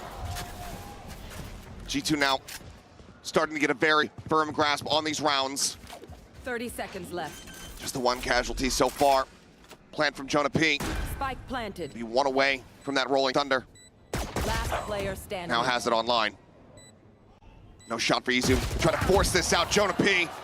on point. Brings G2 just one round away from tying this up 11-11. Now I think you need a timeout from T1's side. I think it's time to consider how you're going to be able to react a little bit better on the map. Not able to get info early, especially with the way that G2 is just going to sit spawn for a bit, maybe send a player down mid, see if they can get a read on anything. Because it's all about the timing for T1. It's all about being able to react a step ahead of your opponent. And you're only one round ahead at this point. Through a blistering attack side, this defense side starting to show the weaknesses we suspected it might have. That's 16 rounds after G2 burned their last time out. T1 will call their first. G2 coaching staff, you have to suspect that there's a bit of a wave of relief there for them, but also some praises to sing for the team to be able to get it back into this close of a position. Oh, Still you've got to a lot more work to be done. You owe Jog a dinner after this, because that ace changed potentially the destiny of G2, not just in this map, but potentially in this series. It's going to be an op for Buzz. It's going to be a heavy investment for T1. Looks like there's mostly rifles being bought. Jog? Let's see what he got. Yeah. Passed. Thought so. Passed a little phantom here from his teammate. Buzz, he's looking to go on a very early, deep line with his operator. I don't think it ever got noted when he had the Blade Storm that he jumped over there early by G2, so he might catch them off guard here. Let's see. He's peeking in towards window. This is good info. I think as T1 may want to consider sending an extra player over towards A. But for now, they're keen to just watch for any mid push-ups. I mean, we know Spike is down. But with Buzz getting all that early information, they're still going to lean in towards B, because this is what G2 did last time, was they just paused, they waited, and then they exploded towards the B site. Drone, though, might give the plan away a bit. Izu falling back, Sylvan having to watch that link, because, again, no mid control for T1. They have zero idea. Rolling Thunder forward, sees, goes out to try to slow things up, but draw, still able to TP up. Hunter's Fury now coming across. And on the one, looking for the follow-up, cannot make it happen. One staying alive here for now, but counter spray out, Meteor. It's quite a bit of damage. G2 now firmly entrenched. Buzz swaps over the off the stacks, picks up a Phantom. Trying to break things open. Talon's forward, oh my god, what a shot from Lee! Finds a second jaw scaling. Into the back of sight, Izu. Take it down, stacks, dealt with the op. No purchase, no value. And Meteor cannot even rescue it. He has to escape, he has to retreat. The timeout call undone. G2, they will tie things up 11-11. His jaw is out for blood. He would love to take this last weapon out of their hands. Either way, that spike is going off. And that scoreline perfectly balanced, perfectly tied. T1's gonna have to dig deep, because G2's got the read now. They figured it out. Just gotta wait him out a little bit. I think this is another timeout already. Right away. What a shot from Lee. Disgusting. Goodness gracious. So damn good. They are playing out of their minds right now. They have really come alive. That Jog ace has sent them flying. We'll see what T1 wants to do. I mean, it's such similar scenes from the start of this map, but now inverted. Yep. Back-to-back timeouts from T1. 2 rounds separated prior for G2. You can feel the desperation.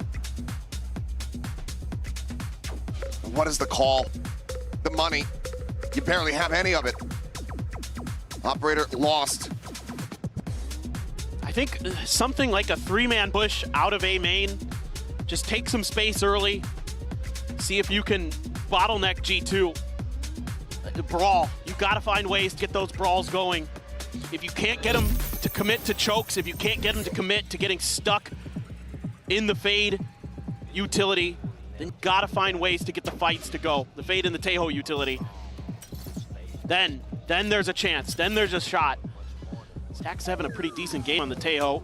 Speaking of, 17 and 13, but need a little bit more from the rest of the squad. Buzz 16 and 19. Hasn't really found too much success with that operator. Not gonna have it this round, of course, but couldn't find the difference to be made to potentially take this map for T1. Mid-exploration here, noise being made. That's, I think, to keep some of those T1 players stuck, having to watch those links so that the front entrances of the sites are going to be potentially a little bit more wide open. And who knows, if you just get no contact, just go for it, see what happens. I mean, granted, T1's done a good job when G2 is pushed all the way up of finding those kills, but no contact off the Prowler over at A. Buzz rotating all the way back over to B. Starting to get clustered on the right. This might be the right read. Side here. Ping's coming down, worry about that push out from A main. Potential flank around the back. One from T1. Mustard in the correct position. An orb grab here for Jaw. Gives him the dimensional drift. Looks like he's just going to be pushing forward. As Meteor trying to get up alongside the smoke. Pushes in, but Trent keeps him covered. The Vandal shut down immediately. And Sylvan similarly falls, buzzes. Stinger's just not gonna hit the same way. As Izu now, the last one standing, with no hope in hell. G2, they're gonna get themselves up to map point. T1, if they want to steal this map away, it's gonna have to happen in overtime. Because there's no shot. Flawless. G2 swat away both timeouts from T1 with relative ease. Curious if they're gonna go for an op. Potentially, I don't know. But that's just, oh, what awareness from Trent. He is so dialed in. It's been a big part of this comeback for G2. Just so aware that someone could push that smoke, try to find that timing, especially when you're going up against an eco. Beautiful heads-up play from him. Now what do you do? Looks like it might just be a fast execute this time. Cosmic Divide into a quick hit. Dimensional drift. Meteor, for now, dancing around this Yoru. Hasn't quite been scouted until this very moment. Bolt line, flash, sent, drop down, headshot. Meteor dead. Sylvan stacks immediately evaporating. As it's Izu once again. A 1v4 this time. A bit easier perhaps, but still feels like it is overall hopeless. G2 rallying back after such a deficit, after such a devastating first half. But this comp from T1, whatever legs it had on this defense, it's been swept out from underneath them. The time dwindling. Valen holding forward. Where are you? Haunt at the ready, but the next fault line coming in, just desperately trying to hold it to no avail. 13-11. G2 regain the lead in this grand final, and they are one map away from claiming the trophy as their own. It's absolute madness. But G2 is able to keep their heads on straight. And you gotta think back to that jaw gaze. And you gotta appreciate the way Trent was locking things down with the Sova. So impressive the way they're able to mentally bounce back and recover after you having to use 2 timeouts within the first 6 rounds. Unbelievable perseverance and tenacity from G2. We've seen bounce backs from T1. I mean, hell, we saw it on Haven. Able to recover from that 5-13 loss on the opener. But it feels like this one is probably gonna hurt a hell of a lot more. The map that you were basically written off of, that you start so well on. And then you have your back broken as Jogamo pulls off one of the craziest aces that we've had here at the tournament. It's a haymaker. You're trying to throw the heavy hitter that's gonna knock your opponent out. It's gonna take them completely away from this particular match, but it doesn't happen. Instead, it's G2 who's able to absorb the punch. Yeah, they take a heavy hit. They keep their head on straight, and they punch you right back. Sent T1 reeling, and who knows, may have sent them home. Just unbelievable. That jog ace gonna live rent-free in my head for forever. And both teams capitalizing on their advantages so well, but T1 struggling every single time they lost a player. They could not bring the round back. 0-9 on 4v5 conversions. Not something that you want to be seeing here in this grand final. But plenty of absolute treats throughout here from the side of G2. Split, however, coming up as the next map. The question is it the 4th and final? Or can T1 find success there again? Take us the distance. Take us to a map 5 and let us see a final showdown on Pearl. We're gonna find out, but for now, We've got special guests on special guests, so let's go ahead and hear from two more. We, of course, have Leo and Anna standing by down on the floor for an interview.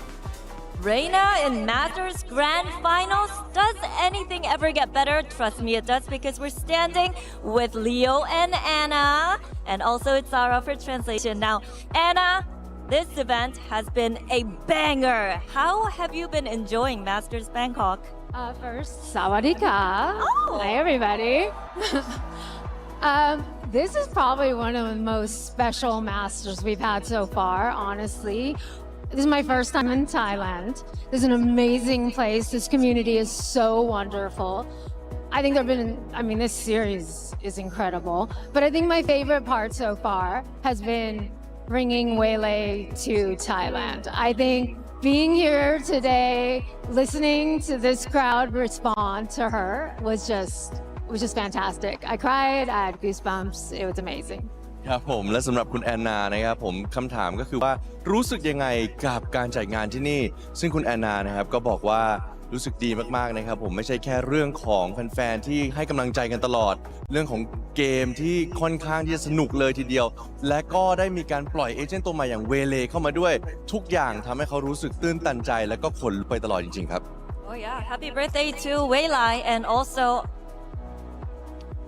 your husband too. And now, Leo, can we get a shout out to this amazing city and the amazing crowd tonight? You have all been incredible. We're so happy to be here. This is our first time with a global event in Southeast Asia. We hope it's first of many. We want to thank you for being such great hosts, and we will see you next time. Thank you very much. และสำหรับนะครับคุณลีโอฝากถึงแฟนๆนะครับบอกว่าทุกคนยอดเยี่ยมมากๆเลยนะครับผมเป็นแขกต้อนรับแขกได้ดีมากๆจริงๆนะเป็นเจ้าบ้านที่ยอดเยี่ยมและหวังว่าจะได้มา Southeast Asia หรือว่าเอเชียตะวันออกเฉียงใต้มากขึ้นอีกประเทศไทยอาจจะเป็นแค่ครั้งแรกขอบคุณทุกคนมากๆครับ Thank you, Anna and Leo, and let's keep the good time rolling because we have Split coming up.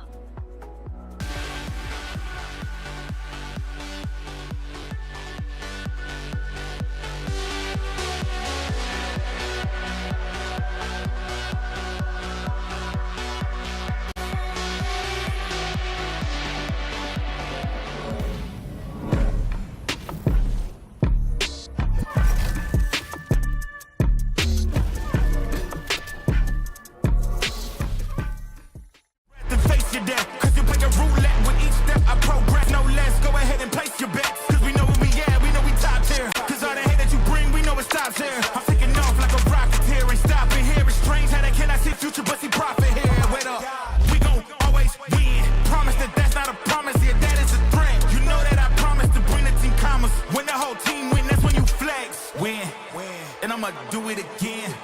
Watch me win, then watch me do it again.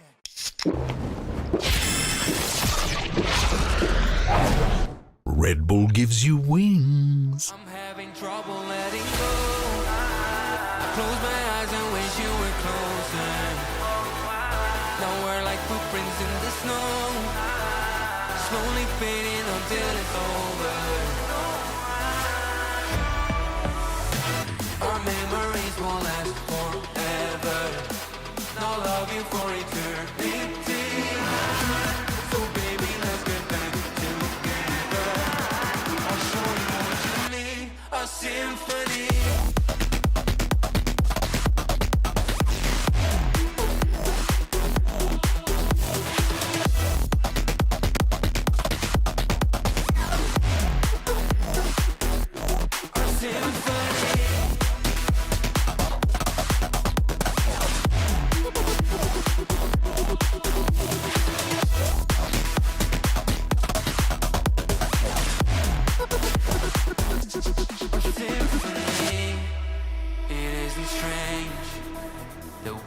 Still feeling connected, so I propose that we embrace love, hope, and our affection. Nostalgia is crashing down, a bittersweet burning feeling. 'Cause when I start to look around, home isn't the same way you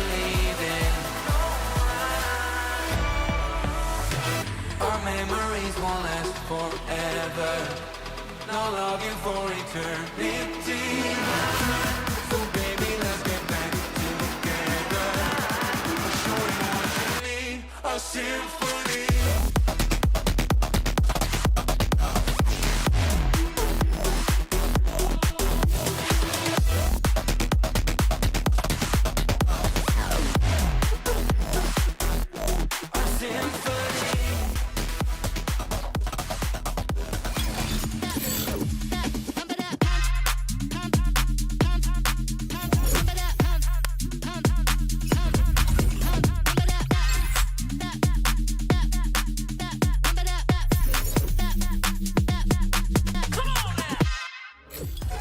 Nice.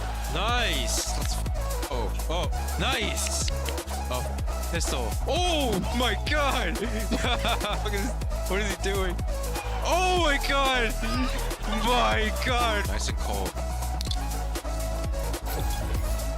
Oh boy, and by hook or by crook, G2 manages to steal away Abyss, which, by the way, is a sentence I did not think I was going to be saying, given that that was a permaban for T1 throughout the entire event. But by the way, you probably are noticing that we actually added a fourth person to the desk. If you're a fan of Talon, which I know there are many of you, you might know him. It's Cruz joining us here on the desk. Cruz, pleasure to have you here, my friend. How's the event been for you so far, man? It's amazing. I love the crowd. I think everybody is very hyped with the event, and I love to see everyone here happy that we have an event in Southeast Asia and especially in Thailand. So very grateful. Yeah, it must be nice to have an event at home so you can just go back to your bed. Exactly. All right. Well, let's go ahead and break down what we just saw there, because I thought that we were going to be singing the praises of T1 coming into this one, Kakuka, but instead it was G2 right at the end that managed to squeak it by. Yeah, exactly. And as we're seeing right here, the composition for T1 has some holes, right? They're not having, well, besides the double duelist that they've been leaning on a lot, that worked in the first half. Seeing Bass back on the jet, the first time that he's playing in this year, and actually the first half was all about him, all about all this explosiveness that they had. I think the fact that G2 weren't able to shut down just basically a jet entry into the site worried me a little bit. Buzz was frying, they were playing loose, they were playing flexibly, and T1 really gave them a lot to worry about. It required some serious clutches to get back in the game. I feel like they had a really hard time for G2 to adjust into like how random they were. And I feel like VALORANT took a bit of time to, like, you know, figure them out, which we'll see. I think in the future as well that they're pretty prepared in a sense. Yeah, no, for sure, for sure. I mean, Cruz, you were talking when the side swapped about the fact that you thought it had quite a lot of holes in the way that they were going to play on defense. I know that we pulled the pistol round, but as we were going into the pistol, you were saying this is going to be a mid-walk down. Like, that's the only thing that they can do in this situation. Yeah, it's probably because they don't really have like a true sentinel, so they need to rely on fights basically. So that's why Breach, which is Jonah P, he was ready for it. He knew they were coming. He stunned the whole line, and then they just swung into him, and everybody's mid. The game ended at mid.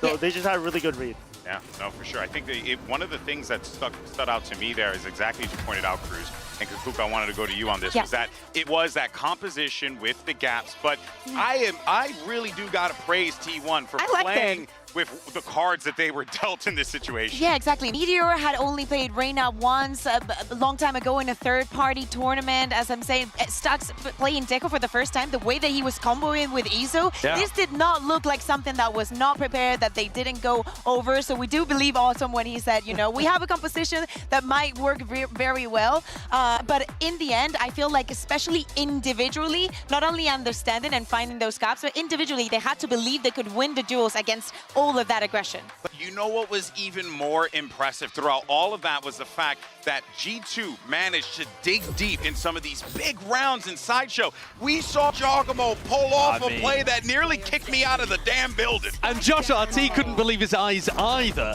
Jorg's in a spot here where he gets another kill that just allows him to get that gate crash back. Gets another, puts the gate crash fake onto the other side of the choke point, and just happens to have both of the players perfectly lined up to ace, to clutch, and to pull them back. Because if he doesn't win that, if Trent also doesn't win this clutch, this 1v2, I think it's curtains for G2 here. I think they're losing on their opponent's permaban, and they're boomed heading into a tournament point, essentially, for T1. Yeah, they definitely needed that momentum to get back into the game, and they actually did it with 2 clutches in a row. I think that's why they started to play their own game now. They played slower, they played together, and then they held the flood, closed out the round. Perfect. Yeah, exactly. And I think they also are thinking of that MVP bracelet that everybody wants. And for that, they will have to win also on split, because now they are on that match point. Again, this is a map for T1, we expect that double duelist to come back. But I know, Josh, you wanted to talk about G2. Yeah, I want to take a look at G2's defense here on split and talk about how it's going to interact with T1. So it's the initiators for G2 versus T1's duelist. I'm going to use Kang as a replacement for T1's duelist here, and we're going to take a look at what they do. So instead of T1's defense, where they anchor people in these hard anchor spots behind map, instead, for G2, they're going to be running one initiator taking information and throwing salvos in the choke point, and then the other one tries to flood in. So we'll have a look at how this actually plays out in reality. Trent realizes that they're going for the A exec, throws down salvos and a stun. This classic combination of a stun down the line, salvos in the choke point, and what that does is it isolates the duelist. But remember, T1 are going to be playing double duelist. So while as here, Kang gets very isolated, remember that you're going to have 2 players holding hands for T1, and that is going to make things more difficult for G2. So as they go in here, Jonah P is able to get an open kill, Trent's able to get played in, and if we just pause here and take a look at the minimap once more, Trent has managed to get in, Trent has managed to get in through Heaven onto Rafters and has isolated all these players in the choke point. They're finding it difficult to get through because of the stun salvo. And that, again, has created a spot where Kang is alone on site, and you're going to see Jorgamo flood in through this choke point. And it's all about getting the flood in before the rest of EDG connect with Kang. But I want to reiterate again, T1 are going to be playing double duelist. And I'm sure, Cruz, that it is more difficult to stop 2 of these players than just the 1. Yeah, definitely. So I think the key comes down to communication. If they play together as a team and then they flood out at the same time, I think they'll be able to isolate those 2 and leave the 3 behind. And I think that's the key where if Jonah P and Trent does that, or on the opposite side, I don't remember who, but then if they do that well, I think they'll be able to close out the round, close out the half pretty well. Well, ask and you shall receive. Double duelist is confirmed, as we knew is going to be coming. Izu is going to be rocking the Yoru with Buzz on that Reyna. But on the other side, this is it, Kakuka. I mean, big opportunity here for G2 Esports to lock it in and win this championship. Absolutely, and as Josh is saying, they have a very good shot on the defense. So starting on this side, they can actually get a little bit more proactive if they manage to shut down Izu, who is playing brilliantly today. That is task number 1. And on the defense, it's all about shutting down the operator, but they should be pretty served for that. Jorg is going for his 2nd trophy, already has champs looking for a Masters, and the rest have been hunting for one for so long. Does this end here and now, or are we going to get a 5th and final map? Let's go ahead and send it back over to your casters for the call. Achilles and Paperthin. Thank you very much. Despite what people may believe, myself and Paperthin, we want nothing more than a map 5. Out and be damned. Whoever walks away with this trophy, they will have earned it. I just want to see it go the distance. Yes, I want that map 5. I want that Pearl, but it's going to be an interesting battle here. Love the way that Sideshow is breaking down, the way that G2 plays their defense. So much of what they do is going to be reliant on those 2 initiators, like he was pointing out. Sometimes they combo their plays. Sometimes they'll set up for some crunches. They love to control mid. They love to explore mid. You can see that they've got 3 players leaning in that direction already. And that same double initiator setup towards A that we just saw being broken down, being set up. So for T1, it's can those duelists get that space, create that chaos, open things up for the rest of the squad. Was looking to rush forward, but Jorgamo is having none of it. Not skipping a beat. After his performance there on Biss, immediately finding 2 kills. Well, that answers my question. You got both duos dead. Just right off the rip. I mean, that's the exact same pistol, though, that T1's been doing time after time. And G2 just reads right into it. Nice shot by Sylvan. Takes out Leaf. It's 1 down. Can you find any more? One more to go. Woo. Taking any damage. Just gets himself out to safety. Fault line at the ready, but eyes over towards this B site for the moment. T1. Good luck getting out of this. Silent drop down, but Salvos just came online. And with that fall, gonna be at the ready. Wall raised, swing. Trent not spotting anything now. The stun coming in. Rushes in from behind. Stacks will turn back.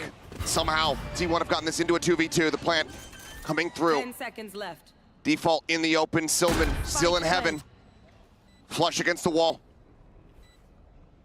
Stacks gonna try to help him out. The smoke dissipating. They're gone. They've drifted across over towards screens. Stacks backing off the angle. Like ships in the night, both just narrowly missing each other. Stacks the positioning now. Slid in behind the screen. The smoke now coming through, waiting to hear the tap, waiting for the backstab. Finds the first. Cannot transfer there on to Jogamo. He finds the third, but Sylvan out from heaven. Gets T1 the win. I thought this was curtains. You take out both duelists early on that mail hit that T1 has been doing time and time again, but Stacks dials up a beauty here. Gets them to work their way back through. Oh, Jog just reads that so nicely. And then they somehow escaped what I thought was a death trap there with the stun and salvos available for Trent and Jonah P.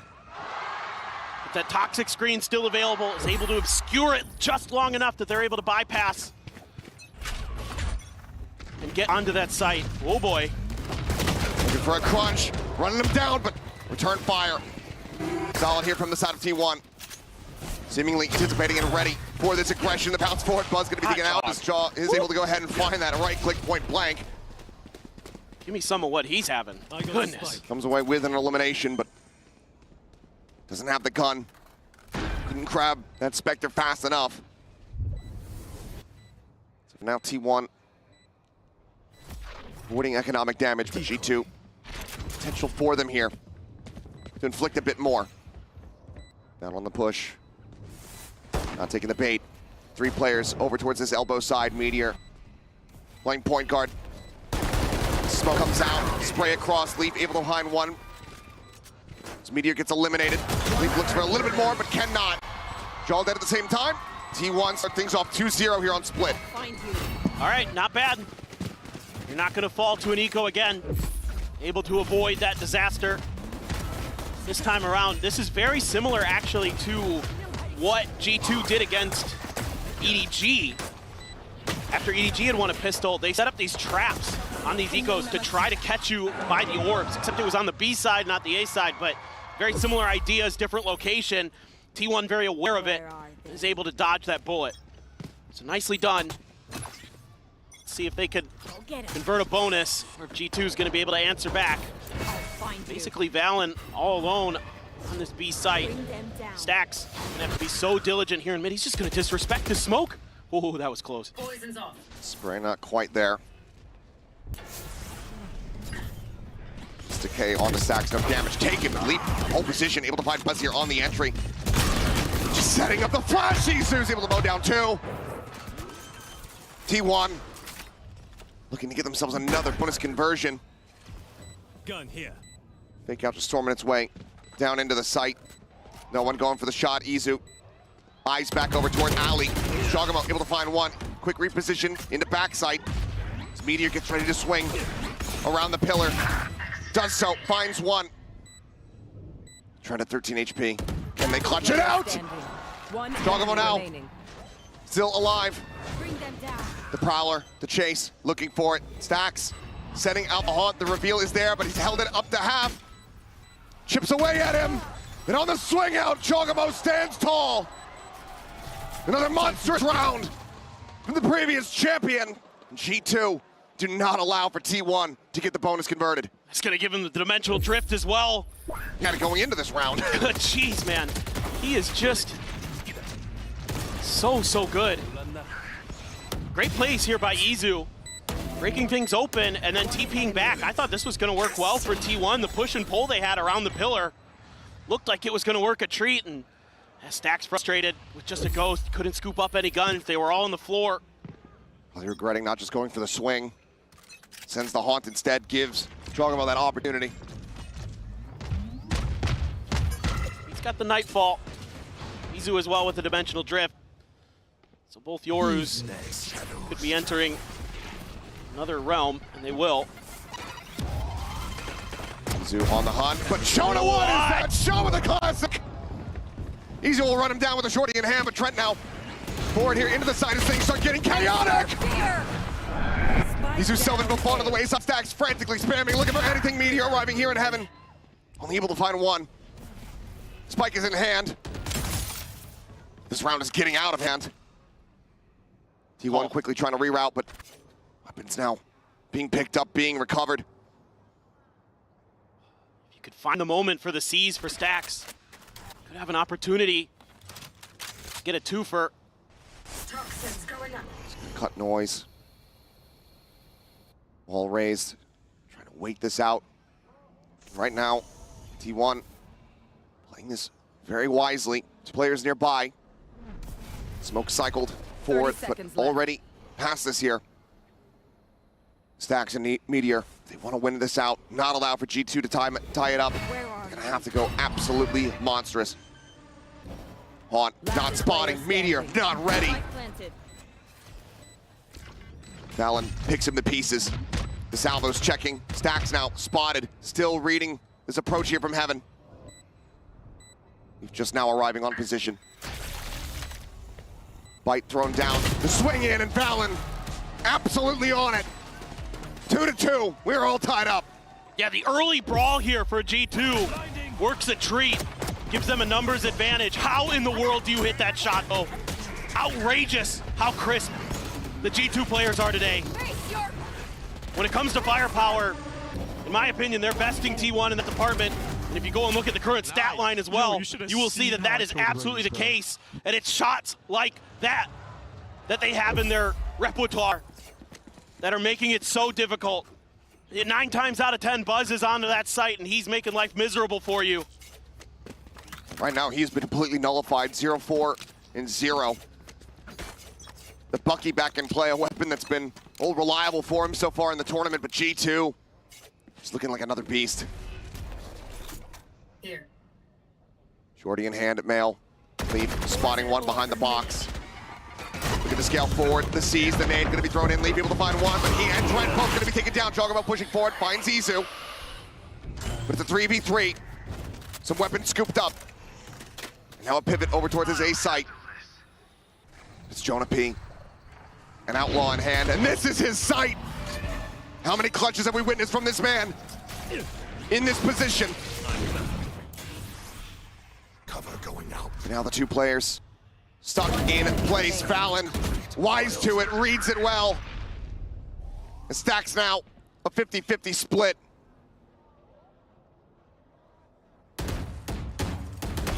Spots out one, backs away, the paranoia. Valen encroaching, just looking to keep him absolutely pinned. Just not many options for Stacks at this point. Tries to press. They could be right behind him. Tries to rotate. They could be ahead of him. Swings out. Valen has backed away. Stacks not going to get the opportunity. Joggermo holds his ground, and G2 now hold the lead. This is just, again, great awareness from G2, understanding the tendencies of Meteor in particular, reading that he's going to want to push through that smoke. Isn't that crazy? It is something that Meteor loves to do. Yeah, and it's Meteor's own smoke to boot. That was cringe. Not sure what in particular he's talking about, but either way. I think just the whole end of it, just the kind of slowdown of the inevitable. Could very well be. Fake out, clear. Gate crash, not gonna come into play. Valen, paranoia at the ready. Nearby to really reinforce this position. Joggermo, quick little peek out in towards mid, nothing gonna be spotted, immediately starts trying to join in here. Alongside his IGL, paranoia gonna be getting Buzz into the back, taken down as Valen destroys them all! 3 quick kills! Meteor on his lonesome. As everyone from G2 fired up. They know. Gun barrel gonna be spotted. No hope in hell. Solid shutdown, 1 casualty, but it's the hero IGL himself. And Valen, he'll take that every single day. Throws out the paranoia, and he catches them right as the TPs are coming through. What a transfer from Valen. Like I said, they're just better right now. Gotta find ways to slow them down as T1. You're not confusing them. You're not out shooting them. You're gonna have to do something different. And you're gonna have some difficult situations coming up ahead of you. You've got the Armageddon. You're gonna be on a weaker buy. You're getting close to the showstopper. You're getting close to the Viper's Pit. But it's gonna take some real heroics. One of the players that I'm looking to step up here is Meteor. The guy who's been to 3 Masters in a row so far today is the bottom fragger for this T1 squad. He needs to step up. He needs to start kicking into gear. Because that's why you brought him here. You brought him to get you to these moments, to get you these trophies for T1. And can he find it within him to change the destiny of T1 and get through this map at the very least? So far, hasn't been the best day for him. It's been a very different look here for T1 compared to what we witnessed from them versus EDG versus Vitality. Right now, just looking exhausted, defeated. The tank is empty. Time to jumpstart the car. They want a chance at winning this series if they want that map 5. Gonna need one of those Remember the Titan speeches to get everybody fired up here. It's gonna be tough. They're gonna be the ones going for stingers this time. Said, hey, these guns look pretty good. Seem to go well for our opponents. Let's see if we can give them a go. That's a lot of info. Cleared out, gets number 1. Suppressed here for now. Buzz trying to escape, but John Trent peeked down the ramp. Trap gets sprung. Buzz, Izu, both taken out. Aftershock to further delay. Straw still here alongside Trent. Whole position to try to shut down this approach. And once again, T1 looking frazzled, looking confused, looking like they just don't know how to fight themselves, how to fight their way out of this position. Those util combos are disgusting. Jiggle on the corner, elbow spotted. Some shots through. Trent, Salvo's here to try to create a little bit of additional space, and Jogamo swinging back into heaven is able to find stacks. Bent not being watched, but Leaf 30 seconds left. rotates around, up into heaven. The snake bite to slow the approach. 25 seconds now remaining. Jogamo, Trent continuing to play neck and neck alongside each other here, brothers in arms, just pushing in from behind. Storming their way closer and closer to the plant here, into the smoke, and the spray is good. And in the blink of an eye, the round comes to a conclusion flawlessly as G2 are up by 3. It's 5 in a row now for G2. They are smothering T1. It's util, it's reads, it's everything, it's shooting. They are well on their way to winning this map and winning this match. Still some work to do, but every step the salvos are there. There's something to stop T1. Books, boys, good. I agree. Absolutely. The one thing that's concerning me as well is they're not identifying that backside position on B that Valen holds all the time. I mean, he did it every single round almost, the last time they played this. And he's been brutalizing them there. And they just don't seem to be aware of it. So this map seems to be the one where they're a little bit lacking on some of the reads. Looked a little okay early, but since then, they just haven't been able to find comfort. This round, they do find some space in the mid, and this is oh so important for T1 to get this win. The economy is in the gutter, whereas G2 is full buy almost with everybody. Showstopper thrown out. Buzz, a bit of a double pump there. Site, however, completely emptied. This is Meteor. Crazy patience from Jog. Huge walkabout footsteps going to be heard here. Meteor not going to be able to get that line of sight quite just yet. Jogamo starting to rotate as well. He starts running, footsteps can be heard. Yep, Meteor turns back. He's able to find one. Gets the hit, the Armageddon out. Sent to try to open up the site, everybody forced forward. Valon wins the fight against Sylvan, but Buzz able to find Leaf there in heaven. Stunned to the corner, dodged by Izu, but he cannot align the shot. Valon takes him down, finds Buzz to boot. As now he's on for the spike. And Stacks is dealt with. Meteor now arriving, finds the first, but he cannot interrupt it. He can just hold it for days. He'll even find the 4K on the back end. G2 are beating down upon T1 at every twist and turn. I mean, they just beat Sylvan at the punch here. Sylvan's holding that angle. Valon isn't even looking that way at first. Sylvan can't win the fight. He wide swings, takes out another. Shout out Def Cam. Holy shit. They're just destroying him. Every single move they make is the right one, and the Teho utility has been so brilliant to keep the players of T1 off balance as well.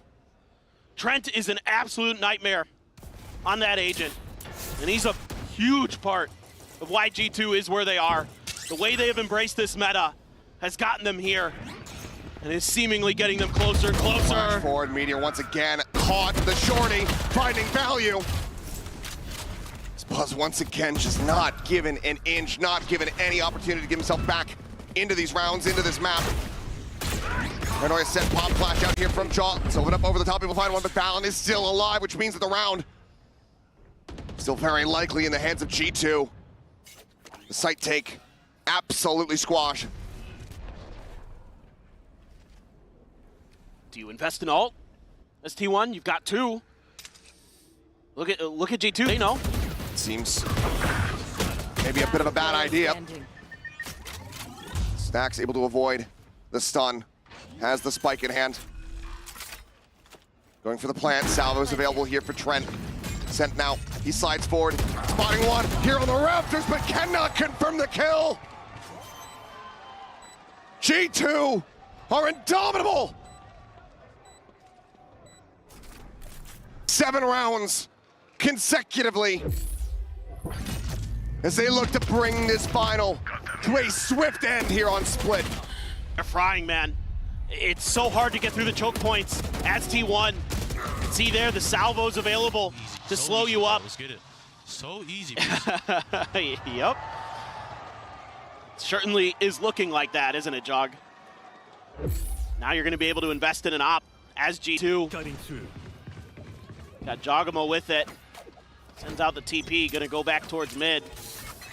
Post up here. Is T1 even going to be aware? I mean, you've had plenty of cash for it for G2, and you haven't dipped into the op until just now. Oh, Buzz. Who's next? Dimensional Drift will scout it. It's going to be spammed out a little bit. Smattering of damage going to be taken Izu. Spotting out just a bit more. Leading the way here, guiding Buzz. Meteor able to find one. Leap. Shooting there at the fake out. Gate crash set up. Easy to get out of this corner. They're steadily trying to creep forward here. Trying to poke and prod the swing onto the corner. Izu able to put him down. Meteor with a 3K. As T1 finally break the win streak. They get themselves a 3rd round win. If they can continue a chance to rescue this half, make it a 7-5. What a tremendous use of the ultimate there. Kept the operator out of play. Meteor with a brilliant lurk. Holds right outside of the vents. Waiting for Trent to come through. Knocks him down, swings up into mail, finds 2 more. And that keeps T1 alive. Gives them some signs of life, some signs of hope. Jog going for a very similar play. The Viper's pit there as well. Kind of going to see if T1's going to contest it. Not something T1 actually does very often. They're not going to EDG you. Kong Kong will just dash in there with a shorty and see what he can get done, but that's not T1's game style. Trent just strafing into the open. Catching Meteor completely off guard. Both players get by unscathed, but spotting Meteor obviously not going to be meaning too much here. He's just been trying to lurk all over the place. Jonah P. Gonna use their wall, tucked into the corner! The push when it comes in, Sylvan Izu both gonna be left on the floor. Meteor only able to find one. Stacks on the push. Backpedaling frantically. It's Meteor. He's He's able to find an opening. Leaf going to be taken down. The pit is gone. 2v3, but immediately the dimensional drift brought to bear by Jogamo. Can just sprint over that snake bite and spots both players out. Drift expiring, Fallon arriving! Jogamo on the peak, finds stacks before the pit can bloom. 30 seconds left. Meteor now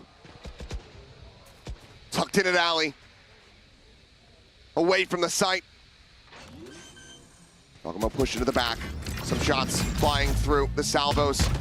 Meteor able to avoid them, pushes out, finds the first, would have to be an ace clutch. Taps it again, finds another. Just continuing to try to beat the board, Valen. Swinging around the flank, and Meteor pulls off the ace clutch!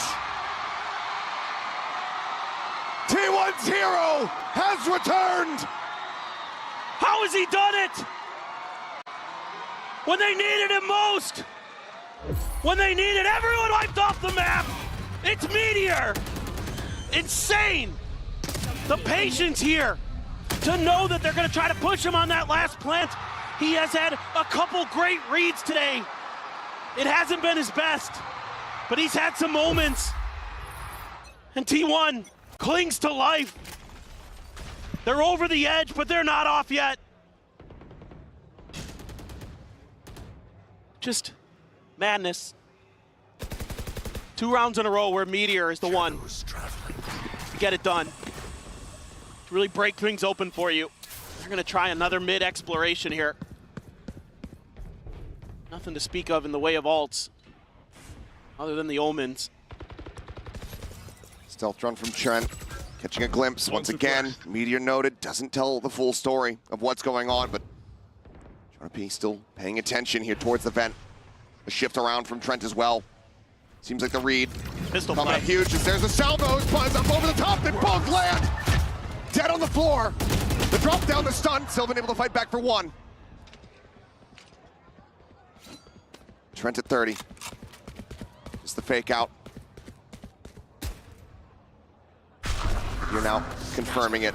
TP into back of sight, Sylvan trying to get the plant down, but Jogamo still here. Push out of the wall, Meteor this time. Not going to be the hero, not going to be the one that takes him over the line, but it might just be Sylvan. The stacks in heaven, finding them both, looking for the kill. He cannot make it happen. Sink right into the back of smoke now. In bloom. Sylvan. Stagnant for the moment, repositions here behind the screen. Swing out and leave. Will deny the clutch away. G2, 8-4 at the half as they look to bring this final to a conclusion. It's a great half of timings, a great half of reads. They're so good at cutting you off before you can get your executes to go. And it's a Red Bull clutch there for Leaf. Stupendous stuff. Stupendous individual efforts on both sides, but particularly G2. This is what I was worried about on the pistol round. They somehow got through it, but this time they're not gonna fumble that play to keep T1 from coming up the ropes. Sylvan doing his damnedest. Stack's trying to help, but Leaf is so ready for that position. They're just so smart. And as they said before, just getting the read. We'll go into the halftime and hear from another legend. It's the ultimate 6-man himself. Let's go ahead and hear from CGRS. กลับมาอีกครั้งหนึ่งแล้วนะครับโอ้โห The fans love you, but ladies and gentlemen, I'm here with CGRS.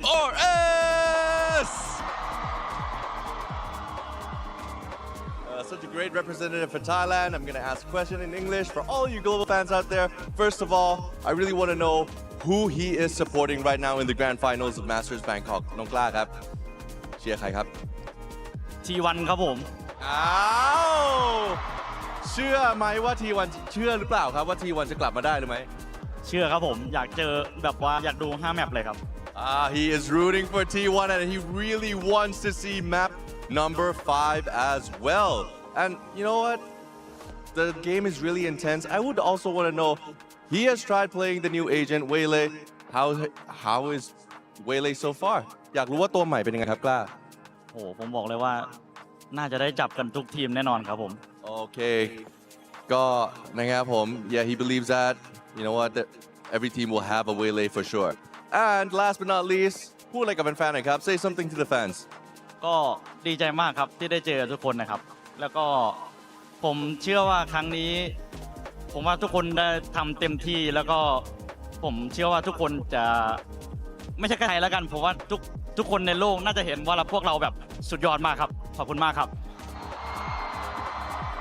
And a shout out to the fans, both Thai and international, who have attended the UOB Live Stadium here in Bangkok, Thailand. The fans have been amazing, and it's such an honor for us to be hosting such an amazing crowd here to show the global fans that what esports is all about. สำหรับกล้าครับผมตอนนี้ที่วันใกล้แล้วนะครับโอเคถึงเวลาแล้วครับผม I'll see you back in the game right now.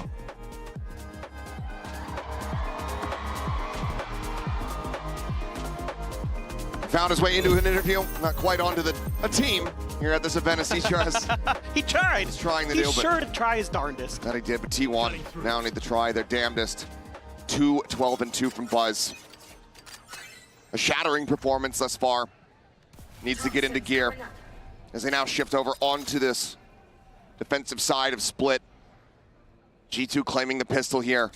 Very well be the beginning of the end. They're just slow creeping their way through. Using a little bit of util to make sure the site's clear. It's only Meteor here. Yeah, there's nothing. Rotation quick from Izu. Is able to snap over, finds one. Oh. Giacomo taken down, just blind Sam through the smoke. Leaf tucked away, Izu scaling forward, the paranoia connecting, but cannot find Trent there at backside. Sylvan out from heaven, however, able to find one, finds his second, as he will get taken down. And T1 get what they needed the absolute most. Another pistol win to start off this second half. It's a lifeline. Izu there. Just a timing, maybe. Not sure if you heard a footstep, but... How many times did we see Izu getting timings on this map, on this Yoru? That's a good point. Just come away with absolutely insane kills. He is a thief. Absolutely just wild stuff there. A lot of good trades for both sides, but... Full investment from T1. Yeah, they gotta go big. Couple Guardians, couple Bulldogs, Spectre. No pistols for Stacks this time. Didn't like that he wasn't able to win. See what Jonah P can do with that Marshall. Peek it. Shot not connecting. Buzz now up on top of the box. Gonna be fault line here, trying to give his life. He does so, but Giacomo gets traded out, but now Leaf far forward, catching Izu on the approach out from screens. Meteor going down another two here at main. Now and Jonah P still alive. Might have just about been able to have that shot, but Stacks saves their asses here as Jonah P trying to pressure him out. Eventually finds it.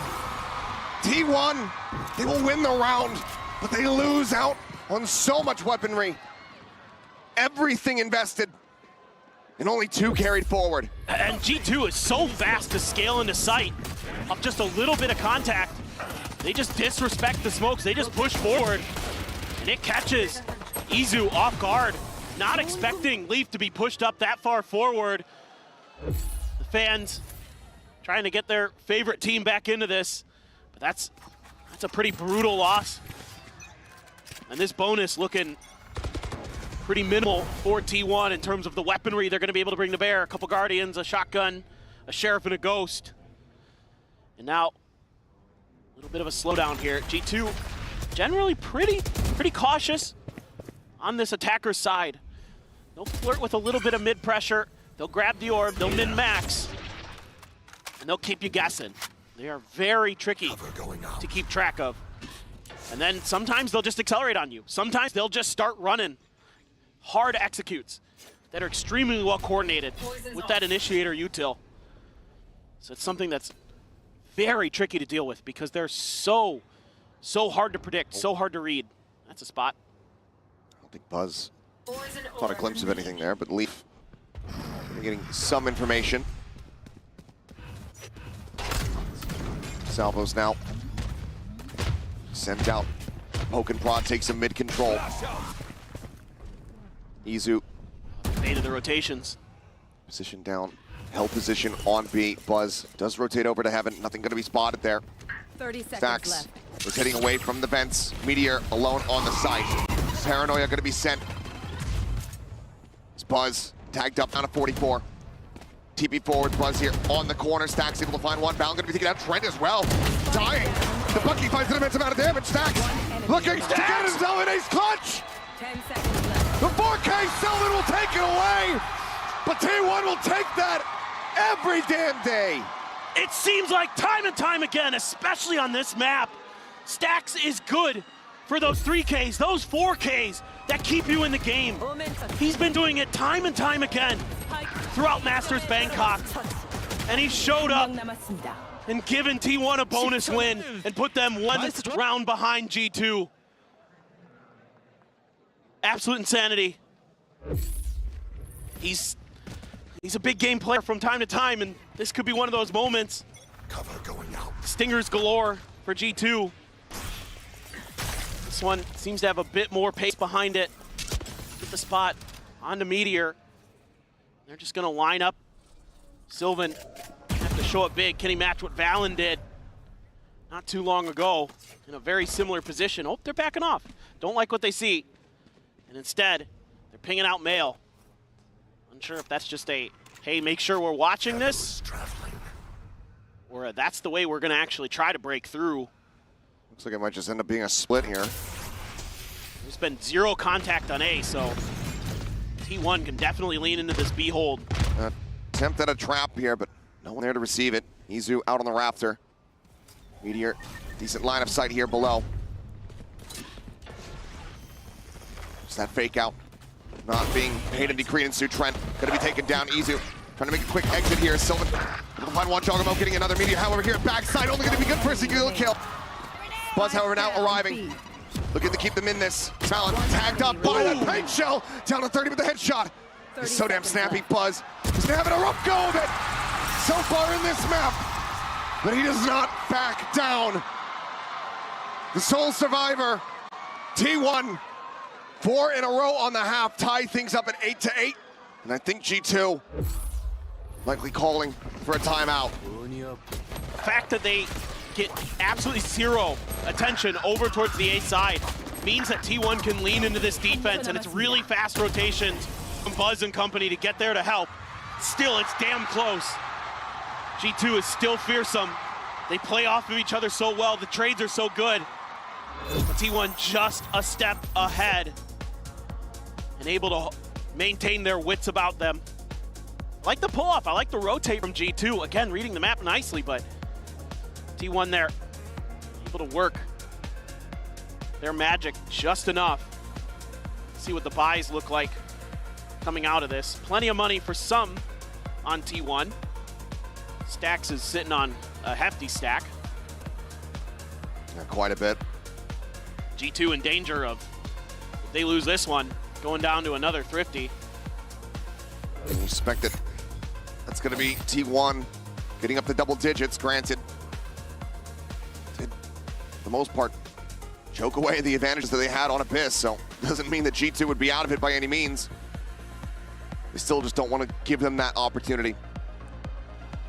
So, first timeout call here for the squad.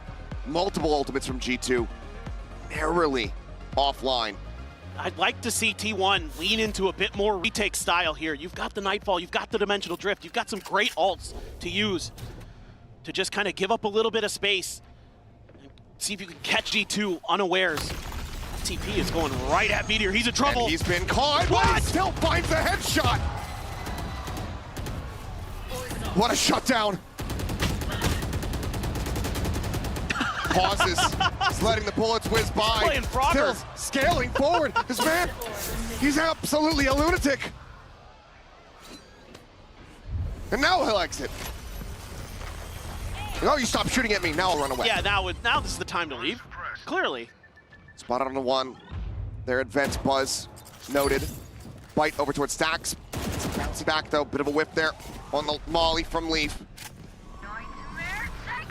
Nightfall coming across, just gonna get a connection onto one. Talon falls for the fake out and Stacks. Push forward, find him. That's the spike now. Drops here at the front of the site. Buzz peeks out into main. Seeing multiples. The swing out though, and Meteor comes up with another solid 3K. Flawless round from T1. They break down the economy from G2 once more. And now they find themselves here in the lead on a split. This is just really solid play here. Not giving up any space. Meteor holding the line. That's massive.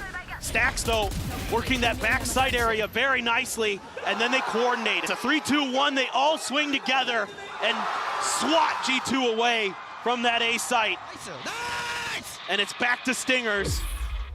Stacks trying to stay focused, trying to stay dialed in. You've got the Rolling Thunder. You've got the Dimensional Drift for both Yorus. Here has his ult. Pacey trying to catch Meteor again. Looking for it. Manages to drop that buzz, trying to go on the timing. Find some pressure, peeled off. Some getting dropped at Stacks out into heaven, finding two. Jogamo, Leaf both gonna be taken down. Dude, Stacks is starting to answer the call. G2's been crisp, and he's starting to get snappy. Two here in heaven, one in the garage. Dimensional Drift off the pause, gonna be coming through. Meteor stabilizing for one, tries to turn back, cannot get the kill there on a Valorant, but Sylvan absolutely will. Jonah P trying to push forward, reposition.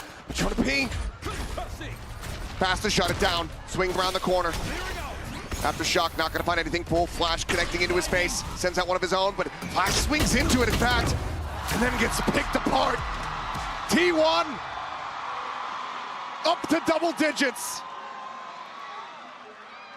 Not allowing for the Thrifty to come to fruition. 3 rounds now to try to take this grand final into a fifth and final match. G2 get ready to go into another bye with 5 ults. Everything in the kitchen sink to try to get themselves closer to T1, to try to take the championship here and now, to avoid that 5th map. So you have to imagine the momentum could be in T1 sails. Clear the haunt there. Not much info garnered here for the side of G2, but again, Meteor being tested. He stood up pretty well. He's been able to either get the kill or avoid the traps. Who's next? They're gonna use that Dimensional Drift first. Try to figure out if they have a good opportunity for that Rolling Thunder. See if they commit it. Has it at the ready. Rolling Thunder going over towards that heavy side. Now the Armageddon gonna be layered in as well. Shoving them back. The pit invested. G2, everything in the kitchen sink being thrown at this round to try to bring this back within 1. Planted. Everybody from T1 clustered up. A counter pit out from screen to try to keep them interested here, to try to draw some attention. As the rest of the squad tries to push out through main, but Jonah P is on such a deep lurk. Paranoia holds them back at main for now. A blind on a 1. And Izu taken down by the salvos. The drop down, Jogamo hearing it, goes for the timing, swing, pushes out, finds 1. And Buzz can only get Trent. 4 players left. Stacks reading the lurk well, but cannot win out the fight. Meteor will look to throw in the towel. G2, it costs them absolutely everything available, but they win out this round. They keep it damn close. Jog will claim Meteor at the very end, but yeah, it took everything. And T1 tried to dodge that utility as best they could, but the way that G2 is able to layer those ultimates, to use the Rolling Thunder, to set up the deep Viper's Pit, to take complete control of that extra flank angle. Plus, you know you have Jonah P, who's making sure that sewers and your spawn are clear. Really, really well-crafted, well-designed execute there from G2 to give them their first attacker side win. Can they continue on? Trent even only able to afford a Guardian. Showstopper, just a Hail Mary send there from Buzz. No real information, no real damage found. Meeks down to 78, has that regen armor. More than safe here for the moment. Paint Shell still in the back pocket. Jonah P checking in around sewers. Meteor now starting to go for the rotation. God, he's got tremendous patience, but Jonah P is on Meteor duty. It is his job to make sure that those flanks are secure. Meteor can just wait this out until the execute actually starts to go through. And T1 has the complete read on this. They've got everybody surrounding this A site. Checks around the back. The slide forward coming up. The gate crash there. How patiently does he play it? Damn patient back. Opens up here, does Meteor. He's rewarded with 2. Jogamo able to find 2 here on the site. Snaps back now, is going to be in the back line. Meteor peeks over towards main. Eve here on the Raptor, up and over the top, finds one, looks for the transition, can't quite make it happen. Big teleport. Jogamo now on his lonesome. A 1v2, the instant rotate. Can he be the hero again? He's done it so many times today already for G2. Another clutch opportunity. Plenty of time to plant. 10 seconds left. T1 had fully committed to just locking the A site down. Now to get the bad news. Rotate can begin. 76 here on Izu. Sylvan, full HP. 2 teleports, a smoke. They have some flashes. Jog has no util. Based on what he's shown, he doesn't need it oftentimes. Yeah, no doubt. Timing. The footsteps, and they're all lined up! Red Bull clutch! Jogamo is that guy! He is the thorn in T1's side! 10-10! He's already got a Champions Trophy. He wants to be the second player ever to also have a Masters, to join Saucy in that elite group. And he is willing, G2 right now, tooth and nail, fighting every step of the way. And his senses are immaculate. He is reading the game at a next level. And it's another dimensional drift. He's just building them up so damn rapidly. Tries to bait them in. Paranoia gonna be sent across. Trent continuing to try to keep interest on that B site. Izu under pressure, crumbles. Jogamo with a shorty, able to find the opening kill. Takes a bit of damage. T1 about to lose this lead that they were fighting tooth and nail for. Paranoia at the ready on the corner, catching damn near everyone. Meteor gets out front, paint shell gonna be sent. The swing at Jonah P, looking for a timing there into the smoke, gonna be good for 1. Sylvan, however, alongside Meteor, continue to break things open. Trent and Leaf, 1 in main, 1 trying to rotate desperately into heaven. The Haunt gets cleared out, positions widely confirmed. Poison dissipating, head spotted. Spike held to half. Meteor able to find 1, but Trent cleans up the remainders. G2 now in the lead. Trent says, I saw what you did, Jog. I've got some too. No problem. Just hold the sprays down. There was a moment here where I thought Meteor might have been able to do this. Trying to break things open.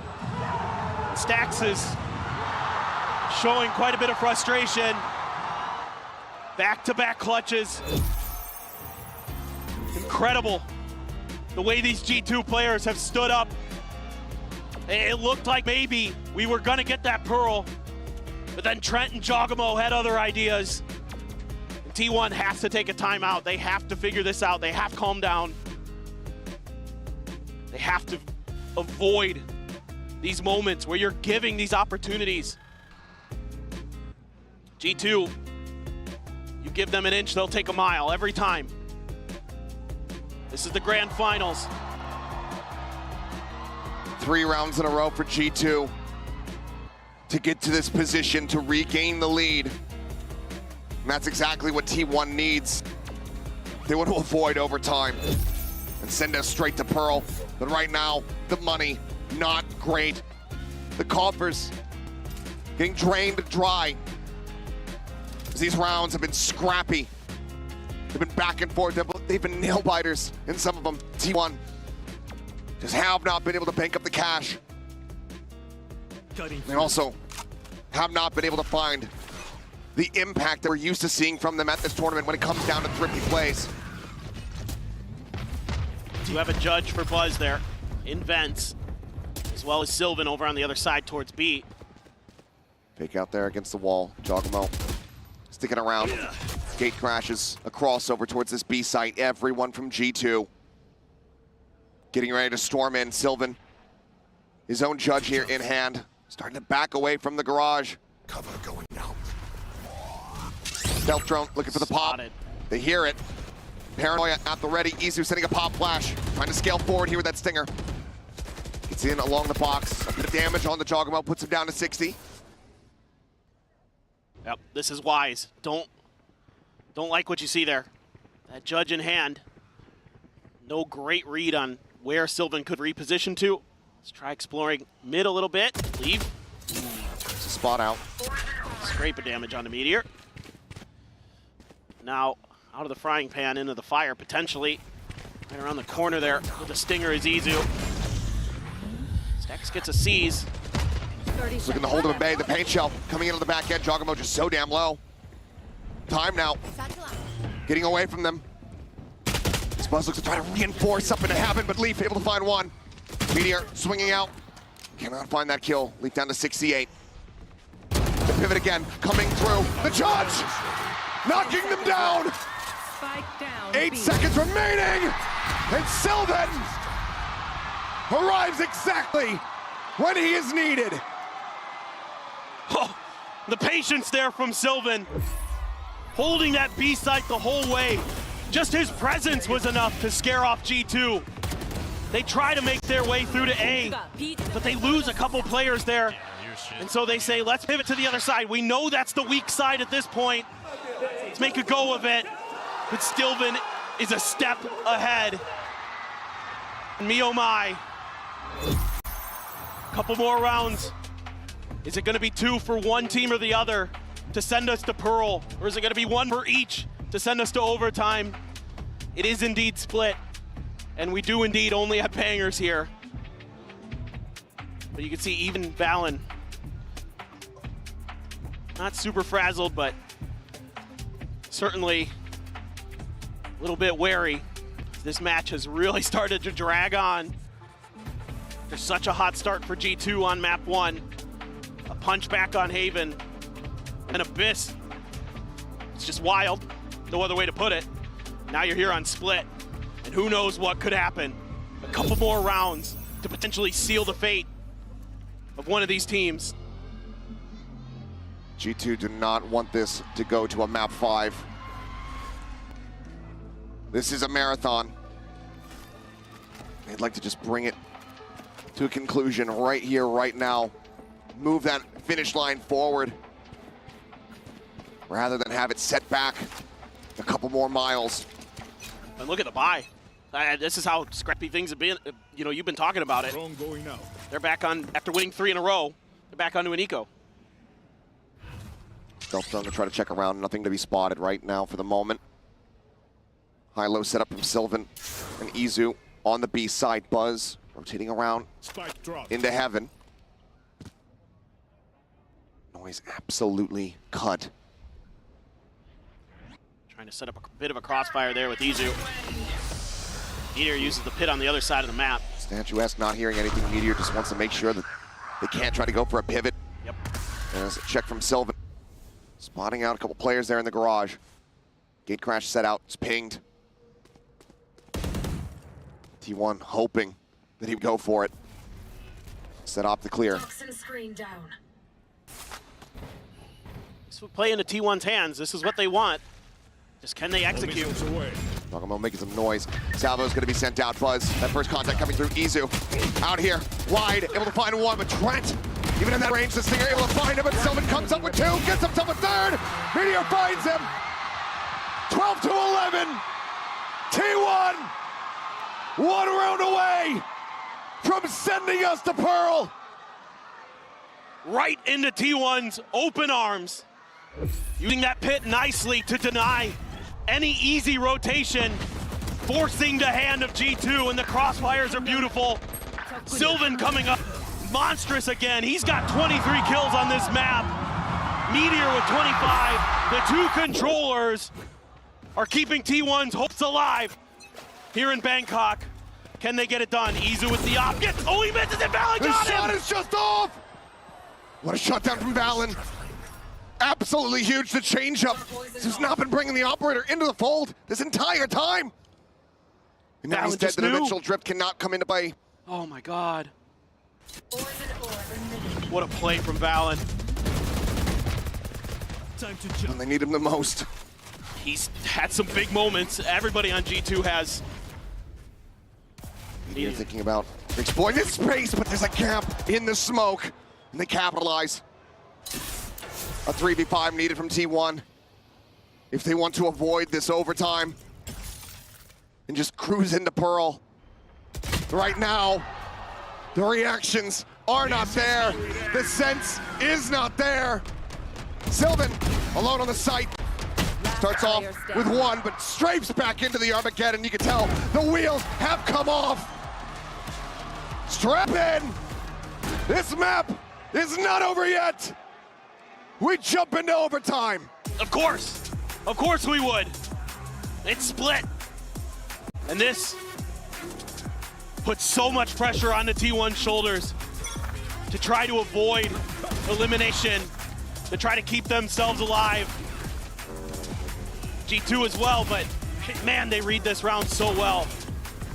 But the smoke there just a little bit off from Sylvan. Maybe that's something, a bit of a mistake, and not sure, he just wasn't expecting that to be there. It's hard to say for sure, but that's backbreaking for T1. Of course, losing that early op as well. No ops in play, no glass cannons, all rifles for both teams. Stacks going on a bit of an explore towards B. Three-man push towards mid. These were some of the rounds that did end up going T1's way, is when they could successfully make their way through and be able to find those pivots towards the site of their choice. Lead looking to try to stop this, but ends up falling. Jump down, Buzz. Gonna be traded out. Valen able to come away with one, but they zoned them away from the site for the moment. Paranoia sent. No one there to receive it. TP across. Gate crash set up from Mizu into backside, but he and Stacks both dangerously low. Here. Looking to be the one that tried to stem the tide here. Swing onto the corner. He can't find either. Juggermo with kill. Now the player advantage here for the side of G2. T1 trying to stay fanned out, but Izu going to be taken down off the rip. Stacks here at the default box, trying to hold the ground.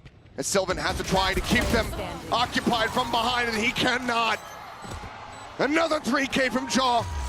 As G2 get this up to series point. The trophy within their grasp. One more round. They're able to find that big kill on the Buzz on the entry. And then Jaw just working his magic. So diligent, just checking every corner. And he's so accurate today. He can sense that trophy. And he's just chill. He's just having fun. He's been here before. He's been on that champion stage. He has won that trophy. It begins. And one more pop-off round from the man himself. And he will add a Masters trophy to that collection. Look at this, 26 kills on this map. He's just been an absolute fiend. Trent creeping forward. Fake out. Get themselves pushed up. Meteor peeking out. Jonah P. Puts him a little bit lower. But Izu striking. Somehow gets a fadeaway headshot. On into the enemy breach. A happy little accident perhaps here for T1. Something that they desperately need to extend this overtime. Trying to get a read on where the remaining players of G2 are. No other attention paid towards B. Now finally Izu gonna start sliding his way in. See if he can reinforce this A site. Buzz and Stacks. Stacks repositioning, Buzz out into the open, instantly collected Leaf. Finding the headshot. Stacks similarly pushed out into the open, and Izu looking for a timing, pushes up, cannot find any, but Stacks comes away with two. 30 seconds Gives his teammates an opportunity. A 1v2 from Valen. the fragging IGL, the captain, who has guided them to this very moment. Can he pull it off? The smoke dissipating, just looking for their feet, and he just can't quite get it done. So very close, but for T1, a sigh of relief as they reset the OT. It's just a little bit of a trap position there.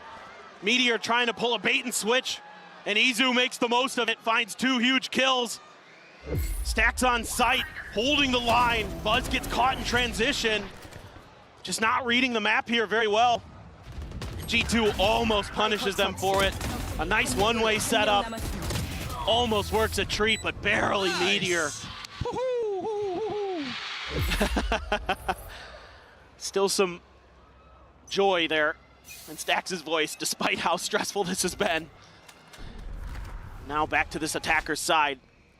Again, T1 gonna spread the map a little bit. Stax over at B Garage, trying to get some attention over there. Some smokes being sent towards Mail.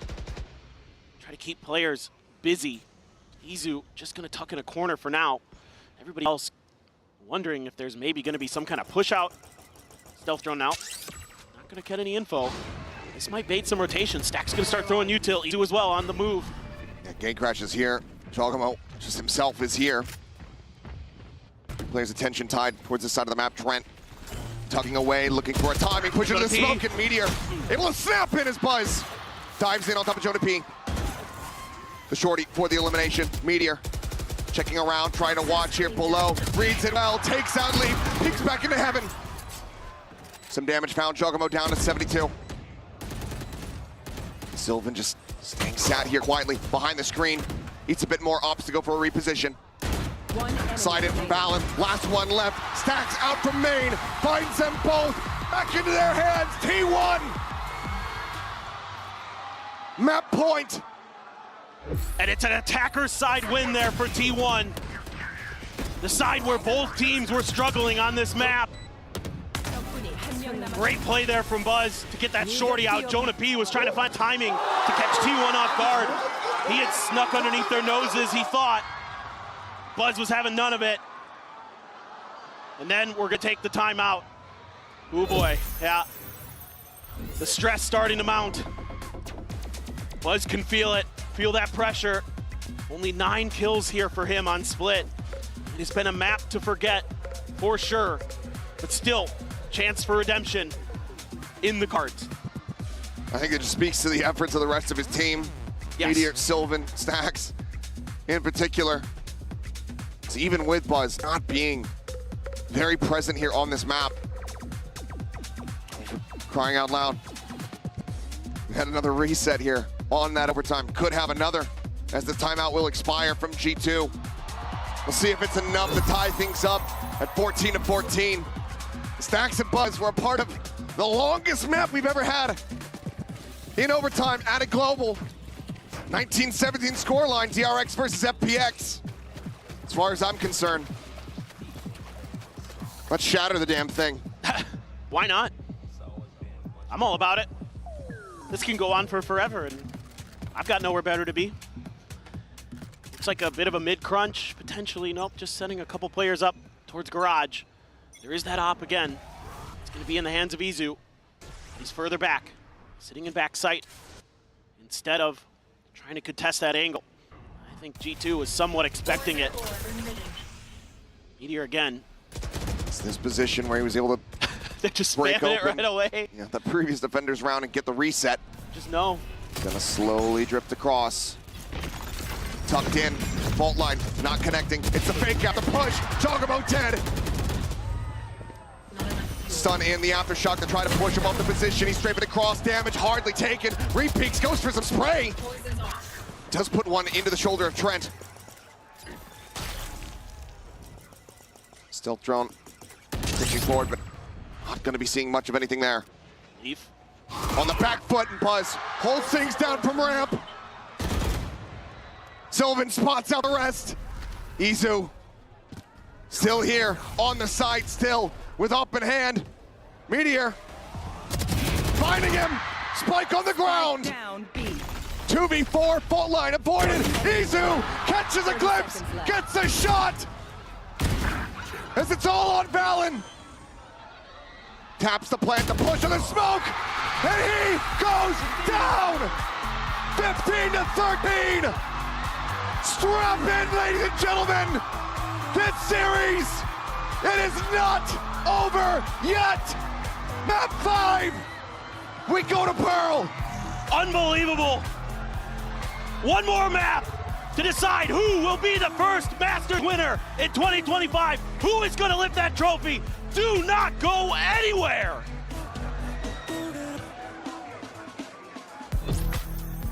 Vamos, brother. Good job, guys. Good job. 섹시해.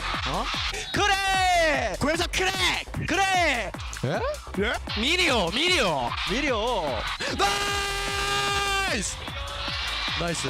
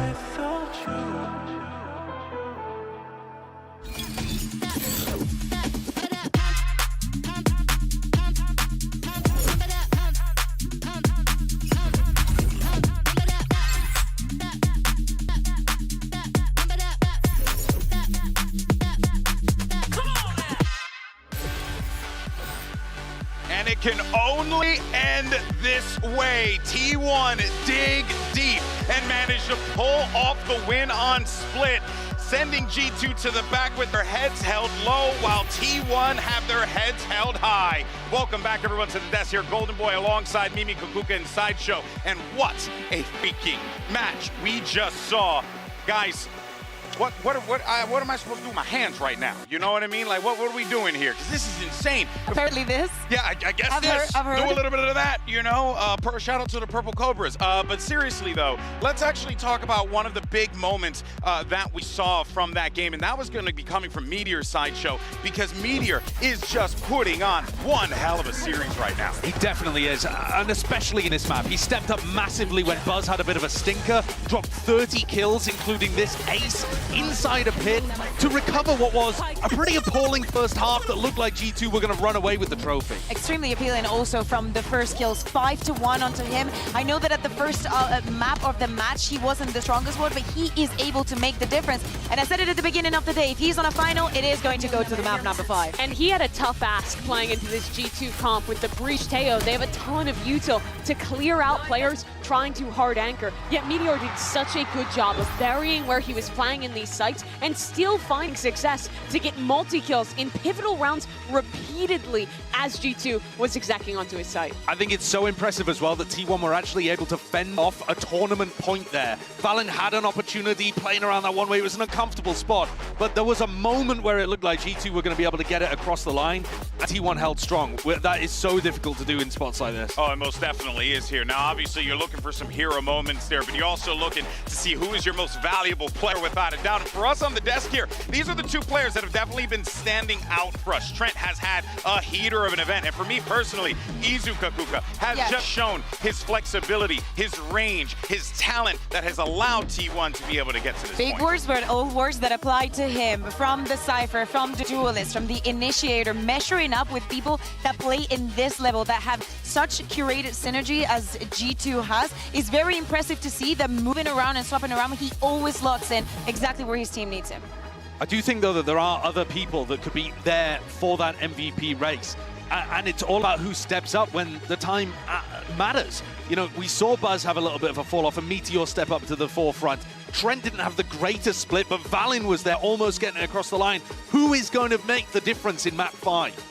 You have to look to the veterans, the guys who have done it before. Meteor was massive on that last map, and Jojimo, he has built his way into this finals as well. Both those players, an opportunity to lift their second trophy going into this map 5. I mean, you could definitely see the pressure, the moment. It's building for these players here as they know that everything is on the line. What an opportunity this may be. What an emotional game this has been as well, Sideshow. It's had everything. It's had elation to crushing disappointment. It's had moments of nerves. You can see it in the way that they're playing once the stakes get super big, pop-offs. Everybody's had their opportunity to have impact in the game, and the clutches have been ridiculous. But I think G2 were hoping to close it out there. There's something to be said about getting closer and closer to the trophy, feeling like you've accomplished it, and then realizing you have to reset into a whole new map. And now it all settles in the underwater world of Pearl. And here's a little fun factoid for you people at home. G2 5-0 on this map, Mimi, but boy, oh boy, would it be crazy if T1 pulls something off today. Josh Artea has talked about it before, that in BO5s, he likes spreading out the maps he feels are the strongest for his team. And I think it was an intentional choice to lead the Pearl this late into this series. You lost a tough map, but you're going into one where you are absolutely undefeated. But T1, they've been good on Pearl this year as well, going 1-1 in this tournament thus far with a very unique look on the map. Exactly. We expect to send the Neon back, but something that actually is a big worry for me on the side of T1, we expect to see the Killjoy back. When asked in the press conference about this Killjoy, Meteor just said that he just hopes Techo gets nerfed. But so far, and in this tournament, it is not nerfed, and it's Trent on the other side. He has proven time and time again everything that he can do with his agent. You need to be removing that Killjoy utility when T1 are on the defense side, and Meteor can move it around. It's not as simple as salvos go out and they just break it immediately, because there are other spots that you can put that in. But I think that's so crucial, because otherwise T1 are just going to be stacking all over the map in the right places at the right time. Meteor, though, might end up playing more of a info role, or more of a supportive role, and that's going to require other people to step up. And that's where I'm looking at people like Boss and Stacks, who haven't been able to get it done before, have made their best run ever at this kind of event, and are on the precipice here to be able to win a trophy. Yeah, exactly. Another person that I'm looking at. Leaf, where are you at the beginning of the tournament? You proved that you're one of the best. This is the best moment to prove to the rest of the world and to the team that you are a winner. The last time G2 was in a position like this, deep in a BO5 against global competition, they lifted the Ascension Trophy, earned their spot to be in the Partnership League. Now they have a chance to be the first Ascension team to lift a trophy on a global stage at a Masters tournament. It all comes down to this, Mimi. It's map 5. The trophy is on the line. Glory is on the line, and it's a first for both of these teams. One final time and for one last dance. Here's Achilles and Paper Thin. Thank you very much. We would not have this any other way. Blessed in our grand finals we seem to be as we get ready to jump into this map 5, this series. An all-timer already. And who knows what the hell is gonna happen as we dive into Pearl. You could convince me of just about anything at this point. We've seen it all today. We've seen dominance on maps. We've seen crazy comebacks. We've seen crazy clutches. We've seen Reyna being played of all things. And G2 undefeated on Pearl. But this is a map at T1. No slouches on themselves. Gonna run that interesting double duelist with Buzz on the Neon. Obviously, not the performance he wanted on Split. Looking to bounce back, looking to pick it up. Same with Leaf for G2. See if he can get it going, but it's gonna be T1 on the defender side. They are stacked right at the choke. Nesk was talking about it, that Killjoy. Meteor has been having a rough time of it. Getting value off the util when there's Tejo's in play. Difficult, but there isn't one here for G2. Attempted a little bit of a trap here. Glimpse of the cape around the corner is Buzz jiggling. Just the fake out. It's probably best that he doesn't go any further there, because all for G2. Leaf on the other side. The headhunter, of course, Buzz gonna see a lot. Missed Trent on that cross. Still just backpedaling here, trying to stay safe. His vine's gonna be cleared out. Flash over, gonna be connecting some decent damage across the Stacks. Shock Dart is able to find two. Stacks! He draws down the Ghost, finds another. T1 continuing to be dominant here on these pistols, and Meteor just swooping around the back. Leaf. Absolutely no way that he has any idea in hell. A single bullet in the headhunter. As the corner gets swung, the Meteor will take him down. T1. Another pistol win. 6-3 in that regard across the series. They put their right foot forward here on map 5. Stacks has hit some absolutely nasty shock darts today. And he's not letting off that pedal. He has stepped up as a Sova player, especially this year. We've seen him struggle on it in the past, but he's put a lot of work in. Looked a lot better on that agent. Finds a ton of value. Outlaw for Izu. Looks like he's gonna be in mid. Something you really have to be cautious of against this G2 squad on Pearl is they love to explore mid, and particularly Leaf. He's so good at working this space.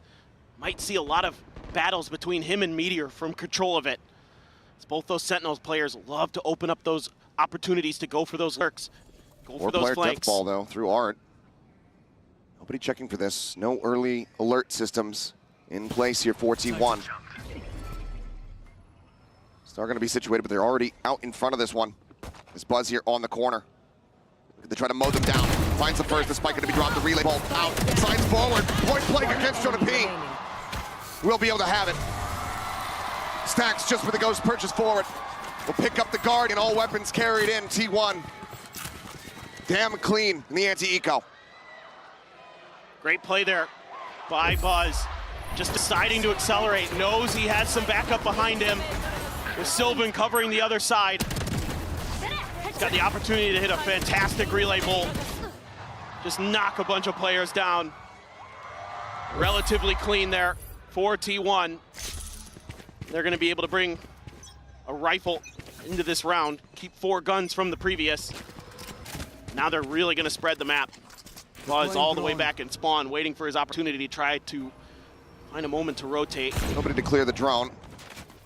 Izu is gonna go ahead, takes his exit out. Get that re-ping so they know it's not a fake. Look for a couple shots here, just blind through that nebula. Izu repositioning. Ready for the setup here on that next gate crash, but it looks like G2 winning the reroute. So once again, they'll look to go ahead and explore this space around mid. Yeah, they're really, really good about being patient on this side of the map. And they're really good at sussing out trap plays. This alarm bot gets cleared, does Meteor. He's tucked, it's just a Spectre. Jonah P, start to backpedal. Not gonna overextend, not gonna give anybody the opportunity here. For now, it's just quiet. Leave peeking around the site, looking for something. Relay bolt gonna be sent over towards main. Try to stop the push from coming through. Slide out, was gonna be taken down. Stacks able to answer one back. Leaf able to take his head off. Spike planted. Dig is up. Sylvan noted here at dugout. It's Meteor. Pounded and eliminated on that flank. Need that back. Sylvan finds another Izu. Trying to get in position here at Secret. Retaking from here. Looking nigh impossible for T1. Scooped up the Phantom. Recon cleared. Tap not coming through. Fuse now going to be started. Timing on that flash. Damn good. Shot's not quite come through. Surely not! He's done it! Sylvan! He just sticks to the fuse. He doesn't fake. He gets the Red Bull clutch. Bonus converted. And the madness just continues here in Bangkok. This looked like a great round for G2. They've got the crossfires set up, but Sylvan just pops a smoke, squats down, and waits it out. Unbelievable. And that's got Sylvan out of his chair. And he was already tagged up. Yeah. Anything. And Should one have been able bullet. to take him down. One bullet. That flash timing out on Art, catching that, offsetting the crosshair. Beautiful. An inadvertent hero play from Izu. Take flight. And I like what Buzz did there. Use that relay bolt to cut off the forces that could be coming from A main, from G2. Slowed them up a little bit in that attack, allowed Sylvan to kind of sit in the back of Cubby relatively unaccounted for a while. Jog going on and explore. Seeing what's what. Finding quite a bit of info. Hello? Oh, just trying to go for a very hyper-aggressive play forward. Does get traded out. Valen able to find Sylvan. Still some damage taken. Leaf at 59. Valen 59 with some regen on top. Concrete Divide going to be called, but Leaf swings the angle. A bit too early. Pop flash, ready to be sent. Might not even be needed, but it gets a catch on the Valen all the same. Ult commitment, not doing a damn thing for 0T1. This is just great stuff. Great timings. Buzz again, sliding in when he's needed. Sylvan aware that the dimensional drift could be coming out near him. He takes Jog down right before it pops. Leaf swings. A momentary mistake potentially costed G2 that round. And after a 4-0 start for T1, it will be the timeout for G2 Esports. See if they can somehow stop the bleeding. This is such an incredible start, and like was talked about so many times, a map they have not lost yet this year. T1 previously had that same accolade. Got taken away from them here at this event, and they're looking to do the same to G2. Make sure no one gets away unscathed. But it's just shades of Abyss once more. The way that that map had begun. But it's different because of, this is a little more standard comp, we'll call it, than what we saw in Abyss. But absolutely, yes. You know, with that operator there, that's fearsome, especially with nothing but close range weaponry to bear for G2 in this eco. A couple Stingers and a Sheriff, a couple classics, of course the Headhunter for Leaf, but now I want to see T1 just be patient. No need to push the tempo here. Make G2 force the issue. It's going to be the operator in mid again. A couple players thinking about going out for a push. Buzz and Sylvan out of Art potentially. Izu just going to be watching this angle. Jog could just send the clone. Has full armor. Play it up patiently here. Was able to get that. Doesn't want to take any early damage. Yeah, was able to get that Phantom in hand. That's why he needs to be the one sticking around here for the long haul, but Buzz caught out on this lurk. A nice swing. An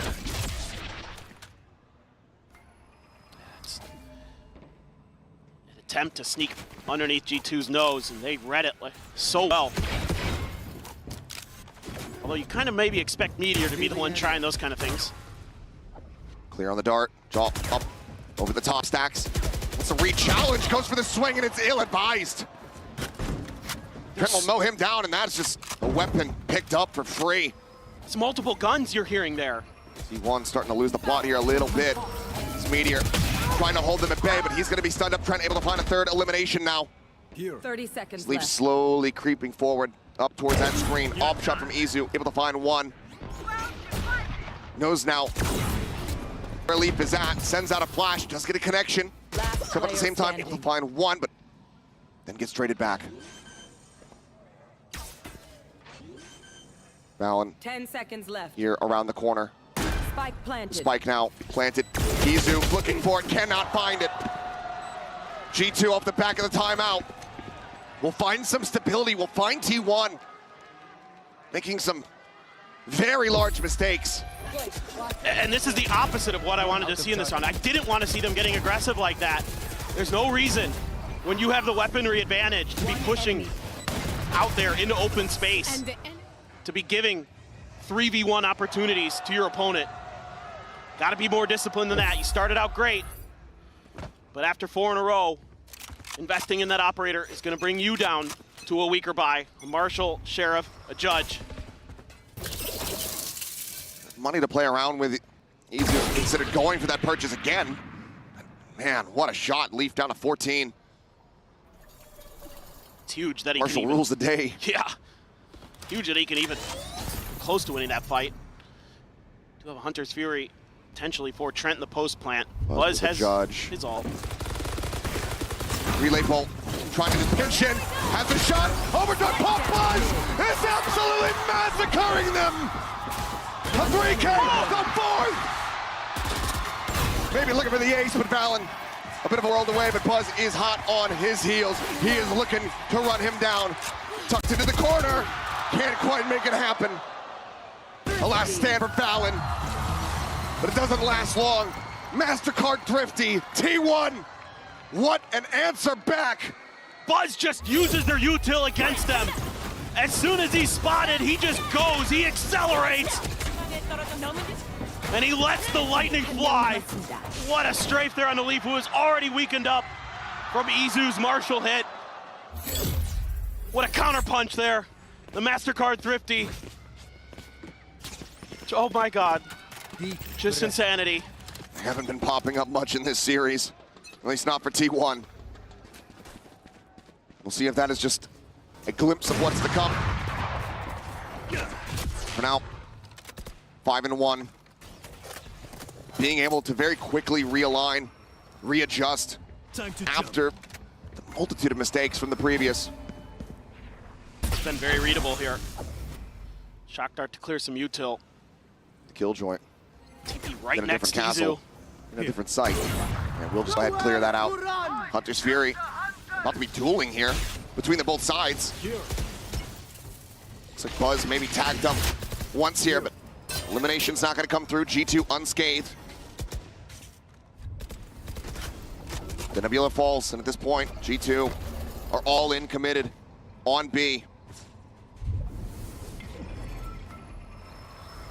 Smoke's about to dissipate. Trying to send some flankers through. Buzz pretty aware. Meteor still over on A, just making sure there's not a rotate. Sylvan finds a pick on the lead. That's the operator down. Izu gets another. Jonah P now scanned out.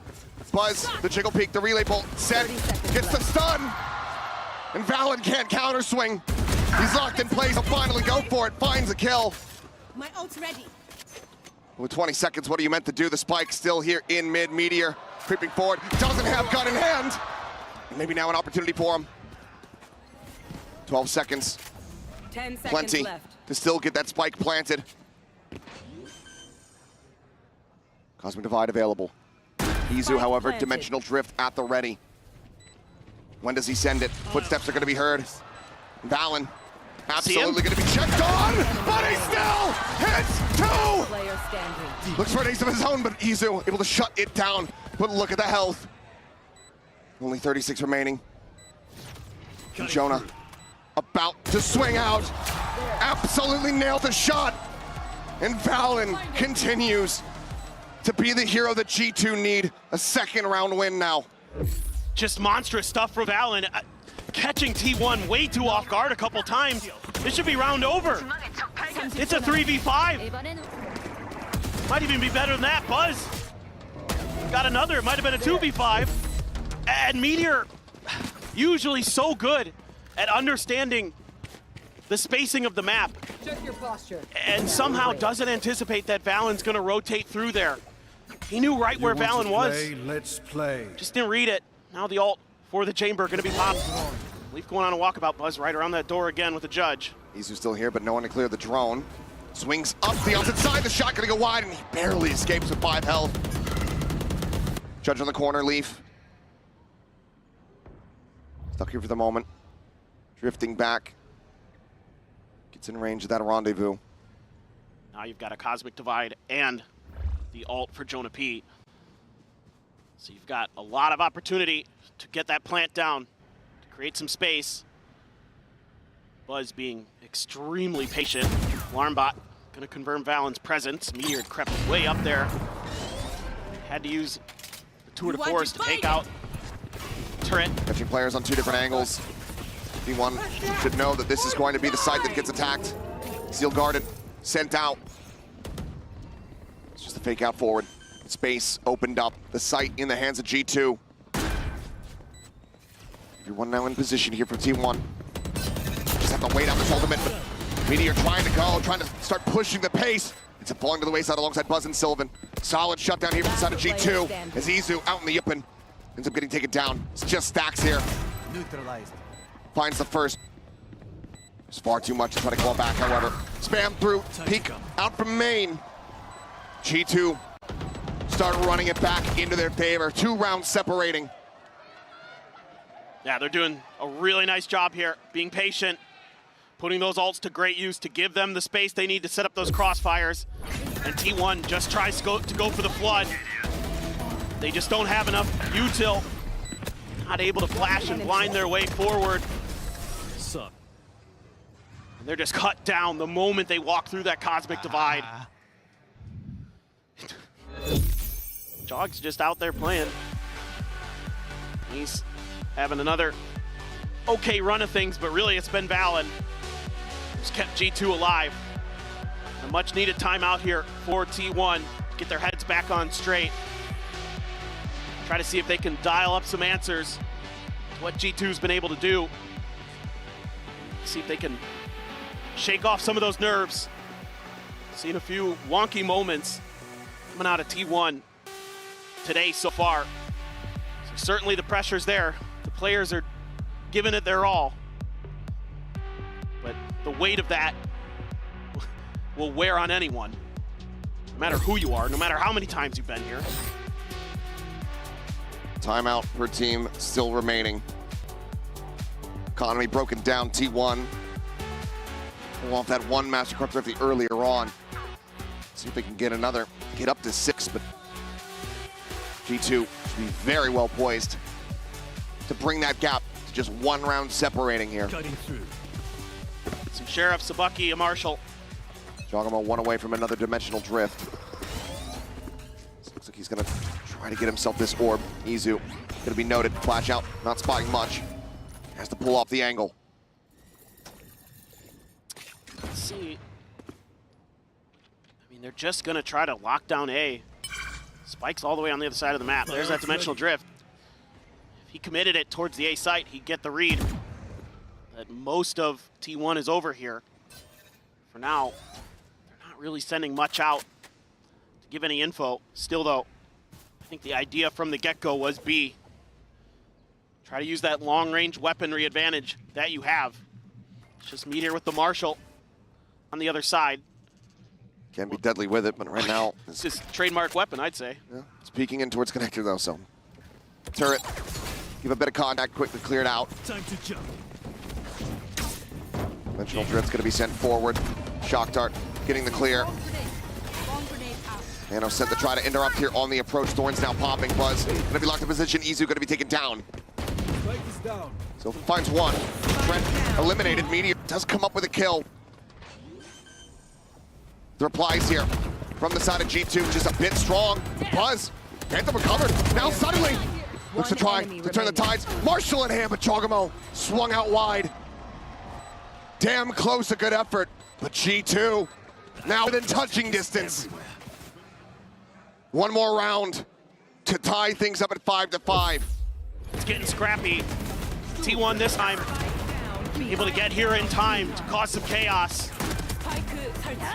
Great stuff from Buzz. If he had any more bullets, probably wins that round. But that Phantom was already low on ammo when he scooped it up. Roadrunner indeed. Yep. Back into the op for Izu. You do have the lockdown. No Hunter's Fury to counter it. But back into another Cosmic Divide for Valen. Chogamo, of course, still sitting on his ult. TP's back into spawn, just again, looking for one of those push-outs. You will see this from T1, well, they'll use Buzz and Izu or Buzz and Stacks to try to take space at elbow. But T1 has been very cautious, other than the opening at the pistol, of really trying to challenge that. Trying to crunch here. They come through double doors.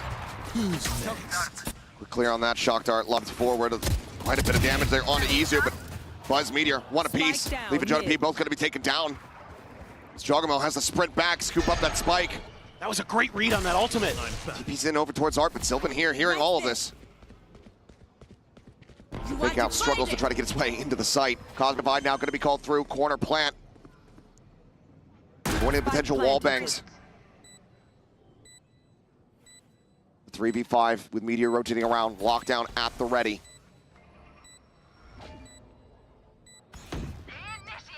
So crucial that Buzz stays alive here. This forces Chogamo forward. Playing up onto the corner. Buzz trying to backpedal. Gets around the corner a little bit faster. Keeps himself alive for the moment, but Chogamo is able to find it in the end, but Meteor finds the timing. Pushing forward, fully blinded up. Valen able to find Izu. Meteor going to be gone. Sylvan and Stacks. As Chogamo looks to try to pull off yet another clutch dive forward into the smoke. Finds one, but cannot get them the round win. T1 maintain an advantage, maintain the lead. They keep the AWP in hand. It just felt like T1 had a read on the way that Chogamo was going to want to use that dimensional drift, because they hit a player behind the smoke and they hid Meteor behind the cubby, and they throw out the relay bolt right after the ult gets popped, because they're expecting players to try to follow off the back of that, and they knock him right down. It's a phenomenal read, and Meteor knows he has to take space there. He knows that they have to keep those players away from that defuse. That's a great heads-up play from him. And T1 that round had their heads on straight, able to profit from it. Now, studying the map a bit more. Once again, right outside of that B door is Buzz. Meteor behind him, bit of a different look. They're stacking up, maybe thinking about a walkabout. But you know that Leaf is watching this. You know he's got his eyes trained toward this mid area.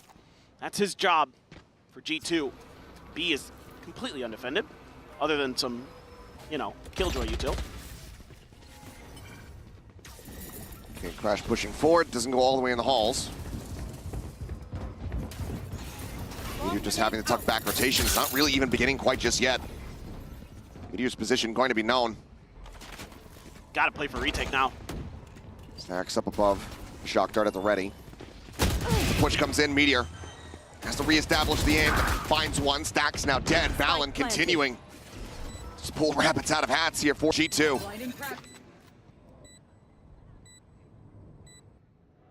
Buzz gonna have a tough fight to win with Valen back there. Does have the overdrive, but the question is, does he pop it? Fake out the lead, Chogamo holding close.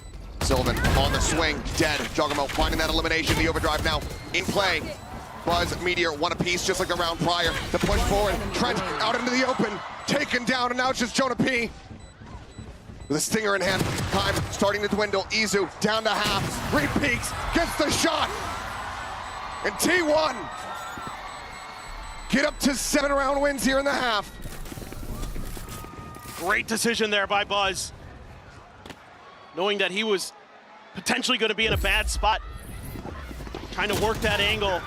Says, I've got the ult, let's go for it. Let's slide through there. Him and Meteor working in conjunction very nicely. But I like the cautious play. I like the discipline here from T1. Meteor not giving up his life early. If Stacks get spammed through a smoke, okay, so be it, that happens. And it's timeout time again. G2's got to rethink this. It's the second one. The crazy. Just not feeling confident. Yeah. Giving over a potential 8-4 scoreline. Well, what's crazy to me is a lot of the things that normally work for G2 on this map aren't working at all. T1 has done a good job of shutting down the mid pushes, the mid lurks. They really haven't found any purchase in that space of the map. Whereas when I've watched some of their previous games, that's where they're really doing a lot of destruction because they're able to set up for those flanks. Whether it be on the B or A, they're able to control that space and make retakes really, really difficult for their opponents. But so far, T1 had good ideas on how to deal with that. In particular, Meteor and Buzz have been shutting that down pretty nicely. And for T1, it's been a lot of let's lean A at the beginning, and then if they get B, okay, so be it. I like the change up in that previous round from T1 where they finally go for one of those longer lurks. Come from the attacker spawn side. Keep G2 off balance. They worked a treat. Jog will have his ult, so will Izu. See if Izu can find some more impact with that operator. Maybe Jogamo has got some more heroics in store for us. Valen as well has been, God, he's been frying on this map. My blind is dead. Leaf, just a Bulldog. One parked up here outside of club. Anticipating this deeper and deeper push from Izu. Starts to back away. Next? We'll just run off. They'll miss each other for now. Dimensional drip pop from Jaw. Checking around, TP's back over here at A main. Some space give up. Maybe anticipating that the Steel Guardian's gonna be coming through. They will be able to successfully avoid it. Gravwell looking for a pull. And you're just able to get out in front of it. Trying to find that combo with the Nano. The spot there, Meteor gets a little bit of damage. Into Trent and Jonah P. Clear the drone, has to get out of there though. Backs away over towards Secret. Shocker flying, and oh my god. Trying to be down now to 11. Izu scouting them all out, says, yeah, it's here. Dead Art. The swing onto the corner, coming through, really bolt, not quite connecting. But T1 just mows them down. Oh, Jog! 30 seconds. Solid shot, but needs far more of that. Will not be given the opportunity. Weapons juggled. Leaps up on a Guardian with 4 bullets. 3 might just be all that he needs. A tap. But T1 not quite falling for it as Buzz slides over and finds a headshot. 8-4. T1 Switching sides. out in front. What an incredible defender side there from T1. We have a short break, guys. A little bit more to go before the conclusion of Masters Bangkok.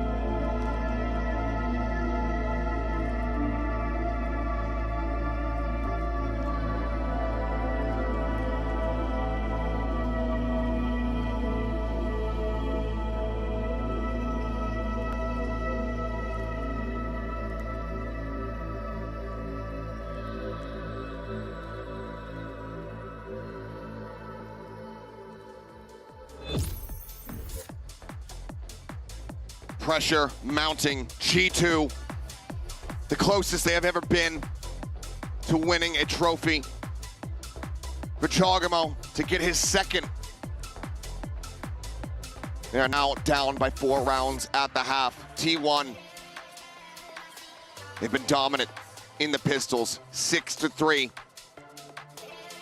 G2 absolutely need to find success from the outset here as they move over to that defending side on Pearl.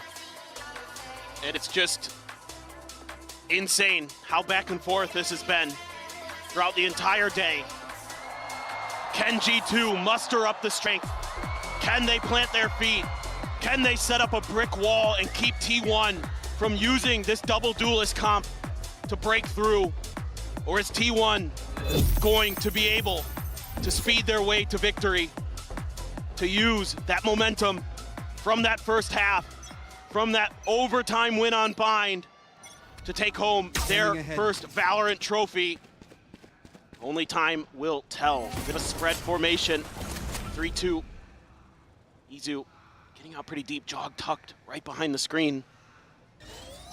Sliding across, Trent watching here. Spotting out a couple different players.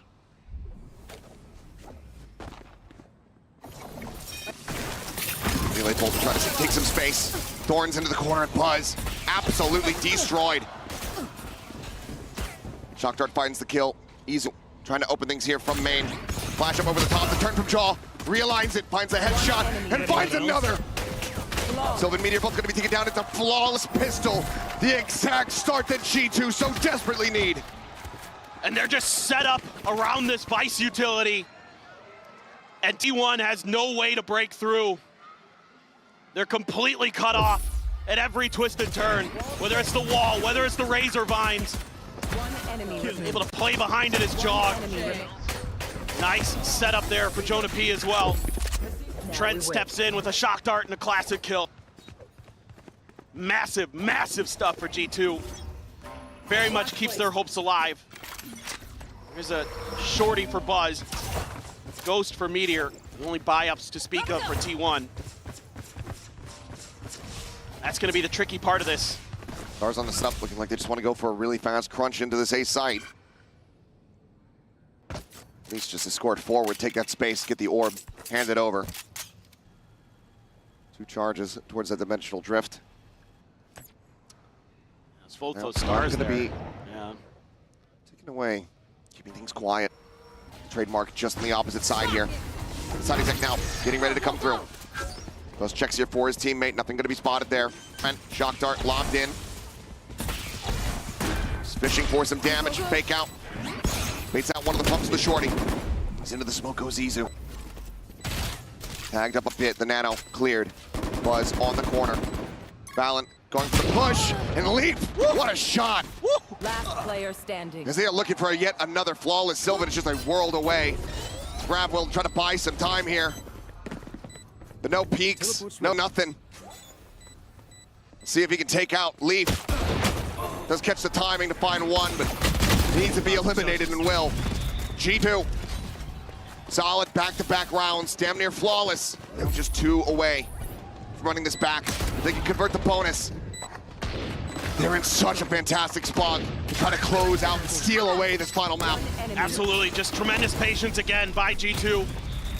Leaf in particular, great reactions there with the Outlaw. That could have been really dicey if he doesn't find that kill. Try not to. Great fake out. Reveals the presence of the shorty of Buzz. I've got full rifles. There's one player who could die to 1 shot from that Outlaw, and that's Sylvan on the Astra. It's a 4-man push. Don't want to deal with that Vice utility. The biggest thing for T1 in my mind is finding ways around that, because G2 is so well drilled. Time to jump. Slowing all of this down. Go, little teleport, you can do it. There it is. All the shock darts available.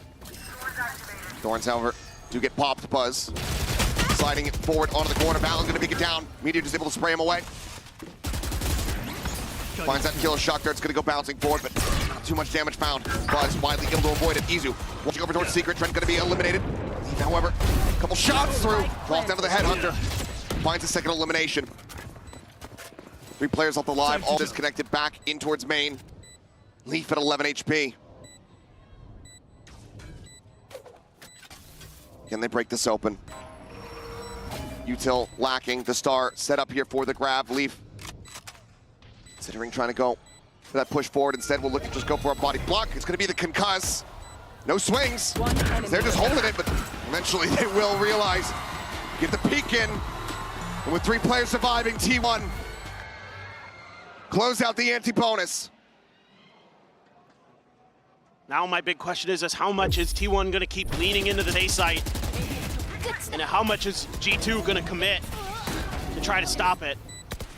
This round, some different ideas, we'll see. But we've seen T1, sometimes they'll just run it down at you. And they'll just say, we're going to go for the brawl. We've got the duelist, we've got the util.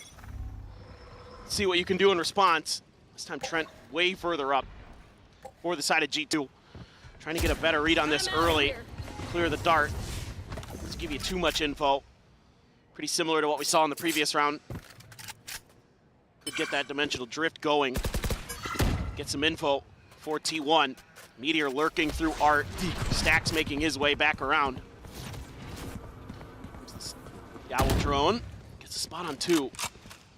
That's going to send a bunch of G2 players rotating over. This is taking a bit long for T1 if they want to make this A execute work. They're really taking their time. Here. See what they do off the back of this dimensional drift. Should be able to get some decent info. Scouting out, seeing Trent lead, punishing the lurk. Pop flash sent, Buzz sliding forward, able to find one. They force that gate crash away. Draw back across the opposite side of the map. Leaf now getting ready to go on this lurk. His way all the way up through mid. Stacks, however, cognizant of it. Watching from behind. Just swing fully into this though. Hops to back away. And now Leaf starts scaling forward. Sylvan still watching for it. Balance in the meantime, pushing up. Sylvan dead. The back line now exposed. Stacks. Last one standing. Tries to swing out. And cannot. G2 continue to fight back. Once more. 3 rounds separating them from tying things up. The timing there, just a bit off. The senses for Stacks, good. But Leaf's patience better. That opens up those angles. Ooh, first shot a little bit whiffy there, but able to connect on the Meteor regardless. Just great stuff, great hold. Kind of knew where Stacks was. Need to work the map a little bit more here as T1. Way too readable. The whole time G2's leaning in for that, even though you have that dimensional drift to clear some space. You're opening up the opportunities. For G2, keep doing what you're doing. They're great at lurks on this map.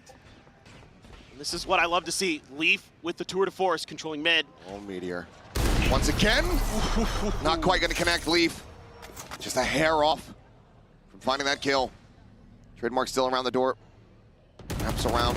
As Leaf joins in alongside Jogamo here. Was just frantically bouncing forward. Has the judge in hand. Looks for the punish. Turns back and somehow Leaf gets caught up in the crossfire. Loses his life, but it is traded out. Dimensional drift, however, still going to be committed. G2 not wanting to allow for this round to get away from them. They have the weapon advantage. It's Meteor widely just ignoring this Yoru, this devil on his shoulder. Thorns pop, up an avenue through. The Nebulas come through. Izu is looking for the stick. Spike now in play. Cutting through. 2 Bulldogs, a Sheriff, and a Classic to try to hold this, and Izu able to escape out towards main, joins in alongside Stacks. Sylvan trying to go for a flank, but this is being watched, or was, by Jonah P. But now Sylvan, potential opening here. Meteor falls. That art side opened up. Izu going to be taken down. Stacks needs to try to interrupt him, but he cannot. G2, rocky at the start, but steady at the end. They do not allow for the Thrifty to come in. And now it's just 1 round from tying this up. Oh, got the spot on the leg of Buzz there. TP's out. Right there for the Classic. The Trademark got him. Got Buzz as well there. But it's a lack of patience again from T1. They don't play it cautiously to try to wait for Sylvan to get in a position to strike.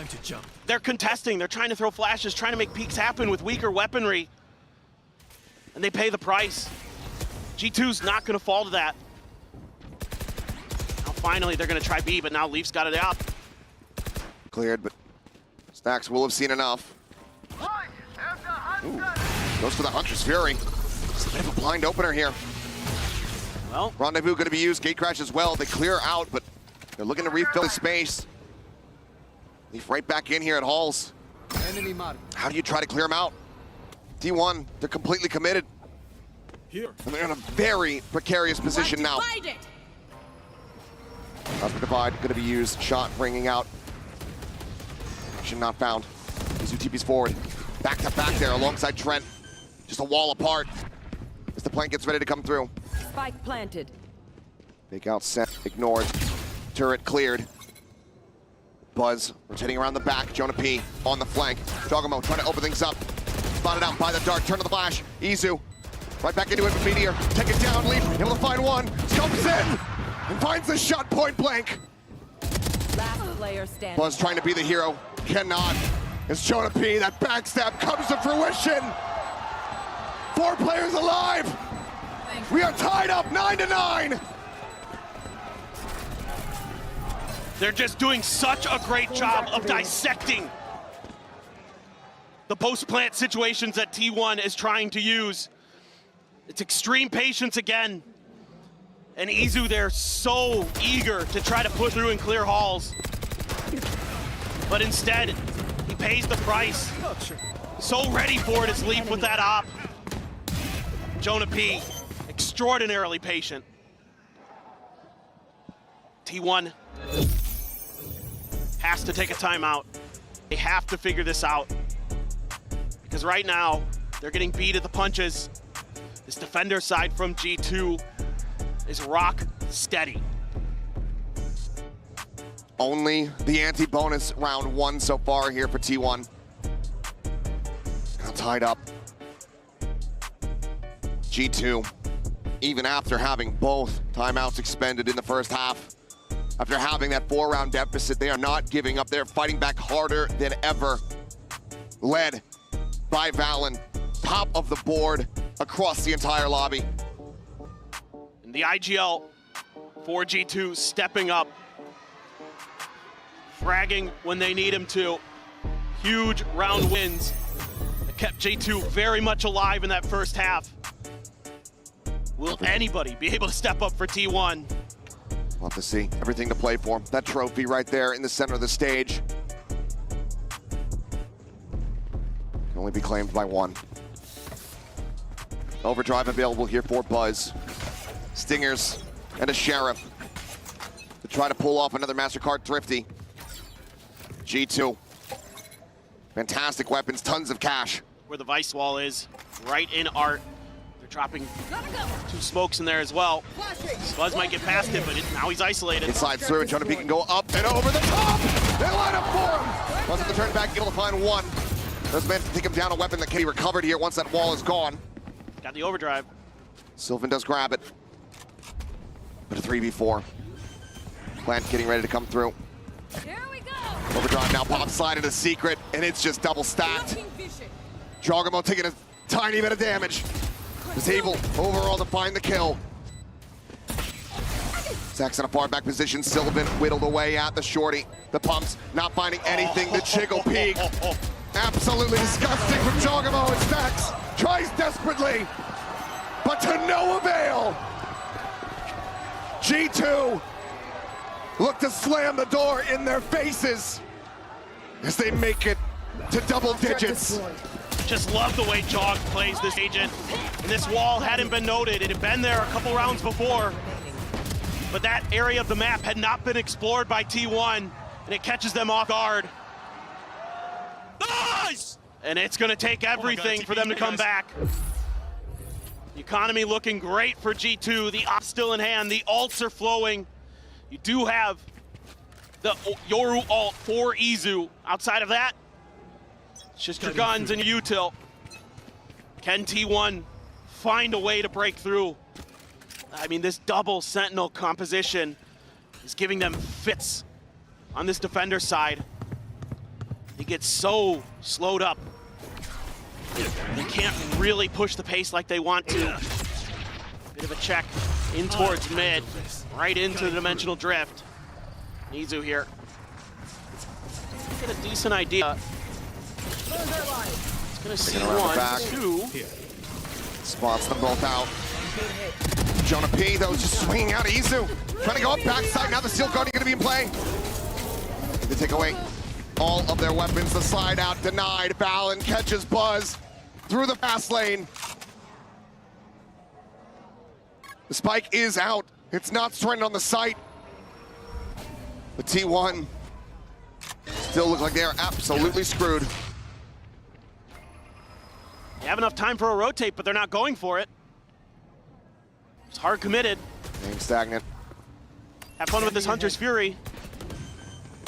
Recon over the top. Meteor able to find one. Lockdown gonna be coming into play. Hunter's Fury sent. Meteor tagged up. Dodges out the final pulse. Can he use it from here? He's stuck on the side. Swings out. It's gonna be good for one. But the ult cannot come to fruition. Divide here on the wall, trying to get the knife. Valen pumps in, and he finds them both! 11 rounds! G2 have figured out T1! They have downloaded the playbook! T1 just looks lost. They're just pressing now. There's no fluidity to their movements. There's no guessing to what they're doing. It's just an A hit, and they're trying to brute force their way through it, and that just isn't going to work against a team of G2's caliber. You've got to dig deep. You've got to find some kind of hope, some kind of miracle play if you're going to keep yourselves in this. But it is looking dire. They have yet to find more than one round on this attacker side in a double duelist comp. Couple shots from Joggermo, enough to shove Sylvan back. Meteor rotating back across. Widely just quiet from here. Smatterings of util thrown. Nothing gained. No space, no knowledge, no positions. They might just try another short B hit or a long one. Eve is here. Know that op is there. What's your plan? Op in play. Just a recon. Nebula to try to get the cross. Buzz bouncing forward. Beats the first shot. The rotation's now starting to rejoin over towards this B site. T1 slowing things up a bit. Now pushing the accelerator once again. Buzz, Izu forward into halls. He's getting himself positioned up top, above. The lockdown now in play. Looking to zone them back. Look at this stack in halls. Nothing to try to clear this out. They're just sticking around, desperately hoping that someone peek this corner. Stacks is playing around with it, but in the end, has to fade away. Here. One detained. Gonna be found. No, it's a fake out. Obscuring vision. Buzz trying to push the corner, but leap from above. Finds that kill. Meteor run down. Sylvan into smoke. Finds himself a second. But Trent will flush him out. A swap of the weapons. The defuse being held. Trent, he's out at safety. He's desperately trying to get it done. And he's just managed to do it. The spike goes off. And somehow, it is a Red Bull clutch at the hands of Stacks by the narrowest of margins. You have got to be kidding me! This looked like it had G2 written all over it. Doing a great job clearing out that whole angle. They're getting the kills. Sylvan comes up with some huge shots with the Sheriff. And then Stacks just has enough of an angle. Let's go, let's go. Just enough. And there's hope again. There's hope again for T1. You can tell he didn't quite know if he had done enough. T1 breaking a 5-round win streak, but still down by a round. Able to afford a full purchase here for the most part. A couple half armors in the mix. Stacks there, trying to find the Vice util. Actually just comes up short on the second shock dart. So doesn't get that cleared. Now they wait again. There's 3 players on this site. Pinging out Secret. They really feel like that's where the players of G2 have been kind of posting up, and they're right. And you do have a Hunter's Fury, you do have a Cosmic Divide. See if they can get it to go. Divide coming through, Jogamo forward here on the side, and Valen once again able to strike first and foremost. Hunter's Fury now from Stacks opened up. He's going fishing, hoping for something. No tags to be found. Ping here onto Izu. Sets up for his escape. The flash connecting from behind, but Jogamo still swinging on the corner. He'll find it now back into the dimensional drift. Trent pushes out. Meteor dead. As they all just get mowed down. G2 not batting an eye. Previous round. Who gives a damn?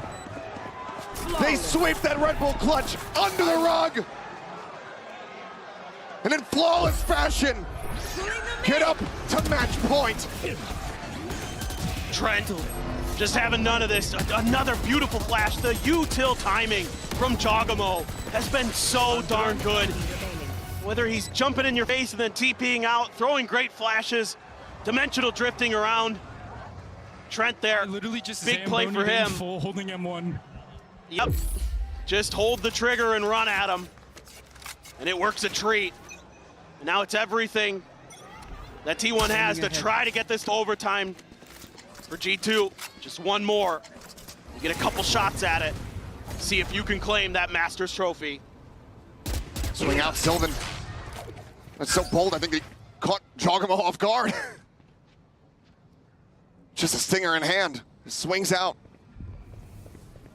Gets himself behind the pillar, but it's gonna have to be alert play. Obscuring vision. Star through. Leaf. If he just goes for a timing shot, he's got Sylvan absolutely dead to rights. What does Sylvan do? Smoke about to dissipate. Leaf not on the angle. Sylvan able to tuck into the cubby to safety. They know, they know. They have a very strong suspicion, that's for damn sure. Now the rotations called back around. But G2 maybe start believing in it just a bit. Perhaps they have rotated. Time to jump. But it's about to get noisy. On this B site, fast lane in play, Leaf. TP's back out to safety, avoiding getting stunned. The fake, oh, the teleport, rather is Izu. It's just absolutely destroyed. Ping on the Sylvan, push up to the corner. Jogamo puts him down. Whoa! The flank, noted. Stacks firing back. He and Buzz, the dynamic duo, who have been together for so very long. Try to keep the team in this map. For Jonah P. The 1-2. The clutch. The try to bring it back, but he cannot find it. T1. They hold on by a thread as they look to take us to yet another overtime. Oh, for a moment. I think G2 saw that trophy in their eyes. But this flank, finally, Alert is able to go for T1. Meteor, Buzz, able to get in there. Oh, Stacks with that Guardian. The hero plays, hits those headshots. But they need one more just to send it to overtime. Can they do it again? Can they push this to the brink? They've gotten us to 5 maps. Can they get us to another overtime back-to-back? They're trying to sell a fake. Tour de force could be in play, but for now they're just causing a little bit of commotion, setting up similarly to how they did in the last round. Let Sylvan try to create some pressure over on the B side on his own. No noise made by T1. They're looking for some kind of aggression, some kind of push out. None coming. Sylvan again. Leaping forward, leave, the spray. Some minor taps. Sylvan forced to back away quickly. Has to get tucked in. So starting to get deja vu. Stacks, however, he shifted towards this side of the map. Who's next? But now the fake. He's ready to try to come into play. The dimensional drift forward here onto the A side, spotting him out. 37 seconds remaining in this round. Leaf, however, still here. Trent sticking around. One kill. 30 seconds left. Gives him a Hunter's Fury. Leaf watching the angle, shifts back around 23 seconds. They are running out of time. They need to get going right here, right now. G2. Rotation's about to begin. The stun under one. Leaf gonna be taken down. Trent backpedaling, tacked up just a bit. Tries to counter straight through, but cannot find the spike. Now gonna be planted. Player advantage here for the side of T1. Jonah P's gonna be late to this party. He's watching for a lurk. They haven't spotted him out. And Izu gets rid of Valen. Takes him out of the equation. Time once again dwindling. Trent gonna be taken down. Strap in! It is far from over! We are going to overtime. T1 push back. And they extend this series once more. The crowd is absolutely loving it here. They are thunderous in Bangkok. And no way in hell did I think there was any way that T1 was coming back in this. They look burnt, they look specked, but they dug deep. That experience coming through. And Sylvan there, doing such a nice job, 2 rounds in a row, creating some distraction, creating some opportunity, creating some confusion, selling the fake with the dimensional drift, going deep into the playbook in the very last round as T1 to finally find another win. And here we go again, 2 maps in a row, overtime to decide who will be your Masters Bangkok champion. It can all come down to this opening round. T1 damn strong on that defense. If they drop this here, it could be as good as done. You see there's been nothing over at A main. What is that shot? Down to 4 health. What a way to start this off. Look at this, T1 can lean towards B. They haven't seen anything over at A. Buzz and Meteor trying to line up, see if they can knock a few players down on the way in. Flash out the smoke here at the ready. Meteor sliding across into the corner, finding one. Buzz getting another, picking up 2. Gets the 3rd, pops the ultra. We'll be able to sit him down. He's been clutch for the team here in the past. The spike's gonna be picked up, the dimensional drift. Just sprinting his way across saying, howdy folks, see you next time. 30 seconds left.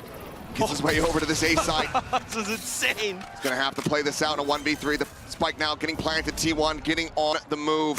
Spike planted. He's done it too many times today. Can he do it again? This would be absolutely back-breaking.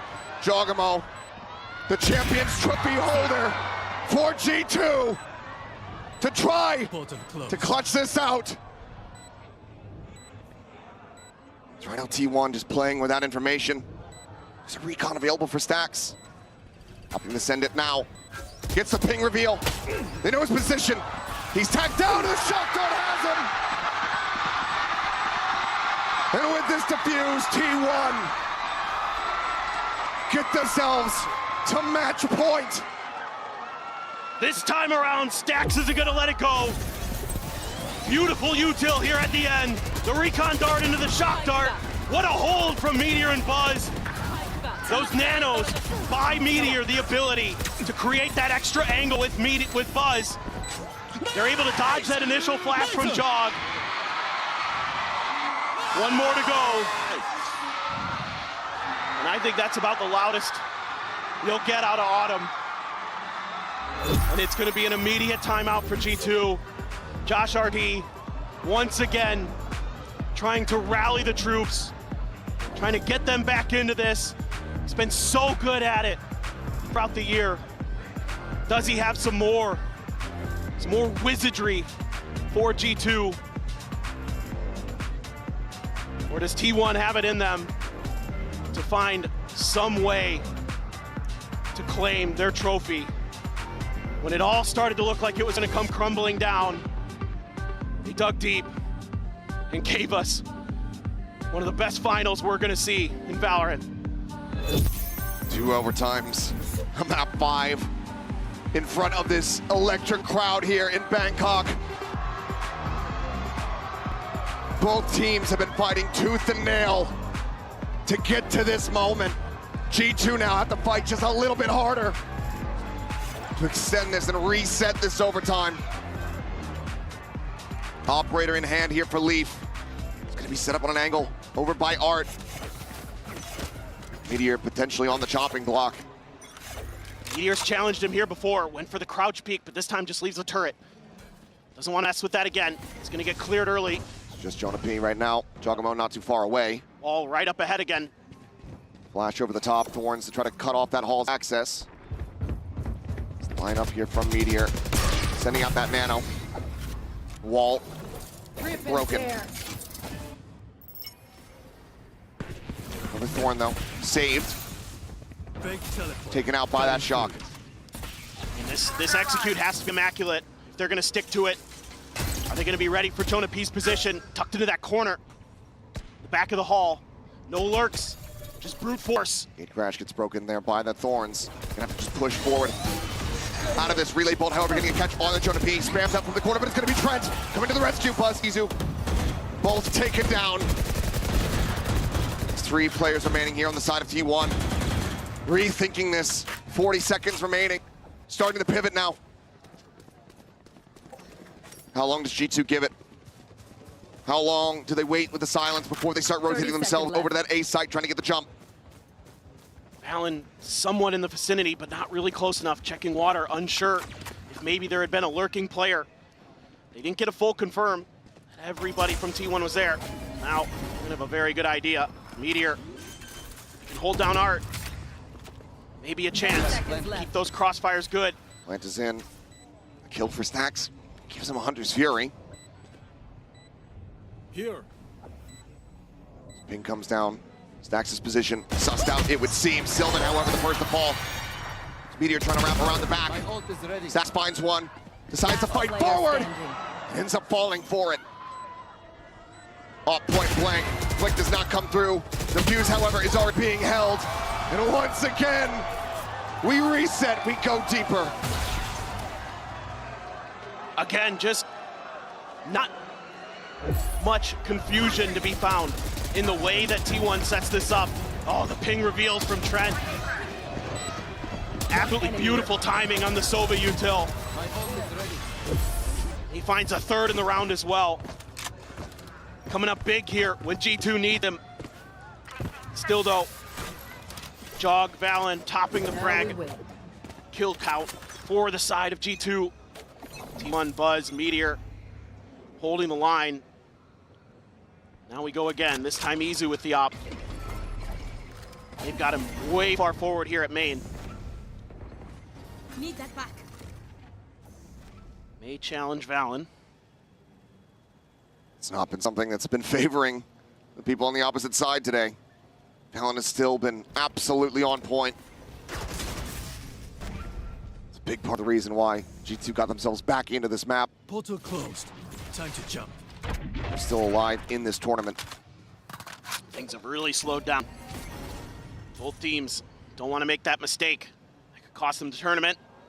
Izu needs to hit this if he wants to have any hope in hell. The swing coming through and Valen loses out on the fight. 3-player push now coming through Art. Sylvan sliding over towards that position. Opting not to go for the peek though. Main being watched, the fake out. Sends a shot, Leaf strafing forward. Meteor, however, able to find the ping out on the Jogamo. Takes the exit. Back over into main. 30 But P seconds fights back left. for one. Izu gonna be on the floor. The operator now out of the equation. Meteor dancing around. Needs a shock dart. The Jonah P falls to the wayside. Jogamo trying to fight back. But Stacks with 2. Once again, gives T1 match point. They're able to get such a good read on this. Phenomenal patience from Sylvan. Izu there gets that first kill. And they're able to backpedal, put that operator to good use. Stacks stepping in, finding 2 big kills again. He has had some heroics here in the later stages of Pearl. The T1 has championship point. Can G2 bring us to another? They're leaning in towards this middle push. It's the op for Leaf, but this time Meteor plays it a bit different. Goes with a change up. The drone just now getting the spot out. Recon on the floor. So too is Meteor. Fantastic opening kill, G2. Wall tripped. Gotta try something different here. Just feels like the same setup. It is. Fake out forward, breaks the wall. They have no information. I mean, they're just trying to rely on getting the reads on these executes. Izu TPing forward, trying to play here on the corner, finds one, Buzz. Able to answer it back as Jogamo can take it down, Balin. However, dying, Buzz tries to fight their way back into this. Once again, it's just he and Stax to try to close this out. 3 players on the opposite side, the slide forward. They look to try to push him out of the corner. Stax, the IGL, sees the shoulder, knows their positions, but can't quite do much about 30 it. seconds left. 12 bullets remaining. They reposition, they toy around, they bait the clock, they play it smartly. 20 seconds remaining, Stax needing to make a move. Looking to try to get the barrel stuff. Is able to do so, but he's down to 30 HP. The reposition opts to go for the fight. And Trent will just about find it. A knife's edge, but we carry on. It's a crazy back and forth. I mean, they're able to gain a little bit more space this time, our T1.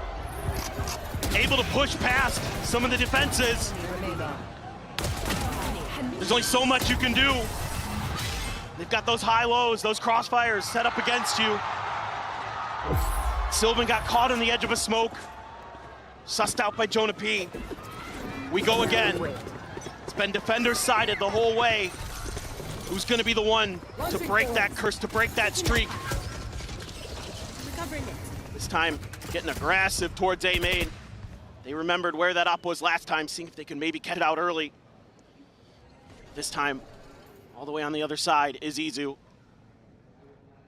As repositioned, alarm bot, as you say, just outside of Art here. Sylvan could play off of that.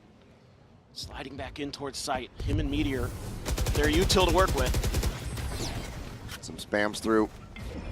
Not so ambiguous anymore. G2 starting to ramp up the push. Trying to take this site before the rest of the players from T1 can try to get into position. Buzz just now looking like he's going to start trying to rotate over.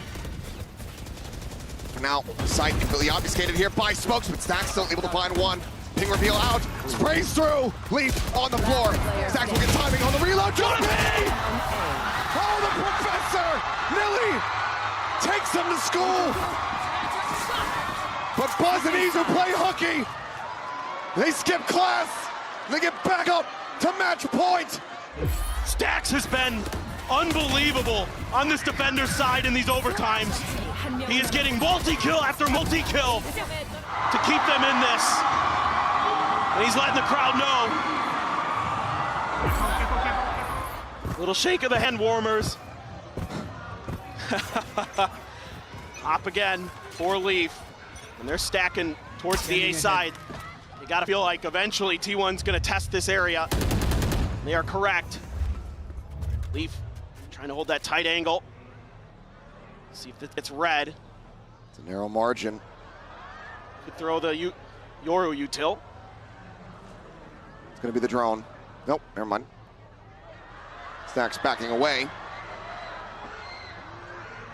Sylvan over on the other side of the map trying to sell a bit of a fake. It's kept Jogamo over there, but Gate Crash is starting to work its way out so he can join in. They popped the wall. Yep, walls popped. Thorn there as well. Sylvan able to avoid taking some damage. The swing onto the corner, the off shot not going to connect. Leaf just a little bit too slow with that one. TP's back in towards Duncan. He's stunned up. He's dead. Step one taken. T1 in with the advantage. Buzz in Demon Secret doesn't want to overextend. Opts to pull back. It's Valen on the opposite side. Izu down to 6 HP, but still swinging, still finding value. As Meteor finds Trent. A 4v2, a 4v1, Jogamo! The one champion on this stage! Asked to do it all! The lockdown in play! No hope in hell! 16 to 14! The uncrowned kings of a forgotten throne are at long last anointed! T1 are your Masters Bangkok Champions! And look at the players! Immediately Buzz and Stacks went right to each other and were jumping and hugging their first international trophy. Over 1,300 days of playing professional Valorant together, and they finally get it. Meteor, another Masters trophy in the book. Sylvan and Izu coming in here in their first time at the international level, and they get it done in the grand finals. What a performance, what a game. Both of these teams gave it everything they had today. Absolutely astounding perseverance from both of these teams. T1 just a little bit better on the day. G2 gave it their all, but unfortunately, it's gonna be a GG go next. But for T1, they will lift that trophy to the elation of this crowd as they kick off 2025. Not the best team in Korea, but the best team in the world. A team built to win trophies, a super team, and they have absolutely proved it. Everybody had their moments here today. The emotion still shining. Tremendous, tremendous stuff. Oh my, that is one of the most insane matches you will ever see. And Stacks the IGL, he showed up huge when it mattered most. Split and Pearl was putting up those multi-kill rounds. Just dragging T1, kicking and screaming with him to victory. From a third place finish at Istanbul so long ago to Buzz and Stacks besting it, getting into a grand final, guaranteeing at least second, and now claiming the trophy as their own. Such incredible plays the whole way throughout. T1 had the hardest road through that lower bracket against every single first seed team at this tournament. And they beat them all. They beat every single one. It was just the hardest road possible to get here. In Pacific, they had to battle tooth and nail the whole way. 2 best of 5s, they come here into the grand finals of Masters Bangkok in front of the Pacific home crowd, and they're able to lift the trophy here in Thailand. Stunning. I just am blown away. I thought it might be done there for a moment. I'm not gonna lie. It looked like G2 had the read. It looked like G2 had it figured out. It looked like Jonah P and others had solved the equations, but no. Hero plays came through, and T1 got us to overtime and got themselves that victory. Oh my. And for Sylvan to come back into this tournament, he didn't start on the starting roster when this began, but he was asked to come back in to play, and play he absolutely did. Absolutely instrumental in every single map. The assist god of this tournament, involved in damn near every kill. Brilliant utility usage, absolutely brilliant. And Izu may have been the best player overall for T1 this entire tournament. So consistent, no matter what role he had to use. Whether it be a duelist, whether it be a sentinel, whether it be an initiator. The flexibility of Izu was pivotal for T1. to get this win. They were so creative with their compositions. They didn't run much Taeho. So many teams ran the Taeho meta, and T1 said, nah, double duelist is the way. We're APAC, baby. APAC indeed. For G2, further commiserations. A gut-wrenching loss here in this final. But what a statement to the world overall to come into this, make it to their first global final, and put up that insane of a performance. Those players will be back. We will see them in America. I'm sure we will see them in Masters Toronto. But for T1, it's their time, it's their moment here in the limelight.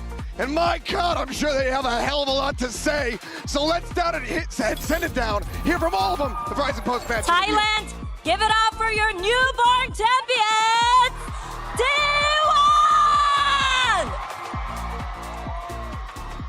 And here to celebrate our winning team, we have Anna and Leo with us. Now give it up one more time for T1!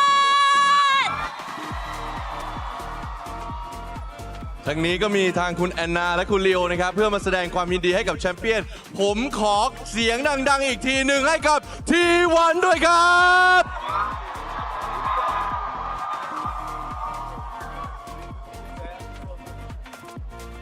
Congratulations, guys. What an intense series. Now, Buzz, I want to hear you say it. Who is the best team in the world?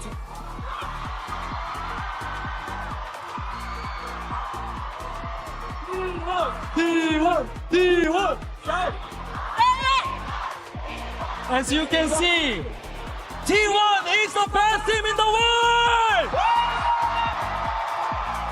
และ T1 คือทีมที่เก่งที่สุดในโลก But seriously, that was too much. I didn't know if I wanted to cry, if I wanted to cheer. What was it like for you in that last moment when everything was at stake? 심장이 너무 아파서 이게 아픈 건지 아니면 가슴이 벅차오르는 건지 모르겠더라고요. 마지막 순간에 정말 우승을 하느냐 못하느냐였는데 선수로서는 어떤 경기였을까요? 일단은 제가 3회 때 너무 못해가지고 5맵 가면은 이겨준다고 하면서 열심히 했는데 또 이렇게 결실을 맺게 돼서 너무 행복하고요. 첫 우승을 이렇게 힘들게 할 줄 몰랐는데 그래도 하게 되니까 진짜 말로 표현할 수 없을 정도로 행복한 것 같습니다. Map 4, I wasn't really performing my best, so going into map 5, I was telling my teammates, hey, sorry about that, let me win this for you, and I'm very, very glad that I was able to back up my words. And I mean, the first trophy, why did it have to be so hard? But you know, it feels unreal, and I cannot describe how I feel at this moment. I am just so elated. สำหรับตอนนี้นะครับผมอยากรู้เมื่อกี้นี้ครับว่าเกมสุดท้ายบัสจะรู้สึกยังไงนะครับผมแต่ท้ายที่สุดแล้วคือต้องบอกก่อนนะครับว่าในแมปที่4เนี่ยเขาทำได้ไม่ค่อยดีเลยสัญญากับเพื่อนของเขาไว้ครับว่าแมปที่5เขาจะกลับมาและเขาทำตามปากของเขาจริงๆครับผมกลับมาได้จริงๆและยังไม่จบเป็นถ้วยแรกทำไมถึงต้องยากขนาดนั้นตอนนี้ไม่รู้จะต้องพูดยังไงเลยครับโอ้โหAnd Meteor, I'm gonna turn to you. I mean, you've been here, you've lifted the trophy before, but the question coming into Masters Bangkok this year, it was, can you do it again? And here's your second trophy. So what does it mean to you to be able to lift this trophy, your second trophy, this time with these guys? 메테오 선수, 올해 트로피를 다시 한번 들어 올릴 수 있을까? 이 질문이 스스로도 가장 궁금했을 것 같거든요. 두 번째 트로피입니다. T1과 함께 들어 올린 트로피인데 어떤 심정일까요? 며칠 전 인터뷰에서 저희 팀원이랑 새로 트로피 든다고 약속했었는데 약속 지킨 것 같아서 기분 정말 좋은 것 같습니다. Well, in my other interview, I said I'm leaving the past trophy behind and I will be lifting this trophy with T1, my new team. And I am very glad that I made that into reality today. ครับผมและสำหรับคำถามเมทีออร์นะครับคือเคยได้1ถ้วยมาแล้วนะฮะ รู้สึกยังไงที่ได้อีก1ถ้วยในวันนี้นะครับผมซึ่งคำตอบของเขานะครับก็บอกเลยว่าถ้วยเก่าเราทิ้งไว้ตรงนั้นครับวันนี้เราได้อีกถ้วยหนึ่งกับทีม T1 ทีมนี้รู้สึกภาคภูมิใจมากๆเลยครับผม Izu, I'm gonna turn to you because I remember you in Pacific Kickoff, your very first debut, and you were in tears after the team got knocked out. But here you are, looking at the trophy and it's yours. Can you tell us about your journey and how you were able to bounce so hard, bounce back, and eventually become the world champions? 이주 선수 퍼시픽 킥오프 때 눈물을 흘리는 모습을 볼 수도 있었는데 트로피 이제 이주 선수가거든요. 그동안 이 순간을 위해서 어떤 노력을 해왔는지 자세히 들어보고 싶습니다. 일단 제가 T1에서 플렉스를 맡게 된 것도 있고 제가 좀 여러 가지 역할을 하면서 오늘도 솔직히 좀 안 좋은 퍼포먼스를 많이 보여드린 것 같은데 그럼에도 불구하고 같이 이겨내주는 저희 형들이 너무 고맙고 연습 때도 같이 좀 많은 고생들을 했는데 이렇게 좀 국제대회에서 의미 있는 성적을 남길 수 있게 돼서 너무 기쁩니다. 트로피 들어보니까 어때요? 무거운가요? 무겁던데요. Well, I don't think I put up my best performance in this series. I mean, there were moments where I let my teammates down, but I am glad that we were able to do this as a team together. And for me, it means a lot because I've been taking over the flex role, taking on different roles for my team, doing different things. And I am very, very glad that we're able to make this happen together. And yeah, damn, that trophy is so heavy. และสำหรับตัวของอิสุเองนะครับบอกว่าคือคำถามเนี่ยต้องถามก่อนนะครับว่าเมื่อก่อนเนี่ยหมายถึงว่าตอนต้นเนี่ยครับอาจจะแบบมีขรุขระกันบ้างทำยังไงถึงจะกลับมาได้นะครับผมและกลับมาถือถ้วยเลยทีเดียวซึ่งคำตอบของเขาก็คือก็ต้องขอบคุณจริงๆนะครับขอบคุณสำหรับเพื่อนร่วมทีมที่สามารถทำให้เขากลับมาตรงนี้ได้แล้วก็เชื่อใจกันนะครับผมเพราะว่าจริงๆเนี่ยเขาลองเล่นกันเฟล็กซ์พอสมควรเหมือนกันแต่ถ้าเกิดเพื่อนร่วมทีมไม่เชื่อใจเขามาถึงจุดนี้ไม่ได้ครับNow, Sylvan, I think you've done an incredible job, especially when it comes to dealing with the pressure. Not only the ones from the fans, but also the pressure within yourself. So talk to me about how you stepped up. You had that massive blow up as a player, and how much you feel like you've grown throughout Masters Bangkok. 실반 선수 굉장히 부담도 많이 됐을 상황에서 너무 잘해줬어요. 정말 더할 나위 없이 잘해줬는데, 정말 실반 선수가 든든하게 해주고 알을 깨고 나온 것 같다라는 평가도 많이 나오고 있거든요. 선수로서의 어느 정도의 성장을 이뤄냈다고 스스로 느끼는지 그리고 이번 우승이 개인적으로 어떤 의미인지 궁금합니다. 일단 여기 방콕 와가지고 저의 실력은 거의 한 90% 정도 올라갔다고 생각하고요. 그리고 지금 제가 첫 국제 대회인데 첫 오자마자 바로 트로피를 들어가지고 일단 거기에 너무 기쁘고 일단 앞으로도 계속 트로피는 될 것 같긴 한데 일단 첫 국제 대회에서 바로 트로피 되니까 너무 좋은 것 같습니다. Well, I feel like in Masters Bangkok, I unlocked 90% of my full potential. So there's a lot more potential to be shown, a lot more that you can expect from me. But given that it's my first international tournament and I lifted my first global trophy, it feels good. But I see more trophies coming in the future. So I don't know. It feels really good. That's my lucky charm here. และสำหรับคำถามนะครับผมสำหรับซิลวานนะครับผมนั่นคือแรงกดดันที่เยอะมากๆจากทั้งทีมทั้งแฟนตัวเองนะครับผมต่างคนนะครับก็ต่างมีแรงกดดันเนาะซึ่งต้องถามก่อนนะครับว่าซิลวานเนี่ยรู้สึกยังไงนะครับซึ่งตอนนี้เขาก็บอกว่าเขาภาคภูมิใจมากเนื่องจากว่านี่เป็นทัวร์นาเมนต์แรกของเขาและนี่ก็เป็นถ้วยรางวัลระดับโลกอันแรกของเขาแล้ววันนี้เล่นไปแค่ 90% ของตัวเองเท่านั้นเนี่ยประสิทธิภาพยังมีให้อันล็อกอีกนะเพราะฉะนั้นเนี่ยเขามองเลยนะครับว่าอนาคตรอดูถ้วยเพิ่มขึ้นได้เลยครับ And Stacks, 5 years in the making, but you've done it. And even before coming into Masters Bangkok, even before that first match, you said you have confidence in the team, you have faith in the team that you guys can lift this trophy together. What was the source of your confidence and your faith in your teammates? 우승할 수 있을 거라고 팀원들에게 믿음이 있다고 대회 시작 전부터 얘기했잖아요. 우선 이 믿음의 원천이 어디서 오는 건지도 궁금하거든요. 일단 거짓말은 아니었고요. 이 우승할 수 있다는 게 저희가 연습하면서 저희가 우여곡절도 많았지만 저희 팀이 이제 제가 하는 콜들이나 제가 하고 싶었던 것들, 우리 팀원들이 하고 싶었던 것들이 다 모이면서 이 게임을 이 방콕 대회에서는 질 수가 없다라는 걸 저희는 먼저 생각을 했고요. 비록 바이탈리티에서 처음에 패배를 했지만 그때조차도 저는 의심하지 않았고 저희 팀원들을 끝까지 믿고 저희를 믿어주신 분들 때문에 충분히 이길 수 있었던 것 같습니다. Well, yeah, I really meant it when I said I believe that we can definitely win the whole thing.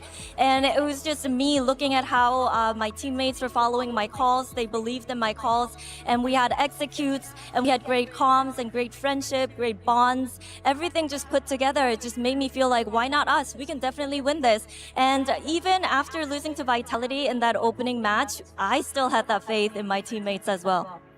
โอ้โหบอกเลยนะครับว่า 5 ปีนะครับผมที่ Stack ทำได้แล้วนะครับผมในวันนี้ถามว่าอะไรนะครับผมที่สามารถทำให้เขามั่นใจขนาดนั้นในการคว้าถ้วยนี้ได้เพราะตอนแรกเขาบอกไปแล้วว่าเขาจะต้องคว้าได้กับทีมนี้คำตอบเลยครับทุกครั้งที่เขาเล่นเขารู้สึกว่าเล่นกับเพื่อนเล่นแล้วมีความเชื่อใจกันเล่นแล้วมีการสื่อสารที่ดีเลยตั้งคำถามง่ายๆครับแล้วทำไมถึงไม่เป็นพวกเราล่ะแล้ววันนี้เขาทำได้แล้วครับBut what about today? It was not easy. Did you ever doubt yourself? 이것도 전혀 의심 안 했고요. 저희도 우리가 즐기자고 폴더 나왔었고 그리고 비록 마지막 맵에서 제가 엄청 자신이 있었거든요. 근데 제가 실수를 하거나 뭔가 마음에 안 드는 게 있으면은 제가 저희 팀원들한테 제발 지적을 해서 그걸로 어떻게 해서 만들어낼 테니까 그 효과 때문에 저는 진짜 이긴 것 같습니다. Well, no. I was really confident in my calls and on the last map. And there were moments where I made a little bit of mistakes, but my teammates called me out on it, and I told them, please do so, because we can definitely win this. And it was those little moments that led up to this trophy. โอ้แล้ววันนี้นะครับที่เขาคิดว่ามันน่าจะยากนะครับผมแต่ท้ายที่สุดแล้วเนี่ยก็ต้องบอกเลยนะครับว่าบางครั้งผมก็พลาดจริงๆแต่ท้ายที่สุดแล้วเพื่อนร่วมทีมช่วยกันนะครับบอกไม่เป็นไรเอาใหม่เอาทีละรอบครับผมจนตอนหลังได้ถ้วยมาเลยฮะAnd Autumn, our coach. Everyone thought this tournament was going to be all about Taeho, but you guys, you stuck to your own style and you played into your strength. Do you feel like this trophy is a reward to your creativity and how you believed in yourself? 이번 대회 태호와 메타를 누가 가장 잘 파악하느냐에 달려있다고 다들 말을 했었는데 T1은 T1만의 것들로 우승을 했거든요. 덕분에 더 의미 있는 우승일 것 같은데 어떻게 생각하시나요? 이게 탑게임과 다르게 이 발로란트라는 게임이라서 가능한 거라 생각을 하고 저희처럼 이제 타격대 둘을 쓰거나 캐리롤을 몰아줬을 때 잘 전략을 준비하고 준비를 잘 하면은 이렇게 우승할 수 있다는 거를 보여줄 수 있어서 이 우승이 다른 팀들에게도 큰 의미로 다가왔으면 좋겠습니다. I think honestly this was possible because it's Valorant, but I would like to show the world that you can definitely win with double duelists and sometimes having someone take that hyper carry role. I hope that I inspired other teams when it comes to the meta and composition, and it definitely means a lot. สำหรับทัวร์นาเมนต์นี้นะครับผมเราคิดว่าจะเป็นทัวร์นาเมนต์ที่มีแต่เตโฮแล้วนะครับผมแต่สำหรับออทัมเองนะครับเขาเชื่อว่ามันไม่ใช่แบบนั้นนะเราสามารถมี strategy กลยุทธ์ใหม่ๆนะครับผมที่สามารถมี double duelist ก็ได้หรือว่าจะเป็น hyper carry สักคนหนึ่งเลยก็ได้คือผมรู้สึกว่ามันเป็น Valorant มันทำอะไรก็ได้และที่สำคัญที่สุดเลยผมรู้สึกว่าผมอยากให้คนทั้งโลกและทีมอื่นๆได้ลองสร้างสรรค์คอมใหม่ๆและวิธีการเล่นใหม่ๆเหมือนกันครับตอนนี้ผมรู้สึกภูมิใจมากครับ And Carpe, over to you. I think you're very much part of the success as these guys over here. I see you supporting all of these players backstage and always hyping them up. So what does this trophy mean to you and how do you feel? How proud are you of your teammates? 카르페 선수도 정말 이 트로피에 많은 기여를 했습니다. 정말 뒤에서 묵묵히 서포트를 해주기도 했었고 정말 많은 것들을 해주는 모습을 볼 수 있었는데 지금 이 순간 스스로도 굉장히 자랑스러울 것 같거든요. 소감 들려주시죠. 일단 트로피 이게 들게 돼서 되게 행복하고요. 그리고 제가 팀에 조금이라도 도움이 됐다면 그것만으로 저는 만족합니다. Well, it definitely feels like a dream to be lifting this trophy with these guys. And as long as I was part of this success, as long as I was able to help these guys, that's what matters for me. ครับผมและสำหรับคาเป้เองเนี่ยครับผมถึงแม้ว่าอาจจะไม่ได้ลงทุกเกมนะฮะแต่ว่าก็มีหนึ่งส่วนสำคัญเหมือนกันนะครับผมในการทำให้ในการยกถ้วยนี้ของทีวันเนี่ยเกิดขึ้นได้สำหรับทางคาเป้เองก็บอกว่ารู้สึกดีครับผมถึงแม้ว่าผมอาจจะไม่ได้เล่นจริงๆแต่ถึงแม้ว่าผมจะช่วยอะไรก็ตามได้ในกับเพื่อนร่วมทีมเนี่ยยังไงก็รู้สึกเป็นเกียรติครับเพราะนี่คือทีมของผมที่สามารถยกถ้วยได้ในวันนี้ครับ And production's going to kill me for this, but Buzz wanted to say one last thing, so there you go, Buzz.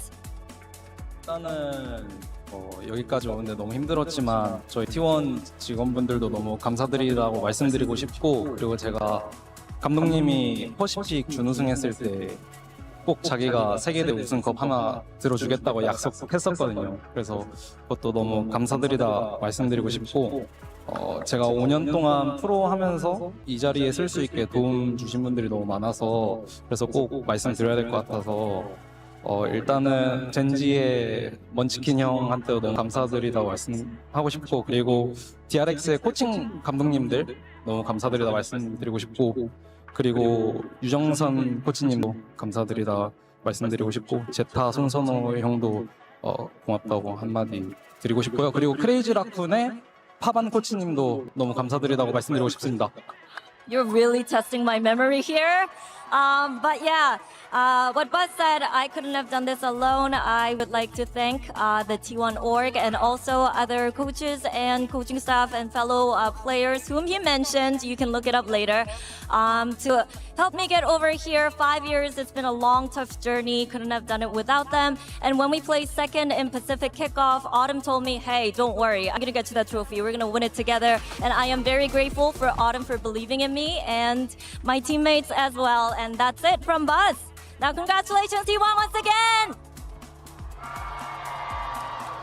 So we heard it from our champions, but stick around because we will be announcing our MVP in a while. We'll see you soon.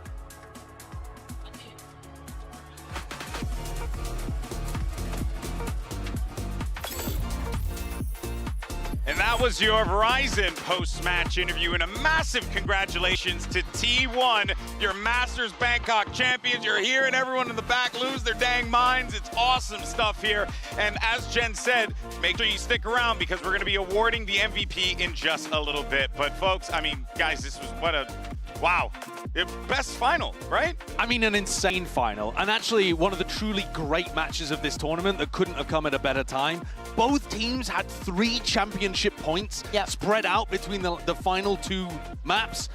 G2 just could not grasp onto their opportunities. T1 finally able to convert on the 3rd. Yeah, there's been moments where, for example, seeing the Abyss, seeing finally that new composition, seeing a match that we had not seen so far, especially in a tournament where we had such little teams, to get this quality, to get this many overtimes. These people, this crowd deserve that. Who would have thought, though, after how low T1 was rated coming into this tournament, that this 10th tournament would be the one for Stax and Buzz to finally win a trophy together. The first one where they're off of that DRX organization, and they do it in 5 maps, in overtime in the last 2. Just such an incredible journey from beginning to end. Yeah, without a doubt. And of course, I'll be remiss if I didn't, give commiserations, of course, to G2 on an incredible tournament run. Both teams just showed us so much grit, Sideshow. That's the biggest thing I took away from this. Yeah, absolutely. I mean, I think we'll see G2 back at these kind of moments in the future, but T1,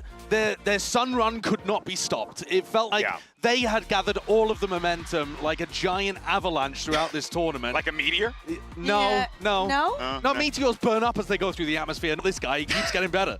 Okay, I guess it's completely fair, Now, it's time for your MVP. This was chosen by a mixture of influencers as well as journalists and us, the on-air talent. So let us find out who is the most valuable player of Masters Bangkok and send it back over to Jen at the stage. Welcome back, everybody. The votes are in and MVP is ready to be announced. We have Leo on stage with us. So Leo, take it away. This player joined T1 in 2025 to help them form their new all-Korean super team. This was his third consecutive appearance at a Masters Grand Finals, and he also becomes the first player to win 2 Masters titles back-to-back. Please give it up to Masters Bangkok MVP, Meteor. Meteor, where are you? MVP ของพวกเราในปีนี้นะครับผมในรายการ Masters Bangkok นะครับที่จะมอบโดยคุณลีโอนะครับฟาเรียนะครับนั่นคือมิทิโอนะครับผู้เล่นที่อยู่กับ T1 ในปี 2025 เคยได้ Masters มาแล้ว1ครั้งและนี่คือครั้งที่2ของเขาสำหรับ MVP ของเราขอเสียงให้เมเทียด้วยครับ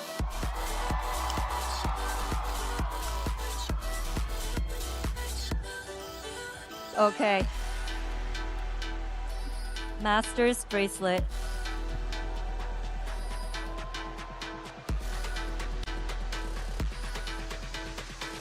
What a wholesome moment. What a wholesome moment, and of course, What a wholesome wow, selfie too. and a selfie. Can we join?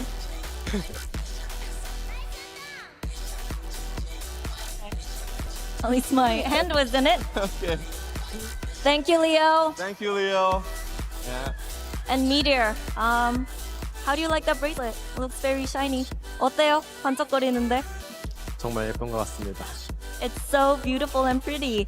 Now, Meteor, you're the first one in Valorant's history ever to win back-to-back global event. What does it feel like for you to, make history? 최초로 2연속 마스터스 우승컵을 들어올린 유일한 선수가 됐습니다. 역사를 세우고 있는 기분이 어떠세요? 제가 좋아하는 게임을 하면서 그 역사 안에 제가 있다는 것에 또 감명을 깊게 받는 것 같고요. 그리고 늘 뒤에서 응원해 주시는 팬분들 덕분에 또 힘 얻는 것 같아서 항상 감사하게 생각하고 있습니다.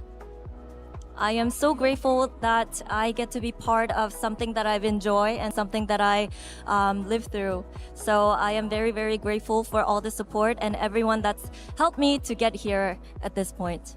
ครับผมและสำหรับคำถามนี้นะครับก็คือว่ารู้สึกยังไงในการสร้างประวัติศาสตร์โดยการคว้าแชมป์ติดกันนะครับผมสำหรับรายการมาสเตอร์ถึง2ครั้งเลยทีเดียวนะครับสำหรับคำตอบของเมทิออร์คือหลักๆคือคำขอบคุณนะครับผมที่ขอบคุณทุกคนที่มีส่วนร่วมในการทำให้ผมเนี่ยมาถึงจุดนี้ได้ครับยังไงก็ต้องรู้สึกดีมากๆอยู่แล้วครับ And lastly, everyone kind of dreams of moments like this, and we usually just look in the mirror and practice what we want to say if that moment comes true. So anything you would like to say? 원래 약간 이런 상상하고는 하잖아요. 나의 순간이 찾아왔을 때 거울 보면서 막 연습하고 상상하기도 하는데 지금 그 순간이 찾아왔거든요. 하고 싶은 말 다 하게 해드리겠습니다.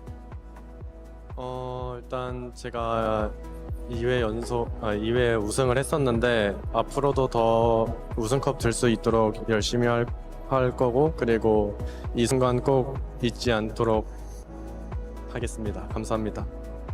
Well, yeah, so today I became the first one in Valorant's history to win 2 back-to-back Masters events, and I will never forget this moment. I will cherish this moment forever in my heart, and I will try my best, work hard, come back stronger to lift another trophy too.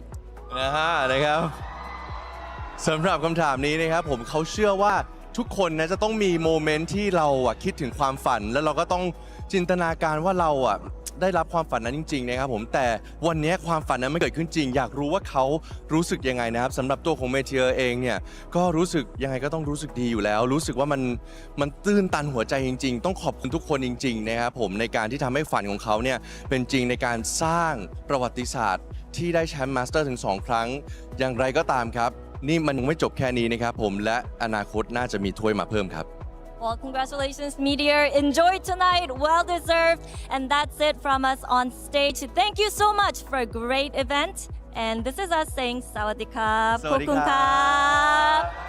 Bye. Thank you so much for that, Isara and Jen, and congratulations to the soft-spoken Slayer, Meteor, your MVP here at Masters Bangkok. And this guy absolutely lit up the server every time he was in there, but more importantly, Mimi. It's the fact that this guy has made history with this win today. It's truly incredible. Meteor last year being on that team, the first Korean team, the first Asian team to lift a global trophy in Valorant. They couldn't do it at Champions, but then they come back here. He's on a completely different roster, and he manages to win it again. And not only that, take home that MVP bracelet. Yeah, absolutely. But I think that we can also make an argument. I'm very happy that he got it. I think that he 100% deserved it. Love the Vice, love the ISO, love even the Killjoy. He's been one of the only people, not the only one, who got it. But also I think that we can make an argument that, for example, a player like Stax, for such a long time, he was the IGL to beat when you went to an international event. And sometimes it was lackluster performances. And I feel like today he had so many good moments, not only in the calls, but also individually. Same goes for Izu and his flexibility. I think that we can make an argument for almost anyone in this team. It's an incredible run that they've gone on where everybody feels like they've reached that full potential super early in the year. And I love the spread of accomplishments that we've seen, from Stax and Buzz, who've struggled so hard to get that trophy, to Meteor, who seems like he just plucks them off trees whenever he likes. And you've got those newer people in the middle of Sylvan and Itsu, where it's their first or second time attending an event. They don't know the struggle, and this is their first time picking up a trophy. Their history's yet to be written. It's such a sick blend of stories. Yeah, for Izu, he'd only been to one global event before, bombed out O2. He won his first ever global match at this tournament, and has won the whole damn thing. Same thing over for Sylvan as well. A rookie tournament, being subbed out, subbed back in, and in his first global event, lifting that trophy. Absolutely, and once again, we thought that Tejo was going to dictate the winner, the one that gets the further, and even though it worked for a team like G2 that had an amazing final, like, do not forget for a single minute that this was a map 5 overtime. For them to be playing the double duelist, something that was not that popular since like a couple of years ago, even when we had the chamber and we could do some mix and match here and there, the way that they've been doing it, I love the fact that we can still see these things working in Valorant. You mentioned that fifth map, 4th consecutive global grand final to go to a map 5. I mean, that's just sick, isn't it? That's crazy. One of the people to thank for that is Meteor. That's very true. That's very true. He only plays bangers. That's it's all in he his plays. contract. They all spins all the bangers all the time. Well, folks, look, Masters Bangkok is wrapping up quickly here, but the action ain't stopping, baby, because we have VALORANT Champions Tour gearing right up across all the different regions, with VCT China starting March 13th, BCT Americas, where you'll find myself, Mimi, and Sideshow there March 21st, VCT EMEA March 26th, where you'll see Kakuka, Yinsu, and everyone else, as well as Seth and Achilleos, and the champions of Masters Bangkok T1 March 22nd, VCT Pacific launches. And Mimi, I think this is going to be a season for the record books. It absolutely will be. Remember, despite winning the trophy here in Bangkok, T1 didn't even win back in Pacific. It was DRX They're to the do number that. 2 seed. Yeah, so them now in a position to try and win that domestic. Are you saying they're not Yeah. the best team in Korea? No, I think they proved that. Maybe even the best team in the world. Yeah. And also, do not forget, we're back with the leagues. We're going to have a new agent. We're going to have some maps coming back. So I think it's going to be very interesting to see, once again, apparently for every stage, how the meta is going to be I know, shaped. I feel for the pros, because they've only just got used to the Teo meta, and they're like, wait, maybe it wasn't a Teo meta, maybe it was a duelist meta, and then now you got Waylay, and then You you're can like, never oh, trust us. It's got to be a duelist meta now. Everyone's going to be retooling. It's going to be crazy. Personally, I blame Plapchat. Meaning. Sorry. For what? I just felt like For something. Just for apropos. For doubting? Yeah, that's fair. It's also all leading up to Masters Toronto, second Masters tournament of the year. It's going to be 12 teams at that event, and the first event in Canada for Valorant, and already the grassroots scene, the amount of passion in that city for Valorant is huge, and I'm so excited to see these teams back again I've always wanted in to go Toronto. to Canada. I mean, Jonah P, Canadian player, potentially making it to Masters Toronto. There's still quite a way to go. But I do have a feeling that G2 might end up being like a Team Heretics of last year. They've got that in them where Why they make are you it deep saying and that fall right at the now? final hurdle. The double map ban into having 3 championship points and losing. It's given Heretics. Hello, Egg. Coming from Brown Egg. Please stop. Okay. Please stop. I'm just saying my truth. Do I'm we just have saying to what do I this saw. right now? Goodness gracious, Sideshow, I can't take this man anywhere. Look, guys, first thing I want to say is, of course, a massive thank you to everyone who stuck around with us to the end of the show. You guys who make this game happen, all of our co-streamers who are watching right now, who hopefully are listening to the words that I'm saying. We thank you very much for the support and everything that you contribute to this great sport. And also, I want to thank my colleagues here. I only came in for the last 4 days. These people were here the entire time, busting their ass for you guys at home because they love this sport, they love this game, and they love you guys. So I want to give a big thank you to everyone that came out to watch this show, all these incredible fans that gave their heart and soul They're to the still people on here. that stage. It's They're after still midnight. Here. It's after, oh, Yeah, well, girl, it is. it's past my bedtime. All right, folks, let's go ahead and close this show. But that is going to do it for us here. Stage 1 is right around the corner. And then coming up next, we're going to one of the greatest countries on God's green earth, Masters Toronto. We're going to Canada, baby. We'll see you then. And we thank you so much for tuning in. Hey, not bad. That's how you end it. Take care, everybody. Of course. The world's top 8 teams have come to Southeast Asia for the region's first ever global event. The Road to Champions starts right here. Dodging, juking, Chichu can't see a bloody thing. Blind as anything, yet still wins that fight out. Dominates the angle. It's important to control A main. And Simon with the slam, bloody dunk. EDG, what an opening here to Masters Bangkok. Use the DRX Classic, then Celsius is an easy cut. Oh! He got me. He got me. Shunman is trying to hold things down over for Waterfall. Flashback trying to get in there on the opposite side. Cannot do someone freeing! What just happened? Tap after tap! DRX rock up the Bangkok 2-0 over Sentinels. This is the 2 super teams of 2025. It does not get more hype than this. T1 want to try and flood into this. Tucked into the site. Is there any defense in order? Durka coming alive, and no one clearing this guy out. But they pre-shielded him and didn't clear him. One-man army. They're not clearing him. They're not clearing shite. You're up against Tracy Sports, and they surprised everybody last year. Last year is last year, and they're going to have to do it again. If you're going to be that high tier, stand up to the test. Jorgamo again. Absolute control. Chaos. 3 big kills. And this man is just something else. It's time for the best of EMEA to take on the best of Pacific. Right now, IGL, they have to frag. The anchor of Mako, he's good for it. Bane again tries to get out onto this site. The ult will push him back. Mako still standing strong. It's all Mako. Durka on the timing to fight in. Vitality have a lot to do. Dash up on top side. Durka gets a third. Vitality on pace. Potentially steal this round away. Durka on 4. Durka holding. Flashback comes into him. And Durka sits him down. It's the ace. That's my MVP. That's my MVP. LeBron James. Chichu has been golden so far, and a big opportunity. Oh, he's still fighting! A huge 1v2. He knows about Leaf. 7 bullets, 17 HP. Trent trying to call him forward. Chichu. He answers the call! No free orbs, no chance, nobody.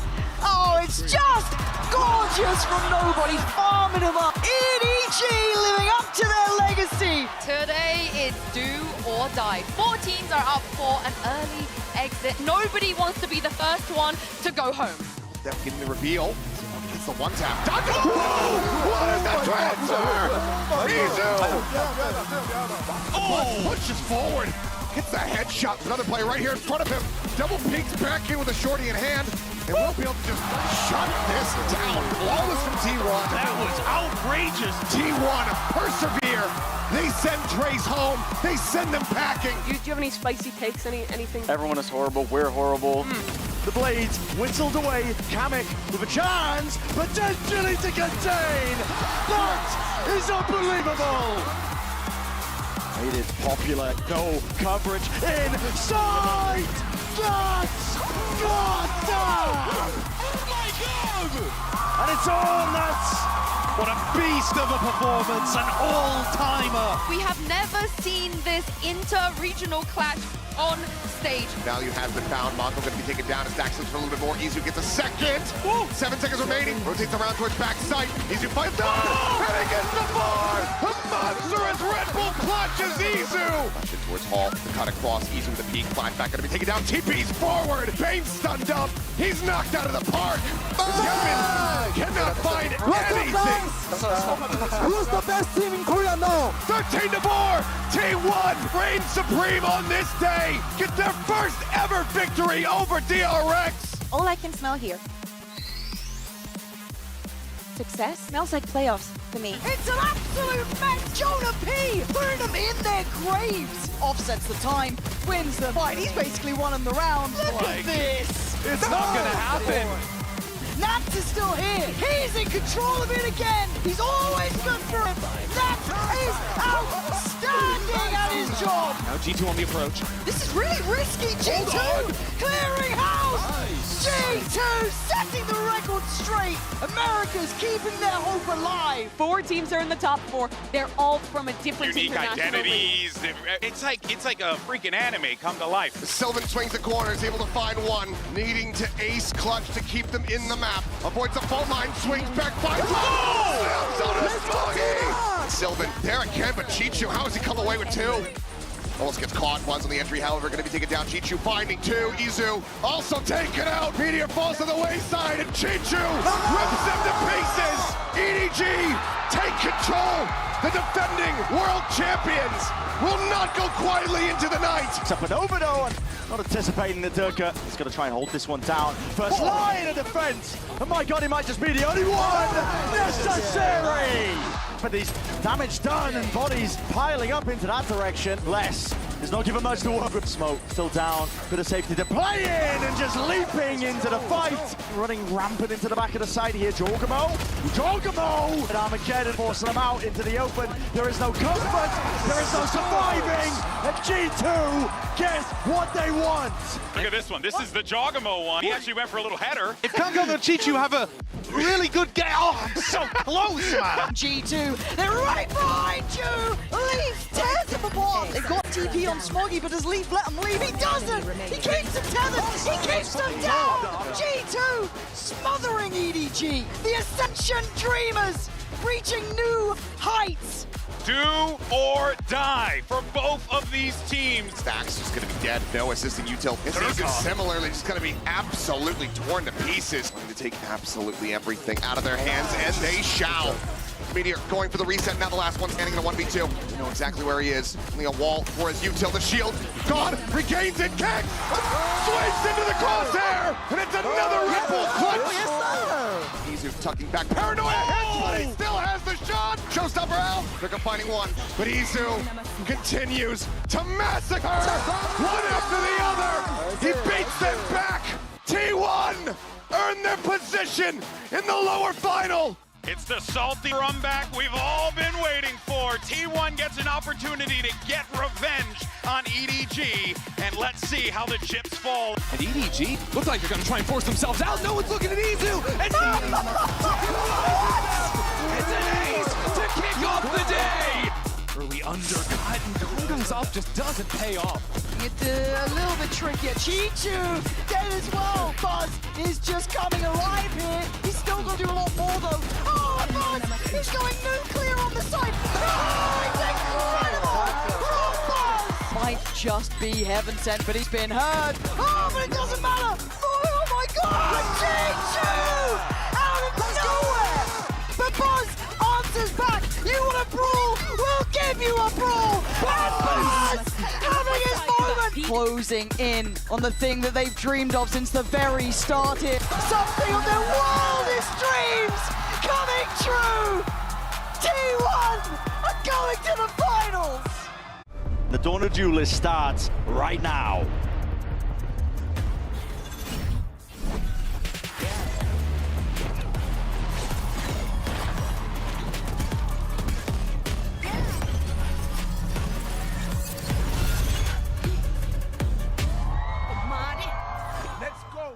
It's going to be great to see these two teams matching up. So many fan favorites taking the stage. Primed and ready. Here it is, vulnerable to the side. Salva's up and over towards the top. What a combo!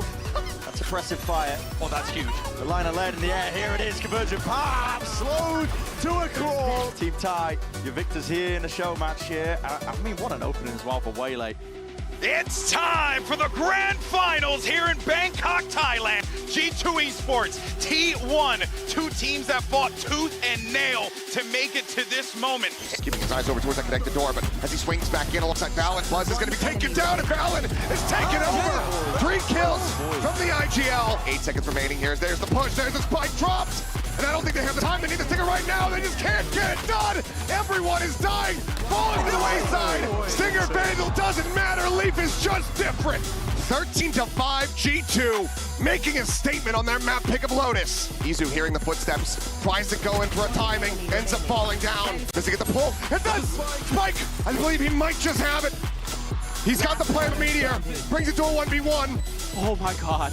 Noise made. Jonah. Swing! Oh! What a shot!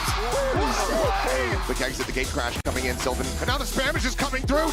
T1 needs to try to counteract this, but that Hunter's Fury is far too late! It's already over! G2 have absolutely robbed them blind! And Trent comes up with 4! Baby? Let's go! That bracelet, King. Nowhere to go. He's just out into the open. He's instantly dead. Valen good for 1, but now it is all on Leaf. The wall will fall. Stacks out into the open. Taken down, but Sylvan on the counter swing. Gets them the win. 13-9. We have a series on our hands as T1 tie things up here in the grand final. Another Lear sent here from Meteor as he tries to get out into the open. He's able to find one, just misses away. Towards that back sight. Starting to get planted here. Swing out for Buzz. Cannot find the kill there on the Leap, and Meteor does. The cleanup is still Swift. He's able to find one. The Salvo's there on top of it, and Leap cannot escape, nor can Trent. It is all on Jaw to try to stop this Thrifty from coming through. Finds 2, the reload completed. A dimensional drift online. Swing! What an unbelievable ace! 13-11. G2 regain the lead in this grand final. Gonna use their wall, tucked into the corner. Meteor is able to find an opening. Leaf gonna be taken down. Meteor able to avoid them. Pushes out, finds the first, would have to be an ace clutch. Taps it again. Finds another. Valen swinging around the flank. And Meteor pulls off the ace clutch. How patiently does he play it? Damn patient, in fact. Opens up here, does Meteor. Talking about able to find 2 here. The footsteps, and they're all lined up. Looking for a timing, pushing to the smoke, and Meteor able to snap in his Buzz. Dived in on top of Jonah P. Trying to watch here below. Reads it well, takes out Leaf. Stacks out from main, finds them both. Strap in, ladies and gentlemen. This series, it is not over yet. Jonah P can go up and over the top. They line up for him. Overdrive now pops slide into secret. Absolutely disgusting from Jogamo and Stacks. Tries desperately, but to no avail. Rotation's about to begin. Stun under 1. Leaf gonna be taken down. Time once again dwindling. Trent gonna be taken down. Strap in. It is far from over. He's back in towards Dugout. He's stunned up. He's dead. As Meteor finds Trent. A 4v2. A 4v1. Jogamo asked to do it all. The lockdown in play. No hope in hell. 16-14. The uncrowned kings of a forgotten throne are at long last anointed. T1 are your Masters Bangkok Champions.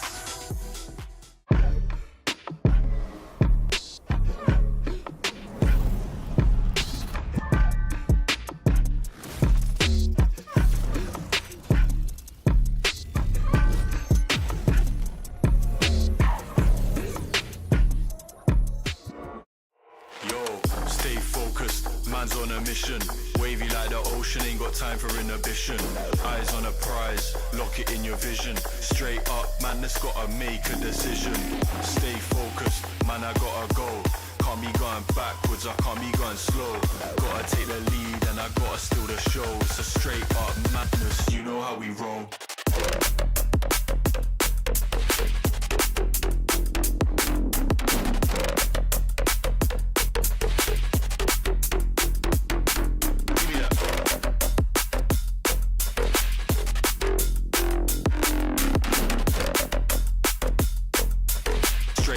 Madness, you know how we roll.